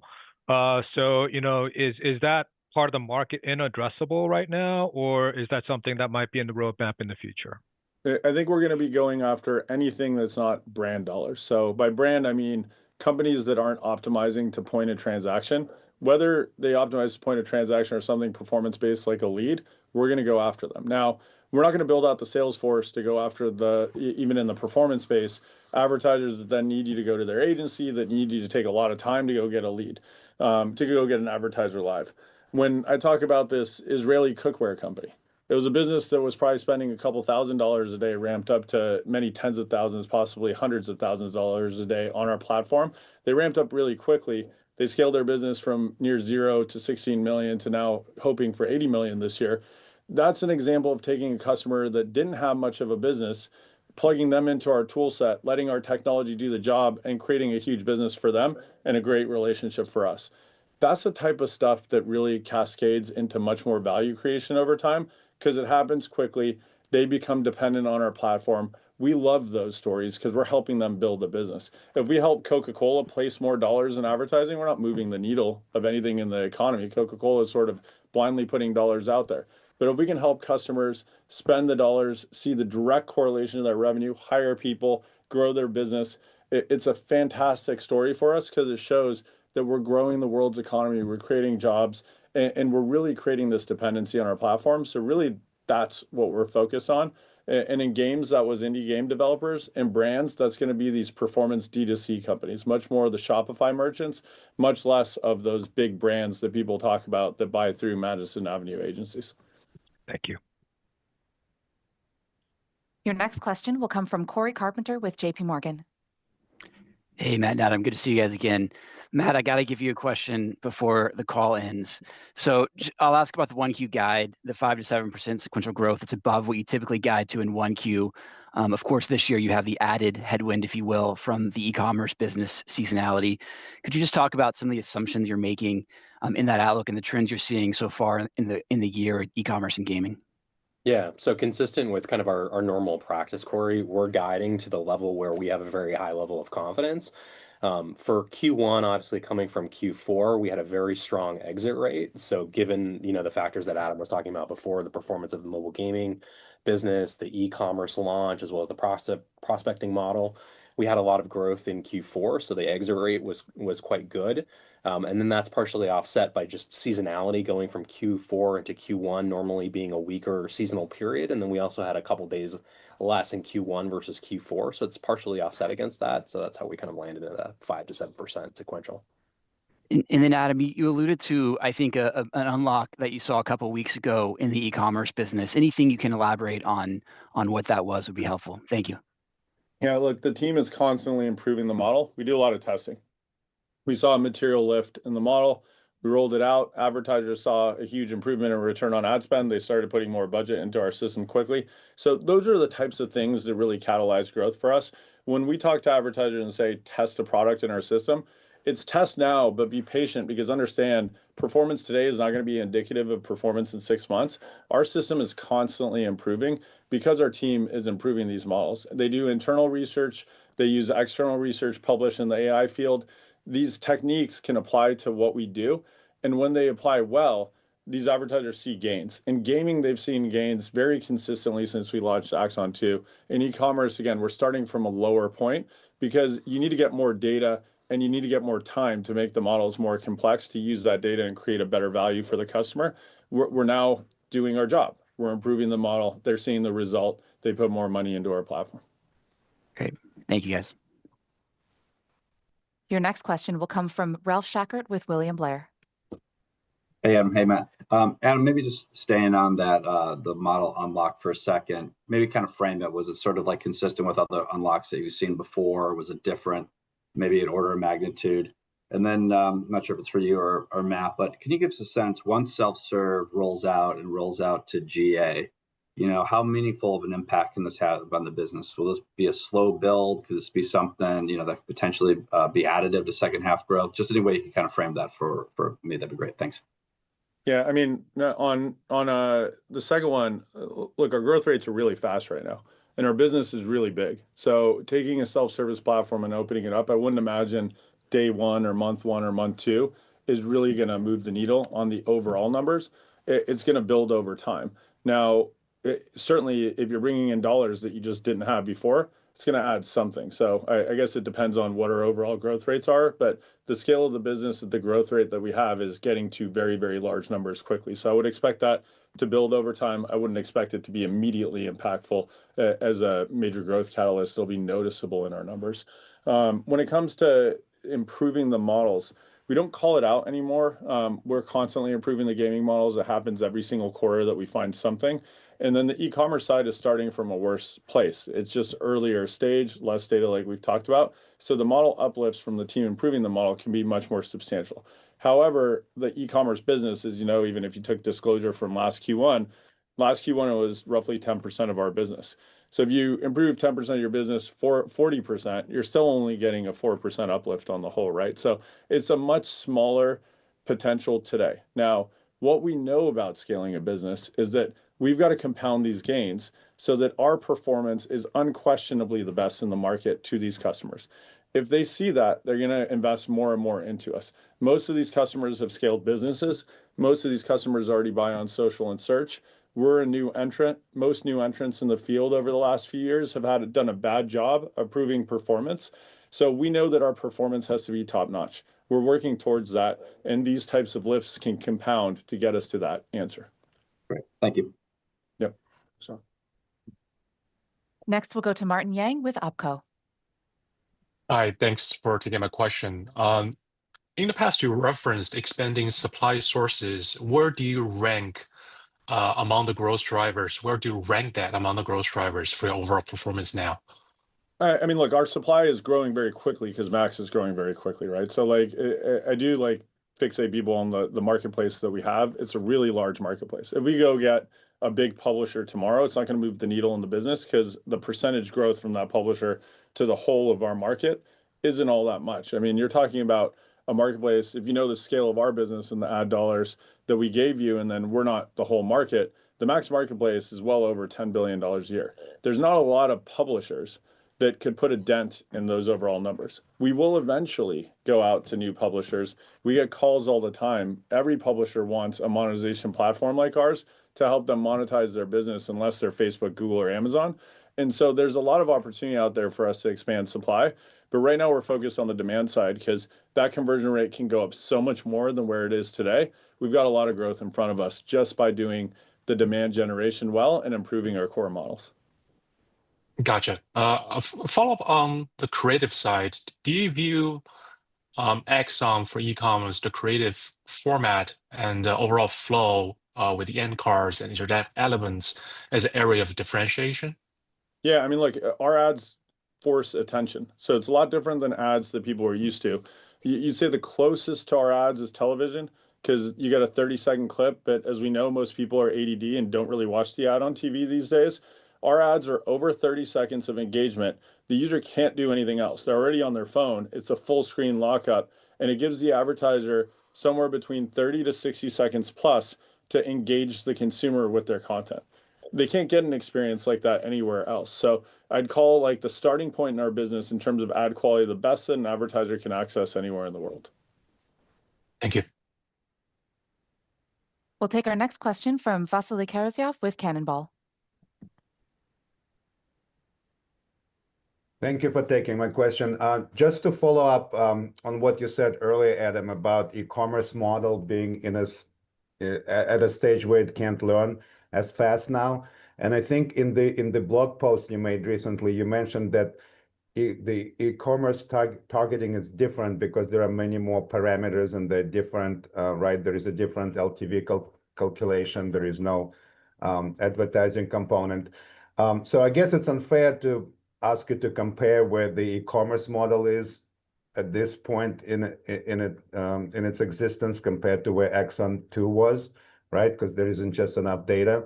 But what gives you confidence that once you get enough data, it will work as well or compare? I mean, look, if you talk to the customer base, a lot of the customers are seeing equal performance on us to any other top of funnel discovery channel, including the largest social platforms today. So it's not like we're starting behind trying to catch up. We're starting in a competitive place trying to become the best in the world.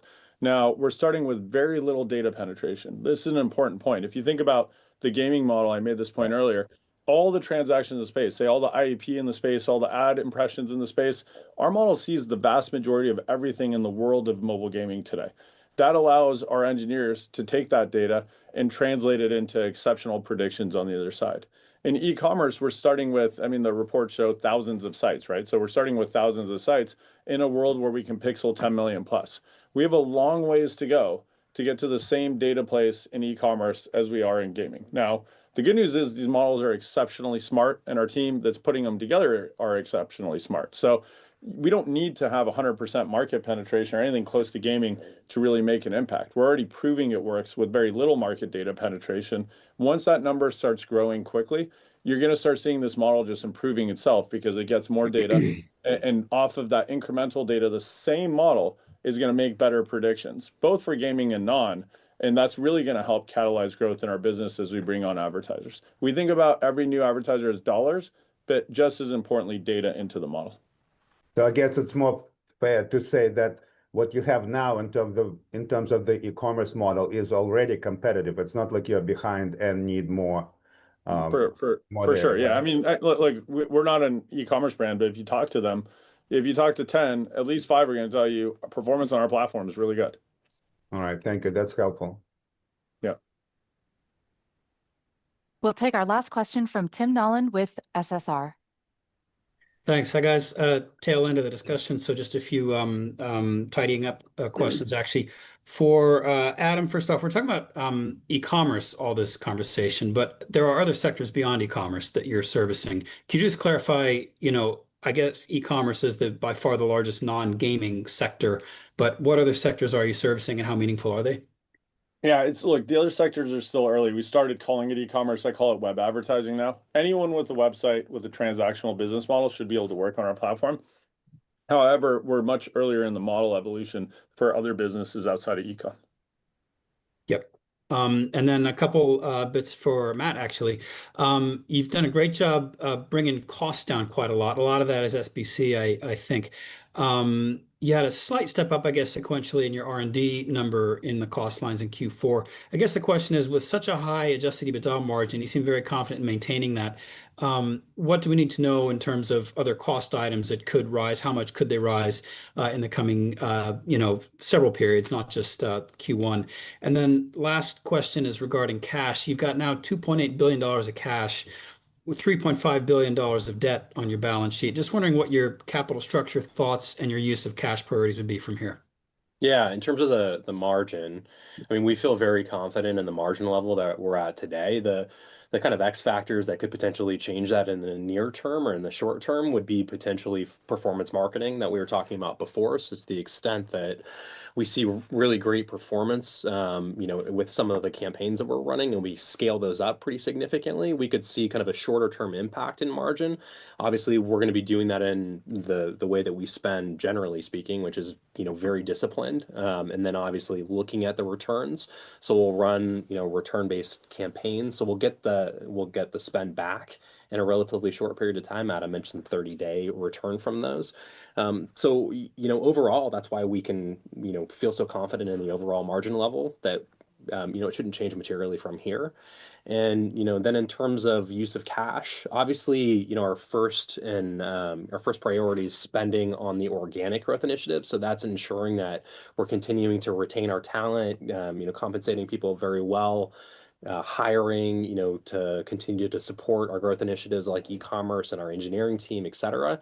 But that really hasn't moved the needle, obviously, in terms of the cash and the cash balance growing. So then it's really, what do we do with the cash after that? And we've been very active, with our repurchase program, and we continue to plan to be. Okay, thanks. I'm going to write it 60 minutes exactly. So good timing. Thanks. Perfect. Thank you. And that concludes the question and answer session for this quarter. We thank you all for joining us today. Have a good afternoon. Thanks, everyone. Thank you. Thank you. Make sure you guys hit the like button on your way out. Appreciate everyone being here. Have a good rest of your day / night, wherever you may reside. Appreciate everyone here. But yeah, hit that like button on your way out. Thanks, Borax. Thanks for contributing to the chat. I appreciate it. Appreciate it. Dara. Appreciate you, bro. Thanks for contributing to the chat. Appreciate it. Kristen, what's up, Kristen? How you doing? Varley. What's up, Varley? Yes, thank you, chat. Thank you guys for contributing to the chat. Really appreciated. Make sure you hit that like button. Liked and subscribed. Appreciate you, Dara. Hopefully we see you again, bro. I do these live streams every single day. So, hopefully we see you again, my friend. Much love, bro. Much love.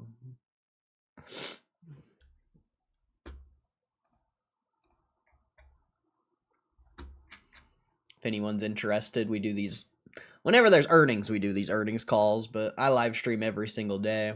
We read news, you know, talk about stocks, finance, whatever Pokemon. We've had a lot of Pokemon talk. We talk about basically whatever, so hopefully we see y'all again. Hopefully we see y'all again. Windy Tendy Fridays. You get a $1 Dave single on Valentine's Day. Singles Awareness Day at Wendy's, bro. Good to know that you go live daily. Yeah. I mean, I sometimes I'll live, sometimes I don't go live during the weekend, but during the week, I go live every day. Sometimes we do weekend streams. It just depends what's going on. Usually there's just nothing going on during the weekend.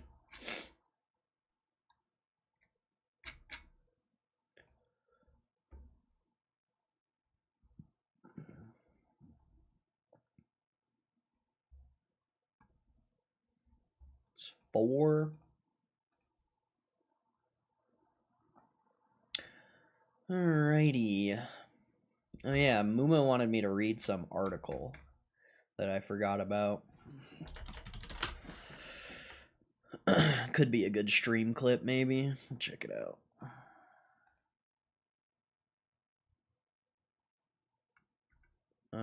Maybe it's on Yahoo.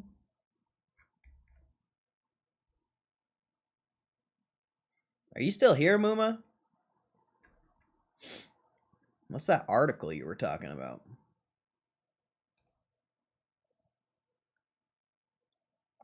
What is it? What's the article you were talking about?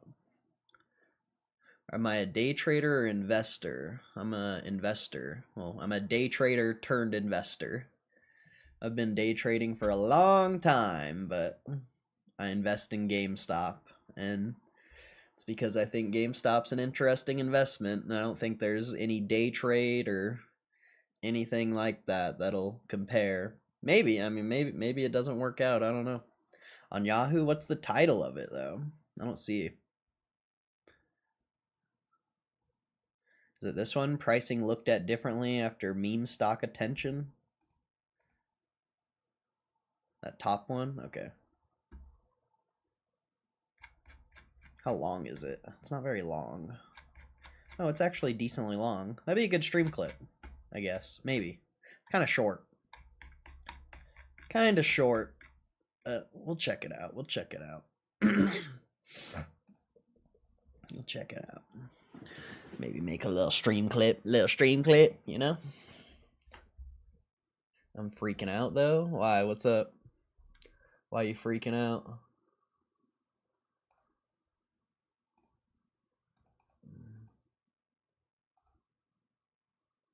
App is crashing. You're fucking silly. You're silly. That's funny. App is crashing.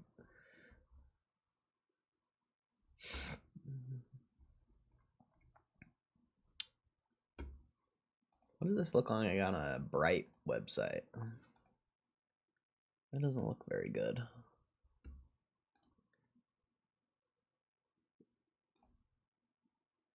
Yeah, that doesn't work. Doesn't work for Bright websites, huh?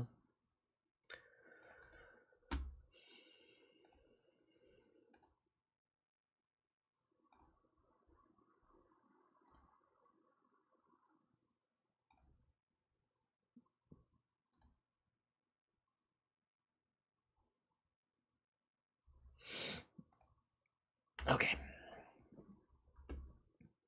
Doesn't really work for Bright websites. Wait, app's down? I didn't know that. Are you guys sure? Are you sure app's down?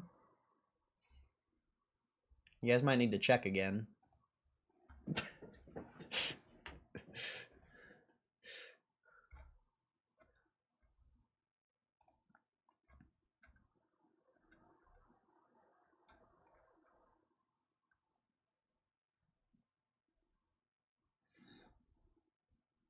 All right.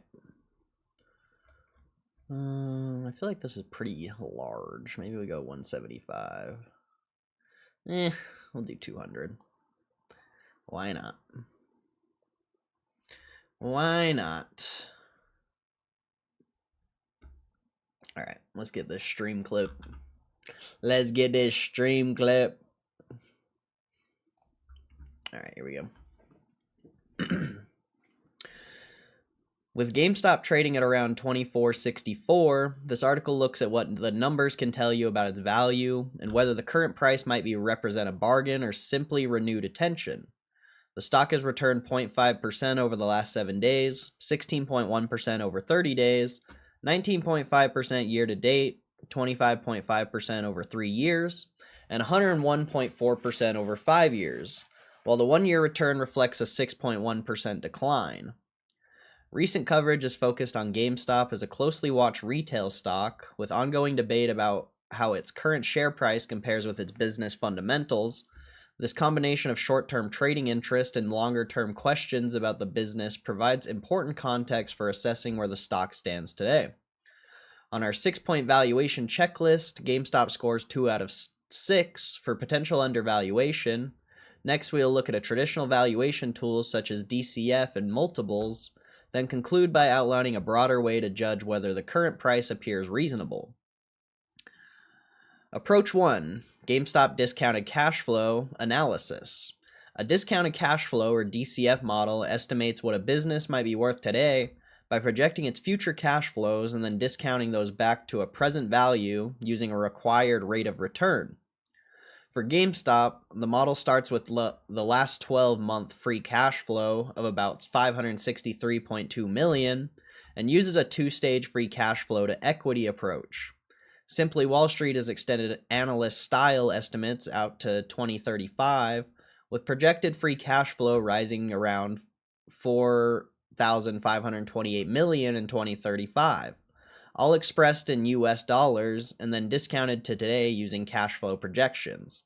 That was $4.5 billion in 2025. That's a crazy cash flow projection. On this basis, the model arrives at an estimated intrinsic value of 108.03 per share, compared with the recent share price of about $24.64. That gap implies the stock trades at roughly a 77.2% discount to this particular DCF estimate, suggesting the market price is well below what this cash flow-based model indicates. Results: undervalued. Our discounted cash flow analysis suggests GameStop is undervalued by 77.2%, and there's a little graph showing the current price and fair value. So fair value is potentially $35. Pretty interesting. Approach 2, GameStop price versus earnings, PE. For profitable companies, the PE ratio is a useful way to relate what you pay for each share to the earnings that business is currently generating.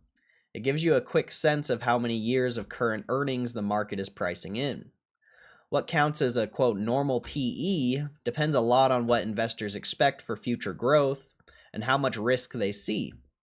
Higher expected growth and lower perceived risk is usually support a high PE, while slower growth or higher risk usually point to a lower PE being more reasonable. GameStop currently trades on a PE of about 26.16x. That sits above the specialty retail industry average of about 20.7x, and above the peer group average of roughly 19.83x. Simply Wall Street also uses a proprietary fair ratio for the PE. This is the multiple that would be expected given factors like GameStop's earnings profile, industry, profit margins, market cap, and key risks.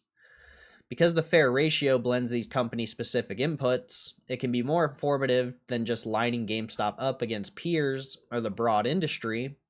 In this case, the fair ratio is not available, so it is not possible to say whether the current 26.16 PE points to over-evaluation, under-evaluation, or something closer to fair value. So industry average 18.7x and GameStop's at 30.8x as of February 2026. P ratios tell one story, but what if the real opportunity lies elsewhere? Upgrade your decision making, choose your GameStop narrative. Earlier we mentioned that there is an even better way to understand valuation, so let us introduce you to narratives, a simple framework where you spell out your story for GameStop, plug in your own expectations for revenue, earnings, and margins, and connect that story to a forecast and a fair value estimate that you can compare directly with the current share price. On Simply Wall Street, narratives sit inside the community page and are used by millions of investors, helping you see at a glance whether your fair value suggests GameStop looks expensive or cheap versus today's price, and then update that view automatically when new information like earnings or news is added to the platform. Because narratives are personal, two people can look at the same stock and reach very different conclusions. For example, one GameStop narrative on Simply Wall Street currently assumes a fair value of $220 per share, while another assumes $11.91. This shows how different stories and forecasts can lead to very different views on whether the current market price feels attractive or not. For GameStop, however, we will make it really easy for you with previews of two leading GameStop narratives. GameStop bull case. Fair value in this bullish narrative, $220 per share. Implied discount to this narrative, about 89% below its fair value estimate at the last close of $24.64. Revenue growth assumption, 31.15%. Sees GameStop as a profitable, cash-rich business, highlighting Q1 2025 adjusted EPS of 0.17, net profit of $44.8 million, cash of $6.4 billion, and no long-term debt. This must be old analysis, potentially. Points to cost-cutting, store closures, and exits from unprofitable markets, plus Bitcoin holdings and a large directly registered shareholder base as key parts of the thesis, frames Ryan Cohen's all-equity performance-based compensation and the possibility of future index inclusion as important supports for a high fair value of $220 per share. GameStop bear case. Fair value in this bearish narrative, $11.91 per share. Implied premium of this narrative, about 52% above its fair value estimate at the last close of US $24.64. Revenue growth assumption, 0%? What? What? 0% revenue growth assumption? That's crazy. That's actually insane. And $11.91 is probably the stockholder equity price, potentially, or the net asset value, like if the company liquidated. Sure, but revenue growth assumption 0%? That's actually insane. Focuses on the pressure on GameStop's traditional retail model from digital game distribution and online competitors, even as cost-cutting and higher margin products support recent profitability. Highlights that revenues were $860 million in Q3 2024, with factors like gaming market conditions, inflation, and consumer spending weighing on sales. No, they cut about half of their stores, or closed about half of their stores since then, so sure, some of this probably has a factor, but majority of their revenues going down is because they closed a bunch of stores, so the bearish narrative is pretty trash, apparently. Flags the influence of meme stock trading, cryptocurrency considerations, and buy now, pay later partnerships as adding uncertainty to how closely the share price tracks the underlying business. What does buy now, pay later partnerships have anything to do with anything? That literally makes no sense. Every business has that, literally. And Bitcoin is like, what, 4% of their overall assets? So Bitcoin really doesn't matter either. Taken together, these narratives show how reasonable investors can look at the same set of facts and reach very different conclusions about GameStop's value. If you want to see the full assumptions, supporting arguments, and fair value paths behind each view, blah, blah, blah, blah, blah. Reach very what? Reasonable investors? 0% revenue growth assumption? That's not reasonable. That is far from reasonable. Insane. That was a bad... I thought they were going to go into more in-depth why it would be 220 a share. I think I've already read that article before. Or like a similar article. Pretty sure I've already read that before.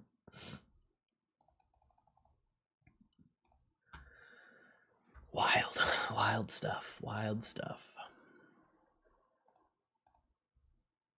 Wild stuff.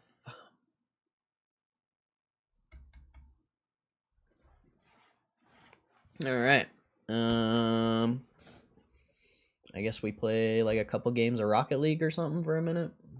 I don't really know. I don't really know, unless you guys got something.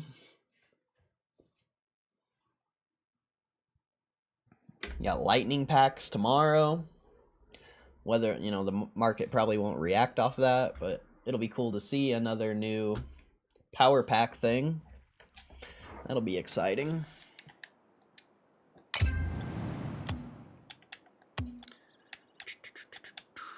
Oh, what? I'm platinum in 1v1? Oh yeah, I lost a game last night, I forgot. I was either playing against a Smurf or people are just a lot better now.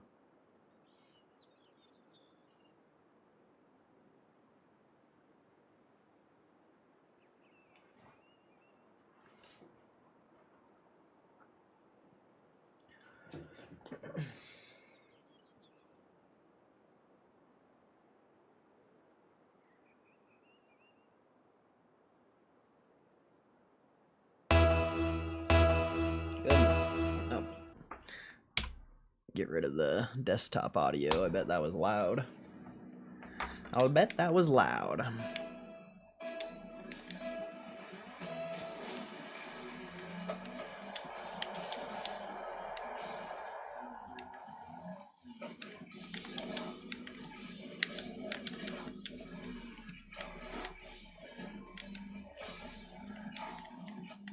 Steal their boost. Hopefully my teammate saves that. I guess stealing all their boost is pointless because my teammates aren't really hitting the ball. They should have no boost. Oh, wait. We're scoring?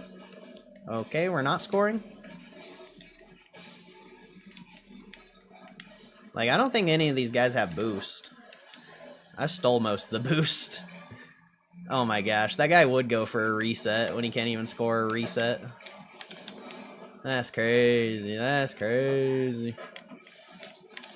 Oh my gosh. I just got blown up. That's really cool. And now... alright. What's up, Kristen?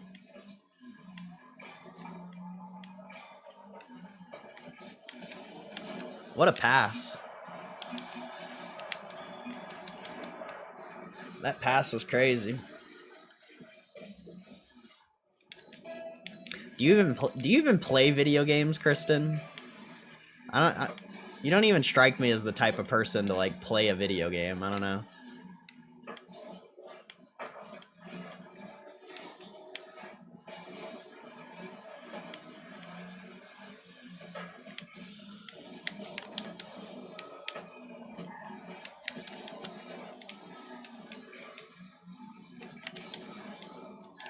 I've told you what I play? That's cap. I don't think you have. If you have, I forgot. Only Mario Kart? Okay. I don't know if we've ever had this conversation. But you also never talk to me anymore, so it also, you know, pretty easy to forget. I'm a forgetful person in general, so you know. Oh, that fake was sick.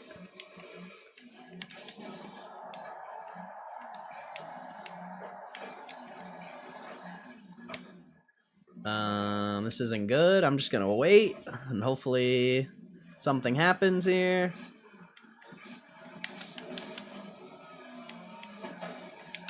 Bang that. Okay, don't bang it. Just keep barely hitting it. That's really cool. I wonder what it's like to have boost.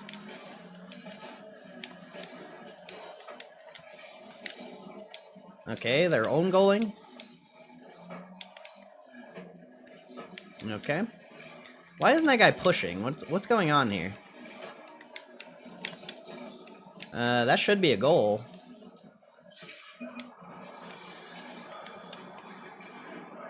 Told you 9 times? That's cap. We've never... That's actually cap. Now I know you're capping. 9 times? That's crazy. Used to play Zelda. Zelda's a good game. Especially the N64 ones. The N64 ones are good. Download and play. Yeah, come and play Rocket League. It's free. You and Muma could start playing. Muma just barely started playing. You guys could crush, bro. I have no idea how to get games. This game, you need the Epic Game Launcher. And then you can download it from there.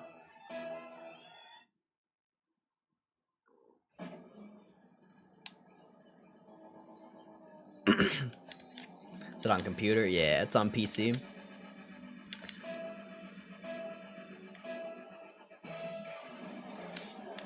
Nah, you don't need a console. You just need to download that launcher, Epic Game Launcher.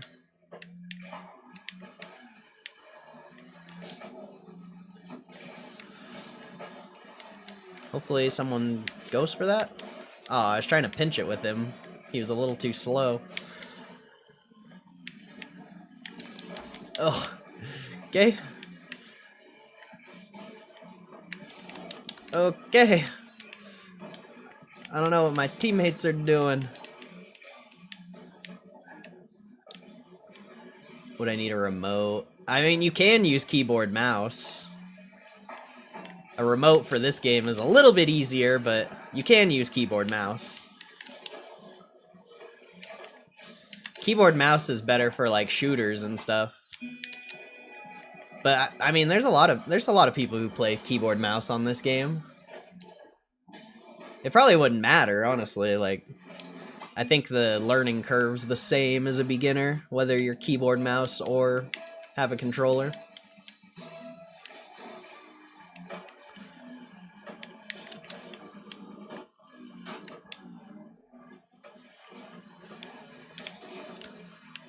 I have no boost. Okay. I thought I had 17 boosts, but I had none. High pass, nobody's there. Not surprised. Why would you guys be there? That might be in. Oh! Okay.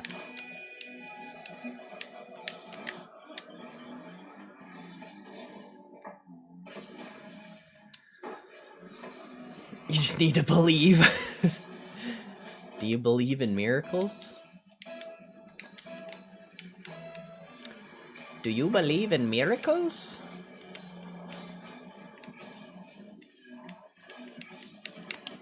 Oh, I thought I was about to score a ceiling shot. I haven't scored one in so long.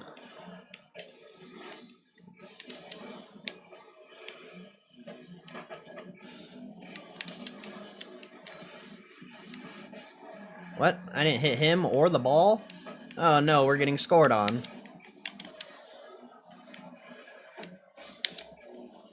That guy gave up for some reason. And nobody is there for that perfect pass. Not surprised. Not surprised, and we're getting scored on. Whew! Almost got scored on. Okay. Okay, we're getting scored on now. Somehow we're still not getting scored on. Uh-oh.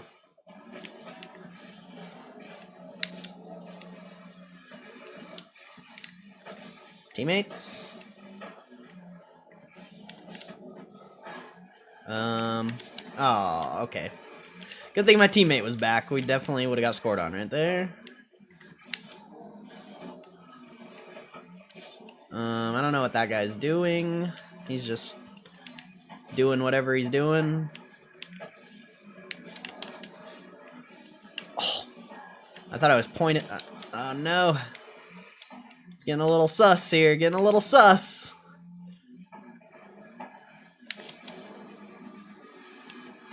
Okay. Oh no. Nice. Nice block. Ooh, that guy could have scored that. That was a bad aerial by me. Why did that guy jump for that, though? That was crazy.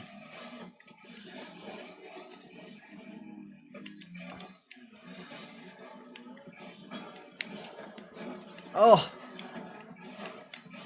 Nice shot. Nice shot. OT money. OT money, baby.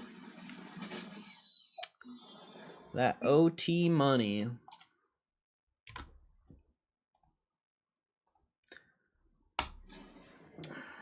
Everyone left. There's nobody here. There's nobody here, chat. Literally everyone left. Went from 100 people to 3. That's crazy.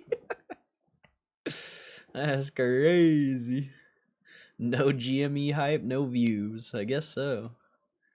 I guess so. I mean, that was a decent stream. Even with all the competition, we got a decent amount of views on that. That was a decent stream. The earnings call. And that was a interesting earnings call, too.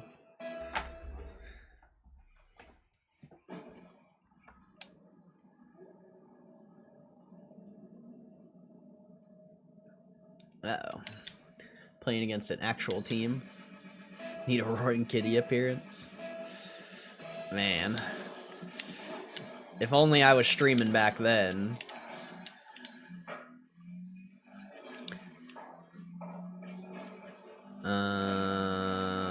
Okay. I thought he was scoring that. Oh, no! That was bad. That was bad. Do you got it? Wait, what's going on? That guy in the net, like, was literally doing nothing. He was just sitting there. Oh, he trolling? Or maybe he's... I don't know what's going on there. Wait, I'm on the chat. I'm on the voice chat in the game. What the hell? Uh-oh, that guy's double tapping. Andrada, pass! Okay, don't pass. Why would you ever pass? Passing's dumb. Oh, that was kind of a pass. That was kind of a pass. I feel like you just messed up on your aerial, though. I don't feel like you meant to do that. I just got a feeling you didn't mean to do that. Just something tells me. I wonder if they can hear me. They can just hear... Oh, shit, I just hit him. My bad, bro. My bad, dude.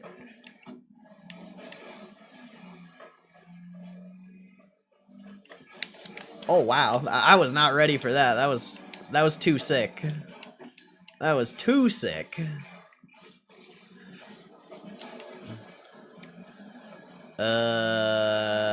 Wow, what a save, Catsby. What a save. Alrighty. Nice block. It works. Okay. He's stealing the ball from me. I don't know what's going on. I don't know what's going on. Okay. Still don't know what's going on. Okay, I'm missing. That's not good. You got that, Catsby, all day. Nice. You guys are goated. You're about to score. Okay. I'll go back. I'll challenge. Okay. Oh, that's not what I wanted there.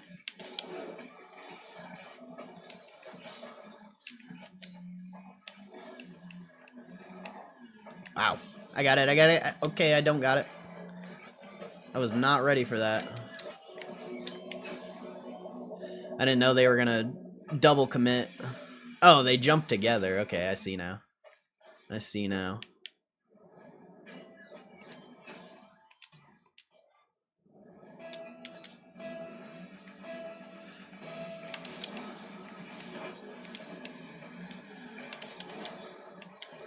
Not good. What? Those double commits are messing me up, bro. I don't even think they're meaning to do it. Oh, we almost had that pinch. That would have been sick.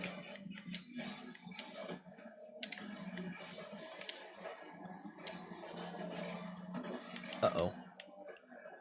Okay, Catsby's got it.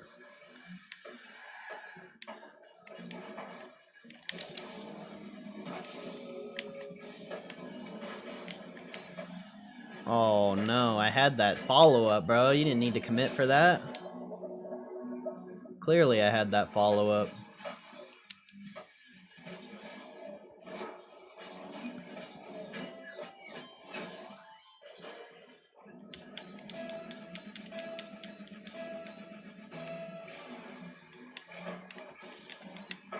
Not good.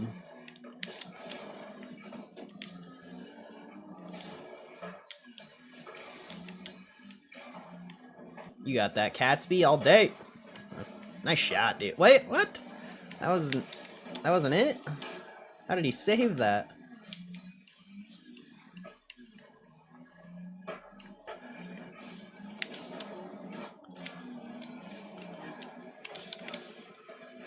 I missed the boost. I don't know what's going on there.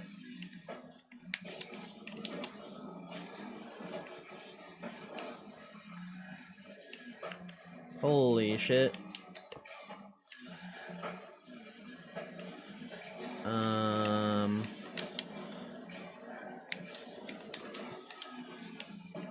I'll boost steal.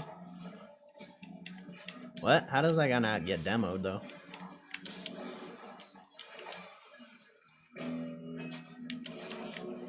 Alright.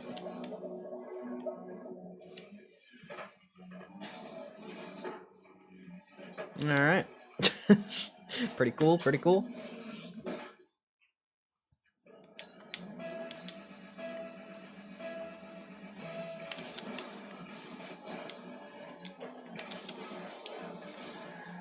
Oh, that's you! Nice, Catsby.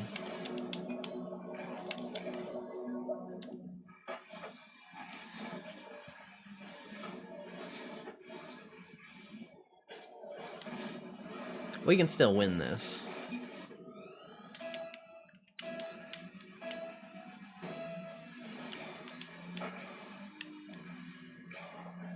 Oh, that's all you, Catsby. Oh.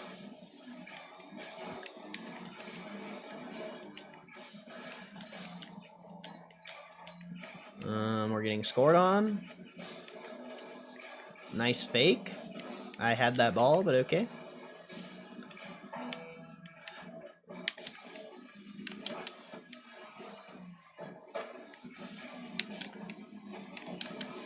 Damn.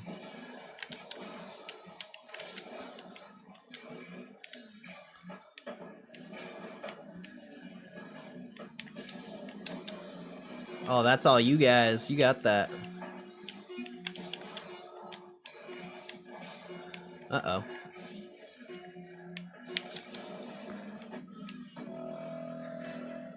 Uh-oh.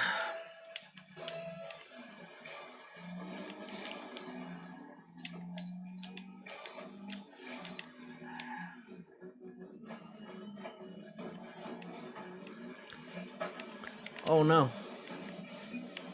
That could have been bad. Okay. I got the boost steal. They're probably low on boost. Oh, never mind. We're just getting scored on. Alright. Alright.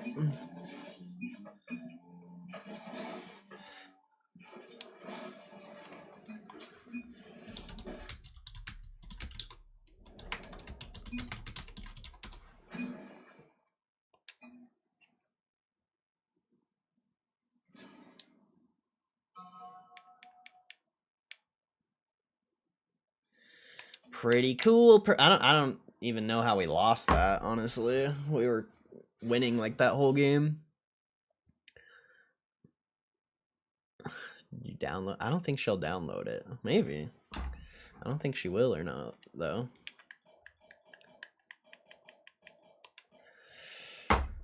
Okay. What time is it? 4:30. I don't know if I want to keep playing.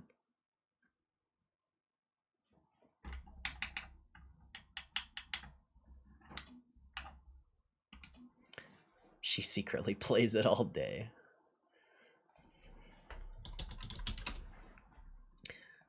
Do we even know if that's like the real Kristen still?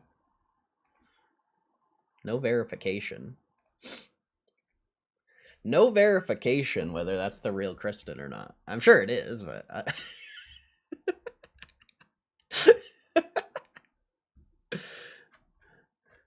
Not verified, though. Not verified.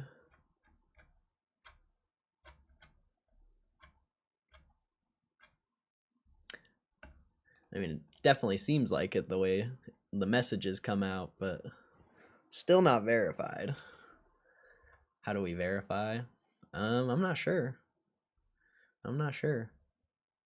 I haven't talked to her in so long, so like I don't even know, bro.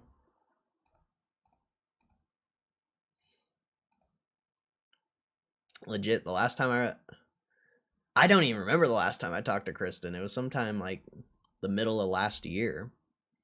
We talked on the phone. I was in the gym parking lot. That's the last time I remember like actually talking to her.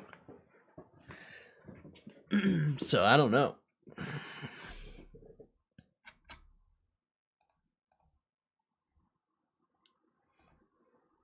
But I'm gonna end the stream soon, I think, unless there's something to talk about. I don't know if there's anything to talk about. Is there anything to talk about before we go? How'd Cisco do? Down 8%. Jesus.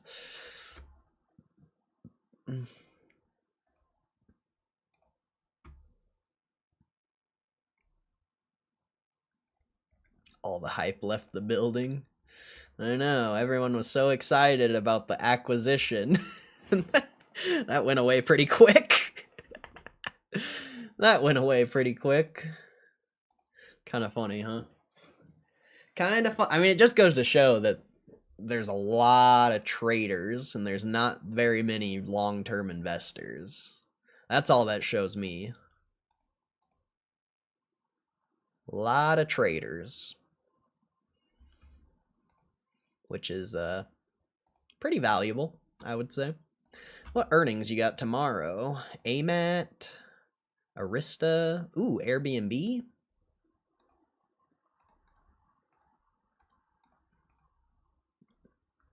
It's good to be a minority. There's too many minorities at my water park. There's too many minorities at my water park. It is good to be a minority, especially in the trading world. Ooh, Coinbase? Coinbase is probably going to be the stream, huh? Oh, wait, Coinbase is probably in the shitter, huh? Yeah, Coinbase is kind of in the shitter. I don't know. That'll probably be the best choice, though. It's either Airbnb or Coinbase. Maybe I should try a stream where I have multiple things in the title instead of doing like the SEO on one thing. I don't know. I don't know. We've had success with the SEO on just one thing.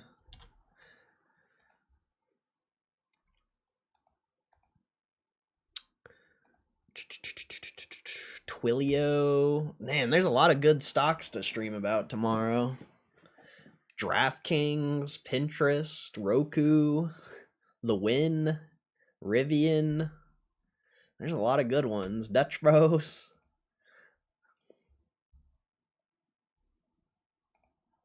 I think Coinbase is the ooh, Callaway Golf. I haven't looked at that in a long time.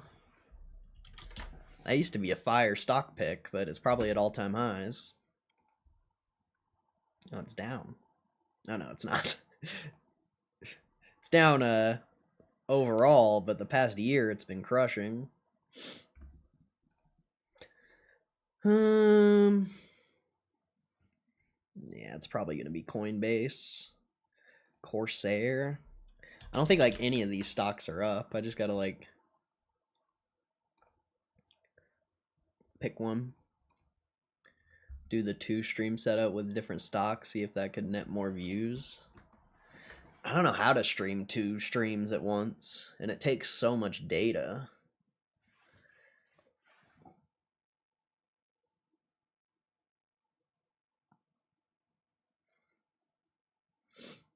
How I was doing it before was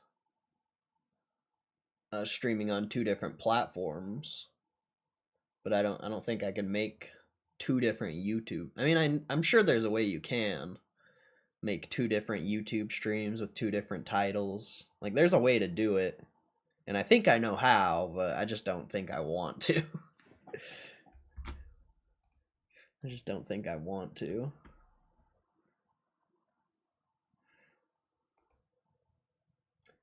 And you do like a vertical and horizontal one. That yeah, you can do that, but they share the same info, like title and stuff. The only way to make 2 different streams is you have to schedule. You have to schedule one because it'll have a different stream key. That's another thing, is I don't think you can't really have 2. Well, I'm sure there's a way to do it. I just don't know that I want to. I mean, I'll look into it, but I don't know if it's worth it or not. Especially because like we're not going to be covering 2 different earnings at the same time anyway.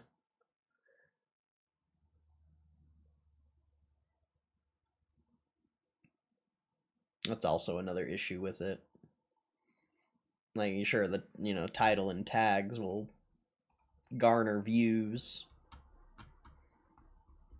but nobody's gonna stay.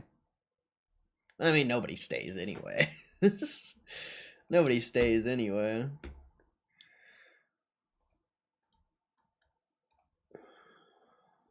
What is ANET at?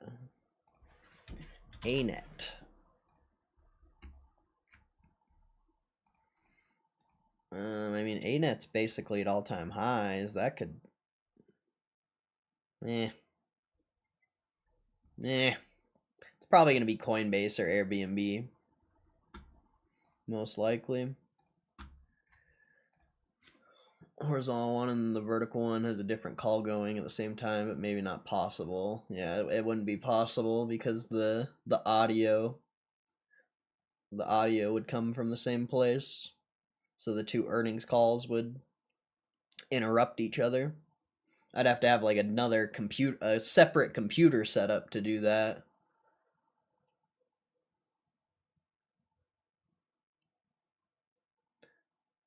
Have the title cover both. Lobster!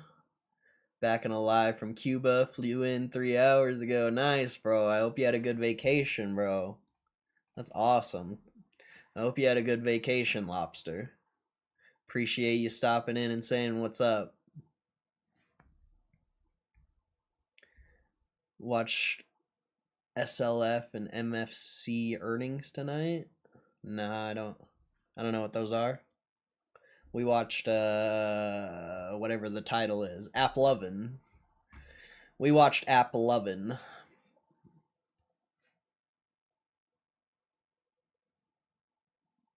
Would be funny to try as a troll and piss everyone off, act like you just don't get what's happening. Nah, it's all good. It's all good. I think I'd be better off just throwing all the companies in one title. More than anything.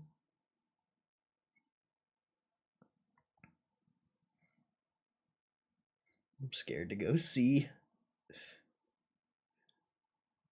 I mean, it was an interesting earnings call. It was alright. It's just the stock potentially is overvalued. But I don't know what SLF is. What's that? Sun Life Financial? I've never heard of that. Their stock's crushing. Stock is crushing. MFC? I've never heard of that one. You like those financial companies, huh? You like those financial companies, huh? What do you like about those?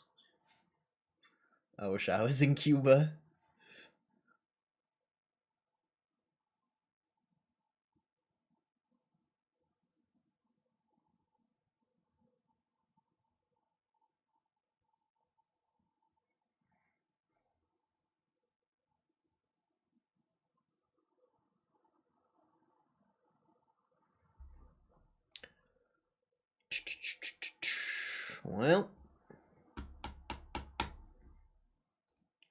Well, check CNBC before we leave, I guess.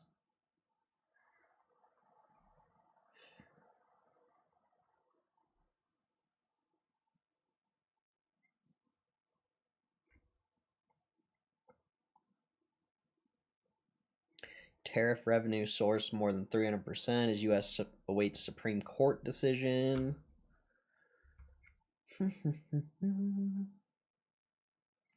Musk announces XAI reorg following co-founder departures. SpaceX merger.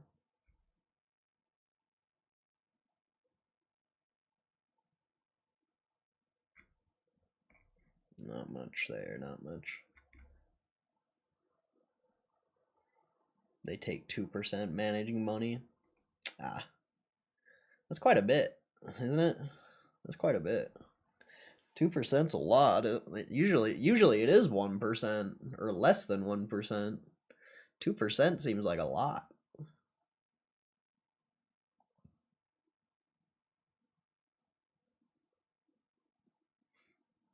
But unfortunately, you came at the tail end of the stream here, Lobster. I'm about to get out of here, but I appreciate you stopping in, saying what's up, bro. I appreciate you stopping in. It's time to hit the dusty old trail. I'll see you guys tomorrow, though, for Coinbase or Airbnb, one of the two. Most likely one of those two. Probably Airbnb, because Airbnb's business is a lot more interesting than Coinbase.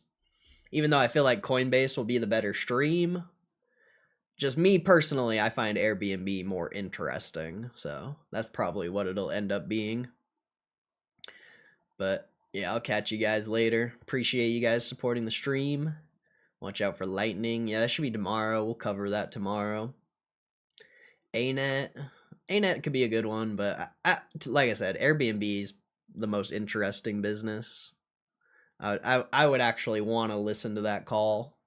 So that's more than likely what I'll stream. But I'll catch you guys tomorrow. God bless ya. Peace!